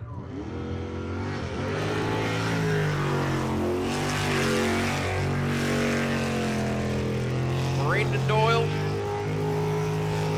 Pulse Hull, JRE Race Engines, Chevy Power. Huey Gilchrist in beside him. Huey usually does the lead driving in Apache. Known boat just about ready to finish. 22.96 to the split, so probably similar pace to the last lap at a 48.09, which should see them in pretty solidly. Get the rotation right first, and on the bubble right now is a 57.27 from Toughen Up. Last couple of corners to go. This is where it's gone wrong with the previous two boats. Gets that right. A little bit sideways off the exit on the run down to the line, and a 47.19 improves. 47.19, so that should be comfortable. Next two boats need to go quicker than a 57.27. It's a good lap from Brendan Doyle and Pulse. I think that's what they do there, 48.09. Have they gone quicker than that earlier on in the weekend? So we should still have the Rampage boat, who's... They have gone 46.4. Currently getting pushed back onto his trailer in the warm-up pool. So not sure what's going on there.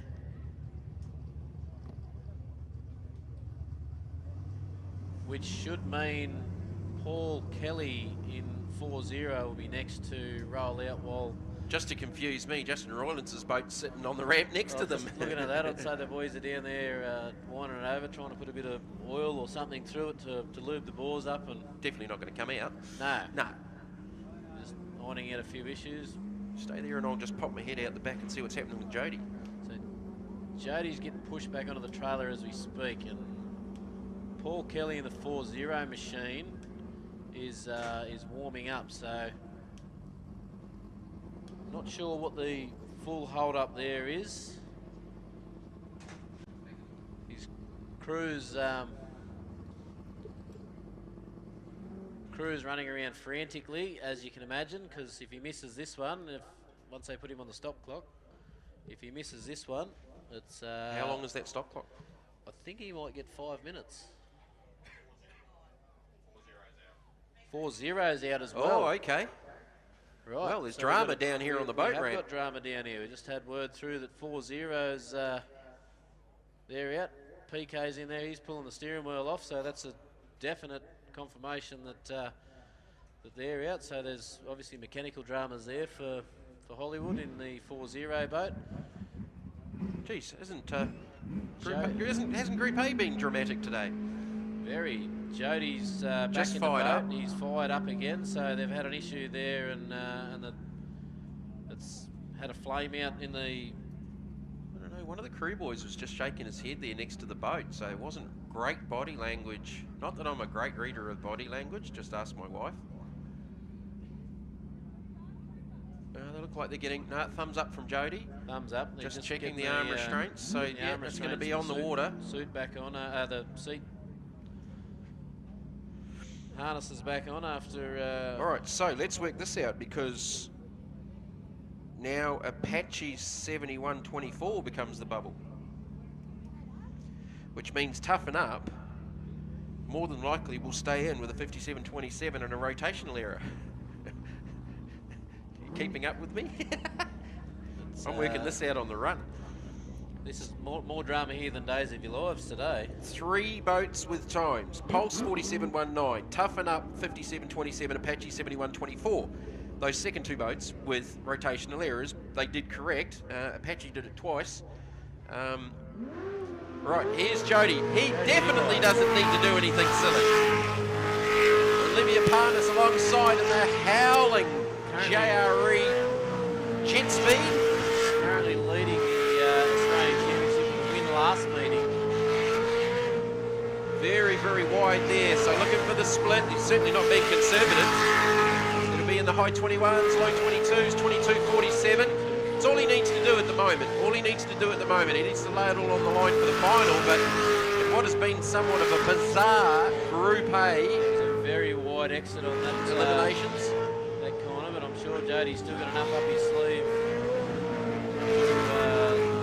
to get this in the bag. Take it down home. I'm going to pick this as a 46.61. Straight to the top of the charts with a 46.61. Brendan Doyle in the Pulse boat with a 47.19, and that gives Denny Napick in Toughen Up third. So with a the boys 57, a rotational error gets you into the 3. And Greg Harriman with a couple of rotational errors has been knocked out of the top 3. So Greg will be going to leave that on the trailer and probably look for a refreshment, I'd say. If you had have asked me before the start of eliminations, I wouldn't have picked that for Group A. No. No. All right, Unlimited. Have we got more drama to come here?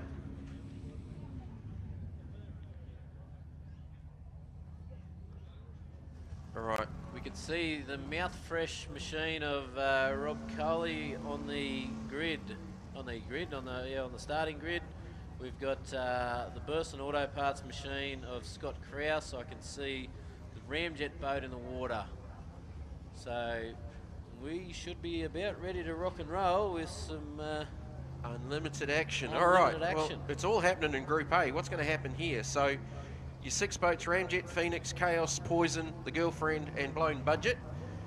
Rob Coley got in with a rotational error and still went 46.99. That was definitely onto a 43, I reckon, which would have only put him a second or so behind Ramjet and Phoenix. But you're going to see the Ramjet machine first by the look of this. We've seen Ramjet in the 40s, remember? 40.589. Does he lay it all out there now or in the 3? And do we see a sub 39? Do we build that one up? Here it is. The reigning world champ, Australian champion, and Ramjet. Angry 580 odd cubic inches of methanol injected LS Chevy. It's going to come in really deep to the start line. Watch this thing accelerate as we go straight into it, looking for a sub 20 split. Already looking more aggressive than he did at the 6, where he was probably a little bit more conservative. If it goes sub 20 on the split, you know he's on a lap. You're going to be aiming for that sub 20 on the split. We're going to see a 19, or are we going to see 1981. Went 19.45, I think, from memory, with that 42nd lap earlier on. So he's got something. He's given it all. I don't think it's going to be a sub 40, but it doesn't need to be at this stage of the weekend. I think with Daryl Hutton just pipping him on the post there last run. Takes it down to the line. 40.76. 40.76. 40.76. Keep teasing us with this 39, the 4 zeros. I reckon he's made up time in that second part of that lap. So that's only 2/10 slower than what we saw at the end of qualifying 5 with a 40.589, and it was a touch slower on the split too. So yeah, I think there's more in that. Just quietly. 40.76, right, what's Nutso got? If Nutsy comes out and lays down a good time here, I can guarantee next time Fonzie goes out, there will be nothing left on the table. It's Daryl Hutton, Mick Parry, the boat named Hazardous. We call it Phoenix Lubricants. It's owned by Chris Edmonds. Here we go, what's Daryl Hutton got for Fonzie Mullen? Nice race line through there. Looking nice now. It's a couple of places where he struggled in the first part of the split. It's the little corner down here in front of us to set up the run to the split itself. There, a little bit better that time, but it just got up and time walked a little bit. 20.55 to the split, so he's about a second down on Fonzie. Just under, about 7 to 8 tenths. Now after this full round through the centre, it's the next right-hander after this where he's been struggling to get off and get that run home. He got it right that time, he's cleaned it up.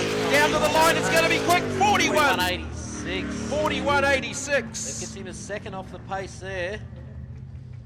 So he's closed that gap. He's been hovering around about that 1.5 seconds off the pace when it comes to a clean lap from the pair of them. That's his best lap of the weekend. 41.86, his best lap of the weekend. Previously was a 42.1 earlier on this morning. So into the 41s goes Daryl Hutton. So within a second to Fonzie Mullen. I'll tell you what, if I owned that Hazardous boat, I don't think I could stand there and watch that. I reckon my gumboots would be shaking. Daryl's already told Chris to not hurry to get into the boat. Right, here is Scotty Krause and Rachel Parsons in the top 6 run limited superboat. They got in with a 45.30. 45.30. No bubble as yet, but they're going to need to find some time to keep up with Ramjet and Phoenix. Well, essentially, Scotty Krause is on the bubble as we speak, being the 3rd boat out, so this is where it starts to get interesting. 21.58, 21.58, so that's up there probably with one of their better splits. He actually hit that buoy when he went over there, and I think it upset the boat a little bit around that corner, so... Last couple of corners, they've got it wrong earlier on in the weekend. Took a big chunk of dirt out of the bank down here right in front of us. Down to the line, it will be a 44.05. 44.05, there's your bubble. You hear the turbos spooling down from up here in the commentary box. So 44.05 for Scott Krause. That is their best lap of the weekend by nearly 2 seconds, 45.2. 1.2 seconds. All right, so that's their best for the weekend. That now becomes the bubble. Rob Coley cannot make a mistake in Poison Ivy. Sprintec with the monster Nissan Quad Cam twin turbo in it. It's over 1100 horsepower. So you're in a 46.99, so with a 40 seconds. With an extra lap around the island. With an extra island rotation. There was a 43. So there was a 43 in there. He has gone into the 45s, but needs to get the rotation right here. So knowing Rob, he's not going to leave anything out there. He's going to... he didn't come over here to be the bridesmaid. Well, so. he's just hosed everyone down here in front of the commentary box, and we've just worn some water as well. Right, look for this split to be solidly in the 20s. He's laying it all out there at the moment. He is on it. He was on it in the first part of the lap. Little lift there, 20.56 to the split. 20.56 to the split, so that's actually on Daryl Hutton pace, which he was on in the previous run before that mistake in the last couple of corners. Wide run off the exit of the 5. Now, makes the right here, he got it right. Makes the right here, got it right. Bring it home, Rob. Down to the line, it's going to be quick. 42.15. That's more like it. Ange just said he can now come home. He's allowed to, because he wasn't before. That was a good lap. He was on that before, Ange. He was on that before because he was actually matching Daryl to the split. That's much better for the Kiwis. Go Rob Coley. Well, he hasn't had too much else going, so why not? That was a good lap. 42.15. He's just taken probably good 3 seconds off his best. That he has. So his best coming into this. Chaos is the bubble at 44.05. Here's Glenn Spider Robinson, Blown Budget. Tiana McGifford alongside. Their best lap was a 45.04 in the previous round. They're going to need to go better than that by a second. Spider's going to be all over this, but he's driving not as smooth as we have seen it. I think he's smooth as fast out of the 22.2 to the split, which is 2/10 better than Scotty Krause. So Krause's 44.05 is the bubble. In fact, no, it's not. Krause has already got, so it's a 42.15. 42.15 for Poison Ivy. He's just ran the island. Bounced off it. You heard that big pickup in the RPM. 46.02. So yeah, so Chaos is out before that run. Glenn goes out with a 46.02. So it's still Poison Ivy with a 42.15. It's the third final qualifier with one more boat to come, and that will be TJ. So at the moment we've got Fonzie Mullen leading the charge in Unlimited Superboat with a 40.76. We've got Daryl Hutton with a 41.86, so he's 1.1 seconds off Fonzie's time there. And then we've got Rob Coley on the bubble, 42.15. That bubble's one of the 3 probably fastest laps of the weekend. Right, TJ's got a lot of work to do here in what is basically a Group A spec boat. Anything can happen. Michelle Hodge sitting alongside. So that split first needs to be, it'll need to be sub 21. Well inside there, and it's a 21.36. That's a little bit off Rob's split was a 20.5. He's throwing everything at it. Been a smooth run so far. There's not much you can get on this run so far. Even that on that corner was fewer. 44.05, that's a hell of an effort. 44.05, it actually pretty much matches Chaos's time with probably 500 horsepower less. Yeah. Krause's just, I think he's just struggling getting the power down on the Chaos machine. 6 1,000ths of a second. He was slower. I forgot to ask Scott if I could talk about his new engine combination going forward, so I'm not going to talk about it. Not going to talk about it. He did allude to something coming. I don't know if it's this season or not, but there's something pretty special coming in from the Chaos camp. All right, so we should have Ramjet, Phoenix Lubricants, and Poison Ivy in the top three, the finals for Unlimited Superboat. Before we get into the LS class, looks like we're going to have the junior development class, which will be Kobe Burke, and we should also see Connor Smith. Yeah, Connor will be a little bit later on, obviously, with them having a change over, driver in the boat, but sharing the boat. We're on to the finals here at CABARITA Beach, round 2 of the 2022 Penrite Australian V8 Superboat Championships. Boy, it's been some drama, certainly here this afternoon, more so across the Group A class, and some sensational numbers from Unlimited Superboat, and super highly competitive in the LS class, which we started the weekend with 17 boats. So Kobe Burke about to come out on track in Little Psycho.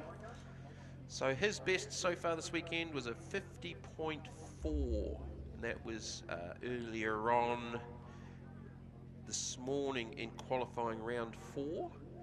So he'll just be looking to go quicker than that, not make any mistakes.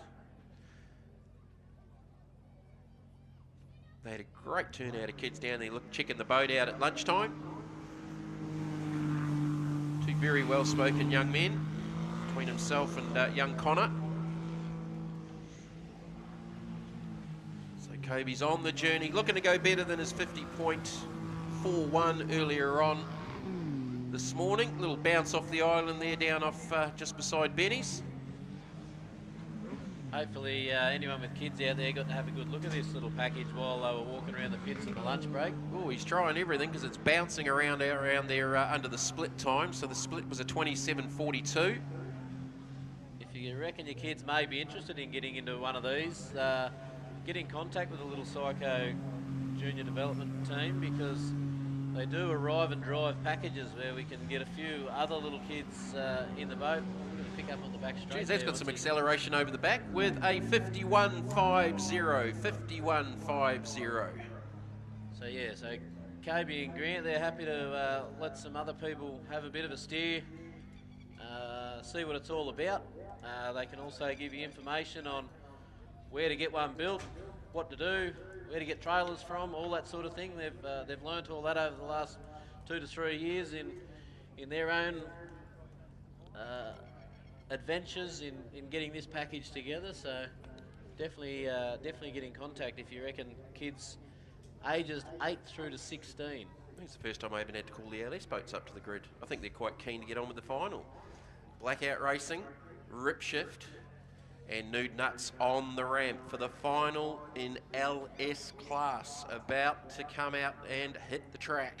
So we're going to see Bastion come out first. So when it comes to the top 3, top qualifier coming into the top 3 gets to choose whether they want to go first. What would you do? Or last. I'll probably go first. You can put a little bit of pressure on, or doesn't really matter.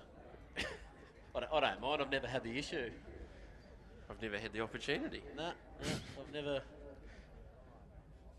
I've been out first in the top 3, and was pretty casual, and then had to go for another lap with a flag, actually. But that's not a bad way to do it. No, that was a bit more good luck than good management that weekend. But so our 3 finals for LS, Group A and Unlimited will be in LS, Rip Shift, Blackout Racing and Nude Nuts. In Group A, we haven't got an order yet for Group A, but And I've got 4 boats here again. Rampage, Pulse, Toughen Up, and I've got Apache on there as well. Not sure why. We'll wait and see with that one. We saw that at the first round with 4 boats in the 3. Yeah. I'm sure there's an explanation. I have no idea what it is. I'll stay away from it.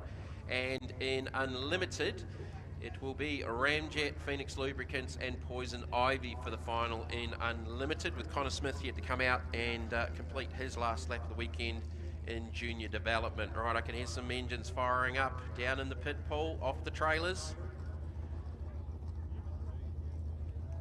Now, did you say that Rip Shift was going to be first?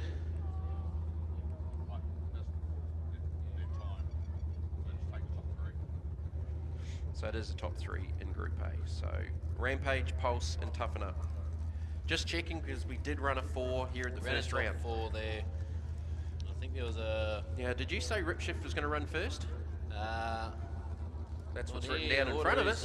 Looks like Matt's coming out nude nuts. That's not Rip Shift. Rip Shift is going up first, but yeah, Matty Malthouse in nude nuts, righto. So maybe you have a 30-second opportunity to change your mind, and between them and giving us the paperwork, they've changed their minds. Yep, no, that's fair enough.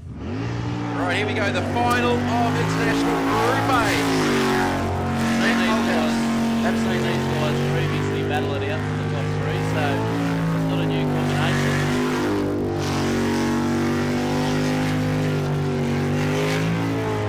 Sorry, what am I saying? LS class. Moldhouse and Leighton Collins. So they did a 45-44 to get him into the 3. They're going to need to find a second and a half to get on the pace of Rip Shift and Blackout to get into the 44 split.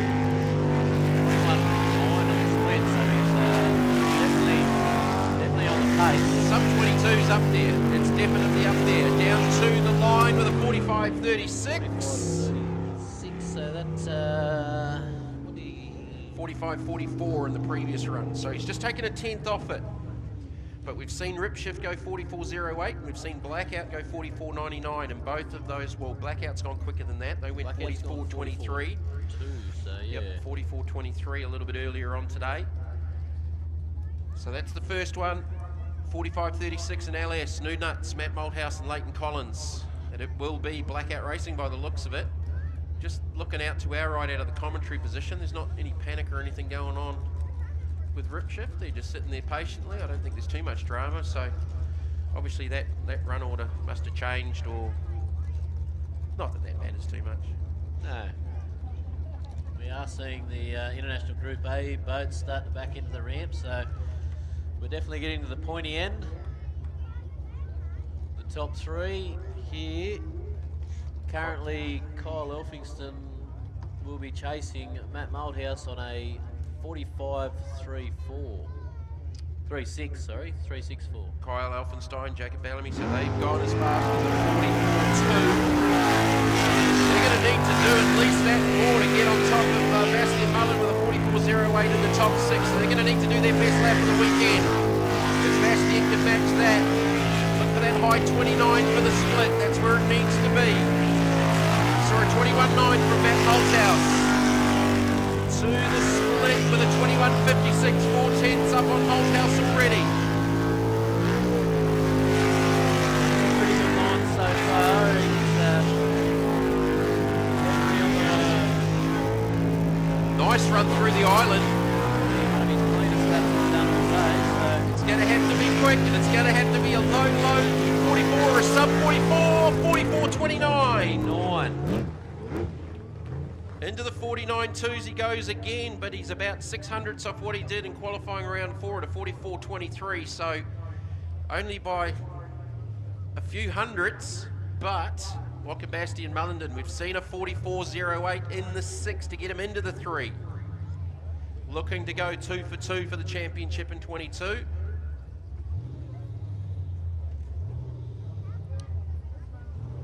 So that 44.08 has been the fastest lap that Rip Shift has done all weekend. The reigning Australian champ, round 1 winner, looking to go back to back here at CABARITA. So Coming out now, you've got the pressure because you know what the others have run. Well, a 44.29 is not a bad lap. Like, that's near enough. Pretty good. Near enough to have to pretty much do your last lap. Just saved myself $100.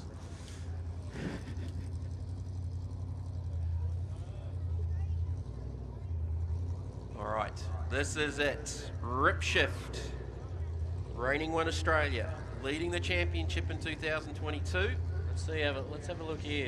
When he comes out on a fairly clean lap, he takes a really good line. I'm going to watch it this time. I've missed it the 2 times you've mentioned it, so I'm going to watch that line because we're right behind it. Takes it fairly wide at the start, and he will nearly straight line. Here we go with the final run in LS. Not quite that time. Still a bit wider there. GM Motorsport team are down here in front of us watching on. It's going to need to be quick. It's going to need to be sub 22 to the split. Needs to go quicker than a 44.29. Quite wide there, nice and tight down here. Right in front of us, that was a tight line. 21.3 to the split. 21.3 to the split. 6/10 up on Bolthouse. Could this be a sub 44? Leaving it all, the best to last. Bastian Mullen and Rip Shift. A little bit of a bounce here on that first right-hand combination in the last sequence of corners. Down to the line, and it's going to be quick with a 43.74. Wow. That was sub 44, all right? He's put half a second. Just put half a second. He and Kyle have been just backwards and forwards all weekend by a couple of tenths here, a couple of hundredths here. And Bastian has just gone and absolutely ripped a 43.74 in Rip Shift. 2 for 2 for 22. I really didn't mean to come up with that. That just sort of came off the cuff. Sorry, that sounded cheesy. Wow. Pretty clean run. He'd be pretty happy with that. There's definitely nothing to sneeze about. A 43.74. I reckon he'll be. Considering we've had some of the Superboats in the 44s.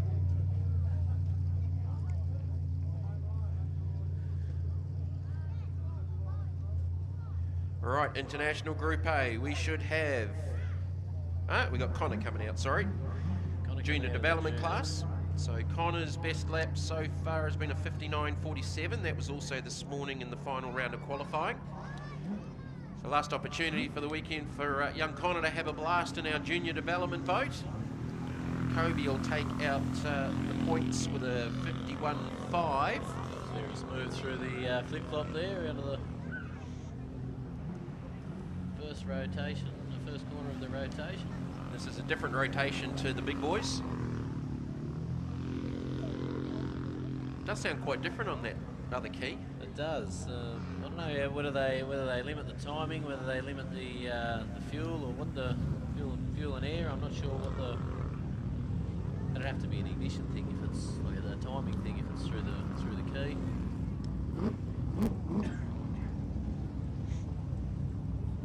Connor's doing a very good job. If he can improve on his best, that's all he'll be looking at here. So he needs to go better than the 59.47. Went a little bit wide and just bounced it off the bank there in front of us. This should be the run down to the line. I think he's going to sneak in. It's going to be close. 58.23. He does go faster. 58.23 for Connor. So that's his best lap of the weekend, and he left it till last. So good effort there for Connor and the little Psycho team. Thanks to the guys for being here as we are about to go International Group A. Jody Ely. He likes to go out first because he likes to put the pressure on. So if he goes out and does a clean lap, that will put the pressure on the Brendan Doyle in Pulse and Danny Napick. Toughen up. So all weekend we saw Jody, Justin and PK.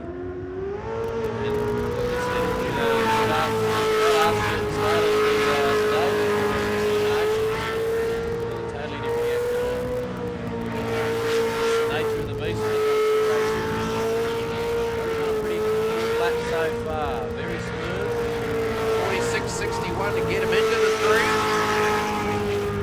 It's been faster over the weekend than that. 45.919 earlier on this morning. 22.08 to the split, so it's pretty much on the money. I think we've seen some sub 22s to the split in pay. Last couple of corners to go. Look to go quicker and into the 45, she would think, and a 45.81. 45.81 for Jodie Ely and Olivia Parnas. Be pretty happy with that. With the 46.61 to get him into the top three. And had gone 45.85, so just took 400ths off his best from qualifying round 4. So we're pretty happy anyway. He's managed to go, he's put his best time down last, so. Who's up next? It is Toughen Up. Denny Napick in Toughen Up. So they went 57.27 to get into the 3, but that included a rotational error. It did. So it goes to show that it pays off sometimes. Their best has been, as they're about to launch out of the start chute, 49.8. 49.8. So they're definitely going to need to improve on that by about 4 seconds. Beautiful sunny conditions. The pictures have just looked stunning. It's even more stunning here live at the event. Little thought there was a little hesitation. A little bit wide off the front down here in front of us to the split, and that split's gone out to a 24.38. 24.38 to the split.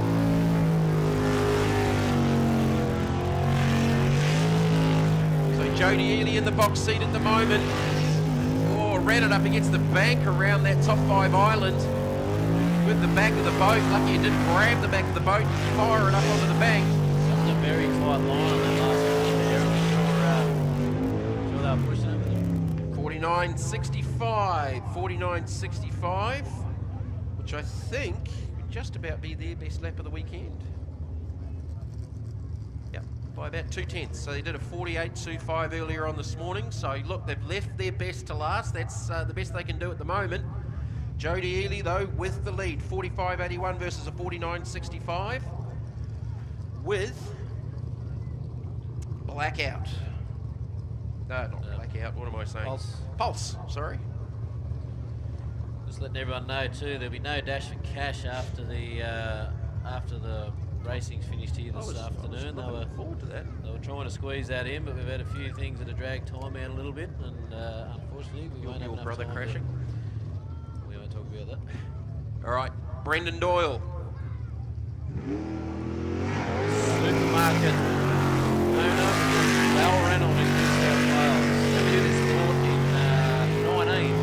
Hugh Gilchrist alongside, so they have gone 48.09, 47.19 to get from the 12 to the 6 into the 3. 47.19's been their best. Then they go quicker than a 49.65. They need to go quicker than a 45.81 to beat Jodie Ely. Split was a 22.58. 22.58, so half a second down on Jodie Ely to the split in this final run. Up to that 5 island for the final time. Can he get into the 45s? That would certainly put some pressure on. It's going to go out beyond that. It's a 46.76 for second place. 46, so that's I think 2 consecutive podiums in the first 2 rounds.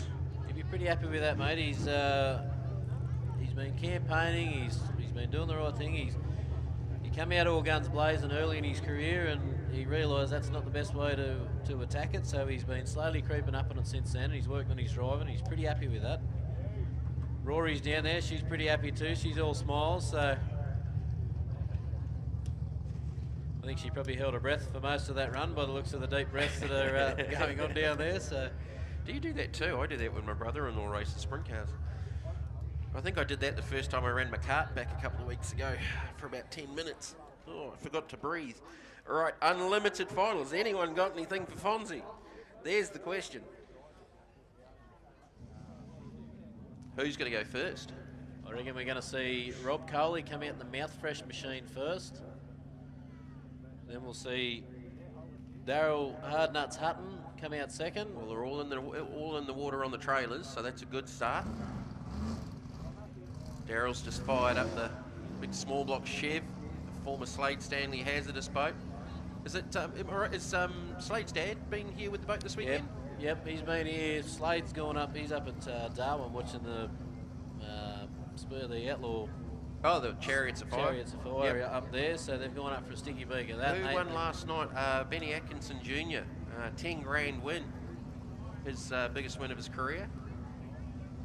Yeah, so Slade's father was up this week, up in the area, so he decided to hang around, and he probably knows just as much about the boat as Slade. He's spent his fair share of time working on it as well and setting it all up. So I wouldn't think Daryl would cause too much stress to him. He's one of the most laid-back guys we've got in the sport.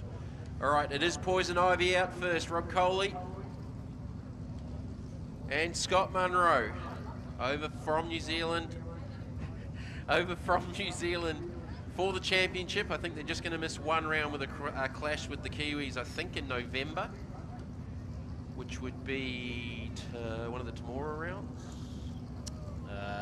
I think. Yes, first Temora, November. It's round the opening one. round of the New Zealand Championship. Hi to all the Kiwis watching on the live screen. Here is Rob Coley. Rocked it with a 42.15 to get into the 3. Had some issues with rotations. Man, he runs it wide on that right-hander down in front of us. He takes a bit of a wide line on some of these corners, but and he this does one carry a good bit of corner speed with doing that. 20.28 to the split. Actually lifted a little bit before the left-hander to the split. Looking to go better than that 42.15. He's going to be on the podium around that top 5 island for the last time. Hooks it back through the centre. Gets that right. Gets the second part of it right. Throws it. Got a little bit sideways off the exit down to the line with a 41.80. 41.80. Best lap of the weekend for Rob Coley and Poison Ivy. He just breathed a sigh of relief down there, and Rob's definitely, that's probably one of the better runs, well, definitely the best run we've seen of him all week. That's the all potential weekend. of that boat we've been waiting for. It's one of a few that Rob's got. For a bloke that was throwing rocks at the sun on track rotation this morning, he's come through with the goods when he needed to, and he's put himself in a pretty good position. This is going to I don't think Ange breathed as well, because that was a big sigh of relief at the end of that one. Great lap though. Great lap. What are we seeing? Best lap so far from Daryl Hutton. I think he's 41.86 to get him into the 3, and I think he went a 41.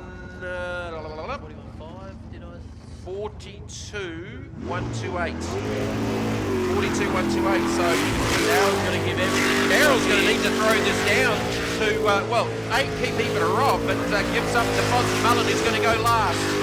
Don't worry, Daryl is onto something here. He is not let that down.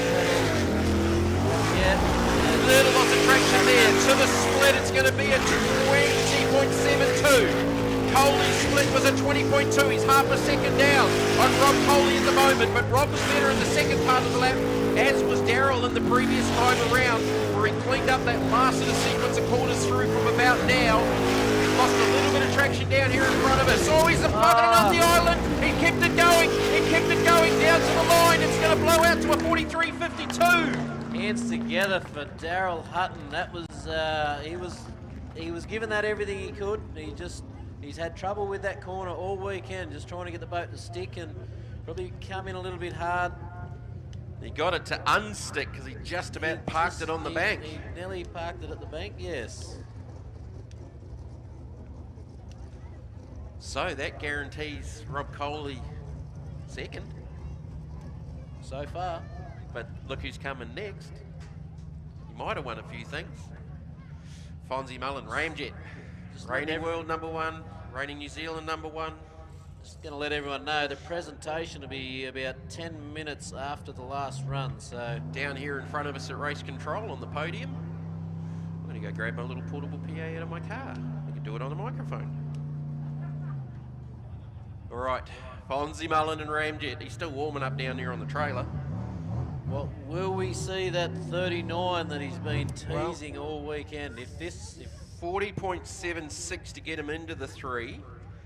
It went 40.589 in the last qualifying session. So if it can be done, it'll happen now. But he needs to go quicker than a 41.8 just set by Rob Coley and Poison Ivy, and not make a mistake. And Fonzie has made a couple of mistakes this weekend. Early on in the weekend, and late last night in the third qualifying session along with Daryl Hutton. Right. As we said before, one of the fastest, if not the fastest, unlimited superboat in the world for the final. It's gone as quick as 1945 to the split. Use the full width on the run. As we get the reflection off the water, the place just looks stunning. Little lift of the throttle there just to settle the boat. Down in front of us gets a nice run. Right here in front of commentary. This split is a 1969. It's there and thereabouts. That's faster than the split from the previous run. So he's got the first part of it done. Can he get it clean the last part of the lap? He's doing it right at the moment. Around that 5 island, right around. Hooks back to the right, down through the middle. Through that second one. A little bit unsettled. It got sideways off the exit as well. Scrubbed off a little bit of speed. I don't think it's going to be a sub 40, but a 41.08. And he's beached it at the in the spin-out pool. 41.08. He will take the win by just 0.8 of a second over Rob Coley. And he's parked it on the edge of the spin-out pool. Ladies and gentlemen, was trying hard. If you weren't on the edge of your seat to watch that, there was there was a lot of driving in that. It got a little bit untidy just in that last sequence, and but like he was there, he was within 1/10.5 or so of his best split going in, and then it just got a little bit untidy towards the end, but it was still a 41.08, which would just about be pretty much the second fastest lap of the weekend anyway. But like, put your hands together for Rob Coley. 41.80 to finish second. Fonzie Mullen with the victory from Poison Ivy, and Daryl Hutton in third in Phoenix Lubricants, and I'm sure Daryl's going to make a big thank you to Chris Edmonds for lending him in that boat this weekend to keep him in that points chase. Do you reckon we're going to see Daryl get out of that boat? I don't know. Got to go back to Daryl's to get swapped over on the trailer. So put Chris in Daryl's boat. Can we get if Caleb Sharp is still around? You've left your credit card at the Pit Stop Cafe, mate. Caleb Sharp. Right, so the times we've got to finish the day. Kobe Burks won over Connor Smith with a 51.5 over a 58.23. So congratulations to the pair of them. Get into the LS rankings. Nude Nuts finished third with a 45.36. Blackout with Kyle Elphingston with a 44.29, and Bastian Mullen 43.74. So with Bastian and Kyle all weekend battling it out, Bastian's managed to come out on top at the end of the weekend, which is good to see. Group A saw Denny Napick finish up with a 49.65. Brendan Doyle in the Pulse boat with a 46.76, leaving Jody Eli to continue his reign on first place with a 45.81. And as we just saw then with the Superboat, Unlimited Superboat, Daryl Hutton with a 43.52 in the ex-Slade Stanley boat, coming in third. Rob Coley all the way from New Zealand in Poison Ivy in the Mouthfresh boat with a 41.80, and the man of the moment out on the track with the finger in the air and the flag flying high, Fonzie Mullen in Ramjet with a 41.08, which was a close call in the end. Yeah, he had a few little moments right near the end of the run there, but he managed to get it all together and get it home. Just over 0.7 of a second. So we're going to do the presentations down here in front of us in about 10 minutes time. We'll just let the winners go around with the checkered flags. Again, a big thank you to all of our sponsors, to Speedflow and our track volunteers, the recovery crew. Thank you, guys. A couple of moments there that you had to deal with today and dealt with it very well. So thank you for your help. To the Tweed Valley Jet Sprint Club, thank you to all of your people here, guys. An absolutely fantastic facility, and like, look at it now with the reflection off the water and this wonderful amphitheatre. To Penrite, series sponsor here for the Penrite Australian V8 Superboat Championship, Pure Art Creative, CTVS, Hardy's Haulage, Alcott Hire, Trucks Hire Solutions, Coastal Turf, Southport Printing Co., Pottsville Landscape Supplies, we've got Eden Build Group, we've got marineairflow.com. Have I missed any? I think we're pretty good, mate. Yeah, wasn't a rhetorical question. No, I think we're pretty good. Right, I think Kobe's going to come out next with Little Psycho with the checkered flag, so make sure you make some appreciation for him as he makes his way around, and we should see Jody Ely, and if you want to go to the toilet, go to the toilet, just come back up. We'll go down, I'll go down and help them get ready with the presentation, mate. Thank you, Mitch, for your help this weekend. Very appreciated, mate. All right, thank you very much. All right, so Kobe's going to go around with the checkered flag next.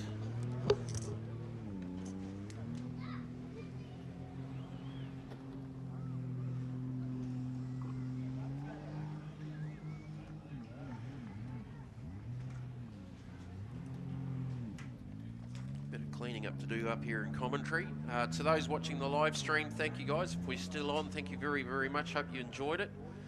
Looking forward to seeing the live TV coverage, the free-to-air TV coverage here in Australia on 7 Mate starting in September, so keep an eye out for the dates on that. Our Facebook page and website for the information for the air times for the upcoming rounds. Certainly the first 2 rounds will go to air from September here at CABARITA Beach. I think our next round of the championship is at Keith. All of those details again will be on our website and our Facebook page. That is sometime in October from memory. I haven't got that information right here in front of me at the moment. Who we got coming out with the checkered next? It should be either Jody Ely or Bastian Mullen and Ripshift. Just getting our trophies assembled down here in front of race control in the commentary position. Exciting days racing. Thank you to our girls and our timing specialists up here as well, and everyone with the Pit Stop Cafe on both sides of the track, up on the hill and down here in the pit area as well, to guys and girls helping us on the gates from St. John. Thank you for them, and for also being here with support for the weekend here in case anything did go wrong. Thankfully, we didn't need to use them.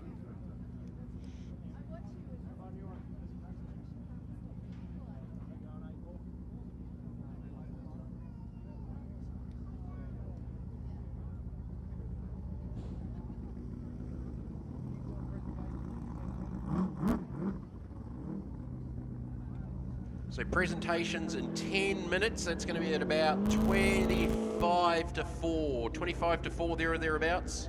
Down here in front of race control. We'll just let these guys celebrate their victories out on the course. But presentations down in front of the race control in just on 10 minutes time. So about 25 to 4, guys. If you want to all be here and be a part of it, as Jody Ely's out there celebrating his victory with Olivia Parnas alongside in Rampage.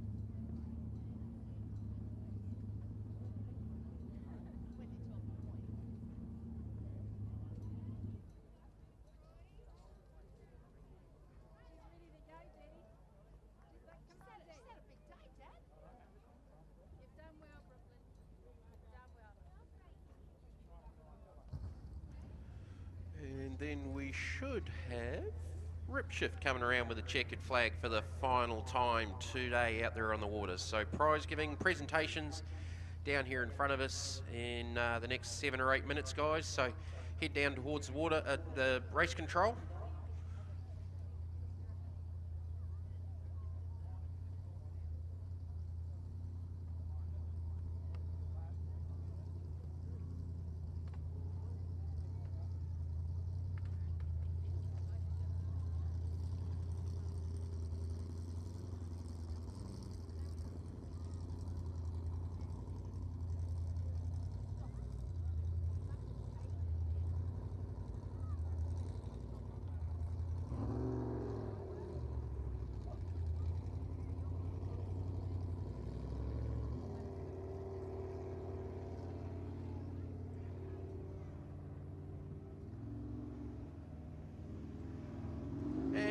last time. Put your hands together for Bastian Mullen and Talia James. And Ripshift is our winners here at round 2 at Cabarita Beach in the LS class.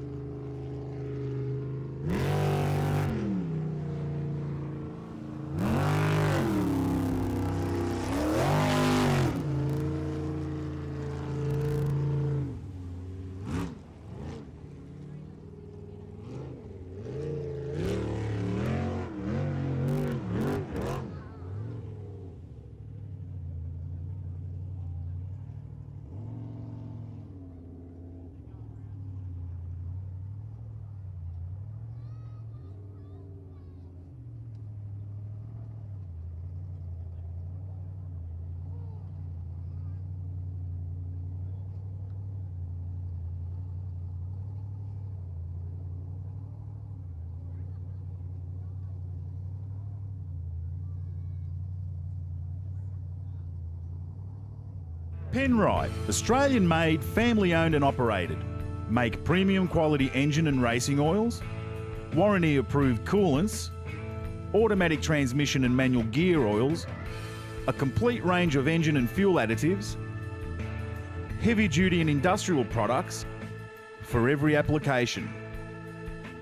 Visit penriteoil.com for more information. Penrite, Australian-made for Australian conditions since 1926.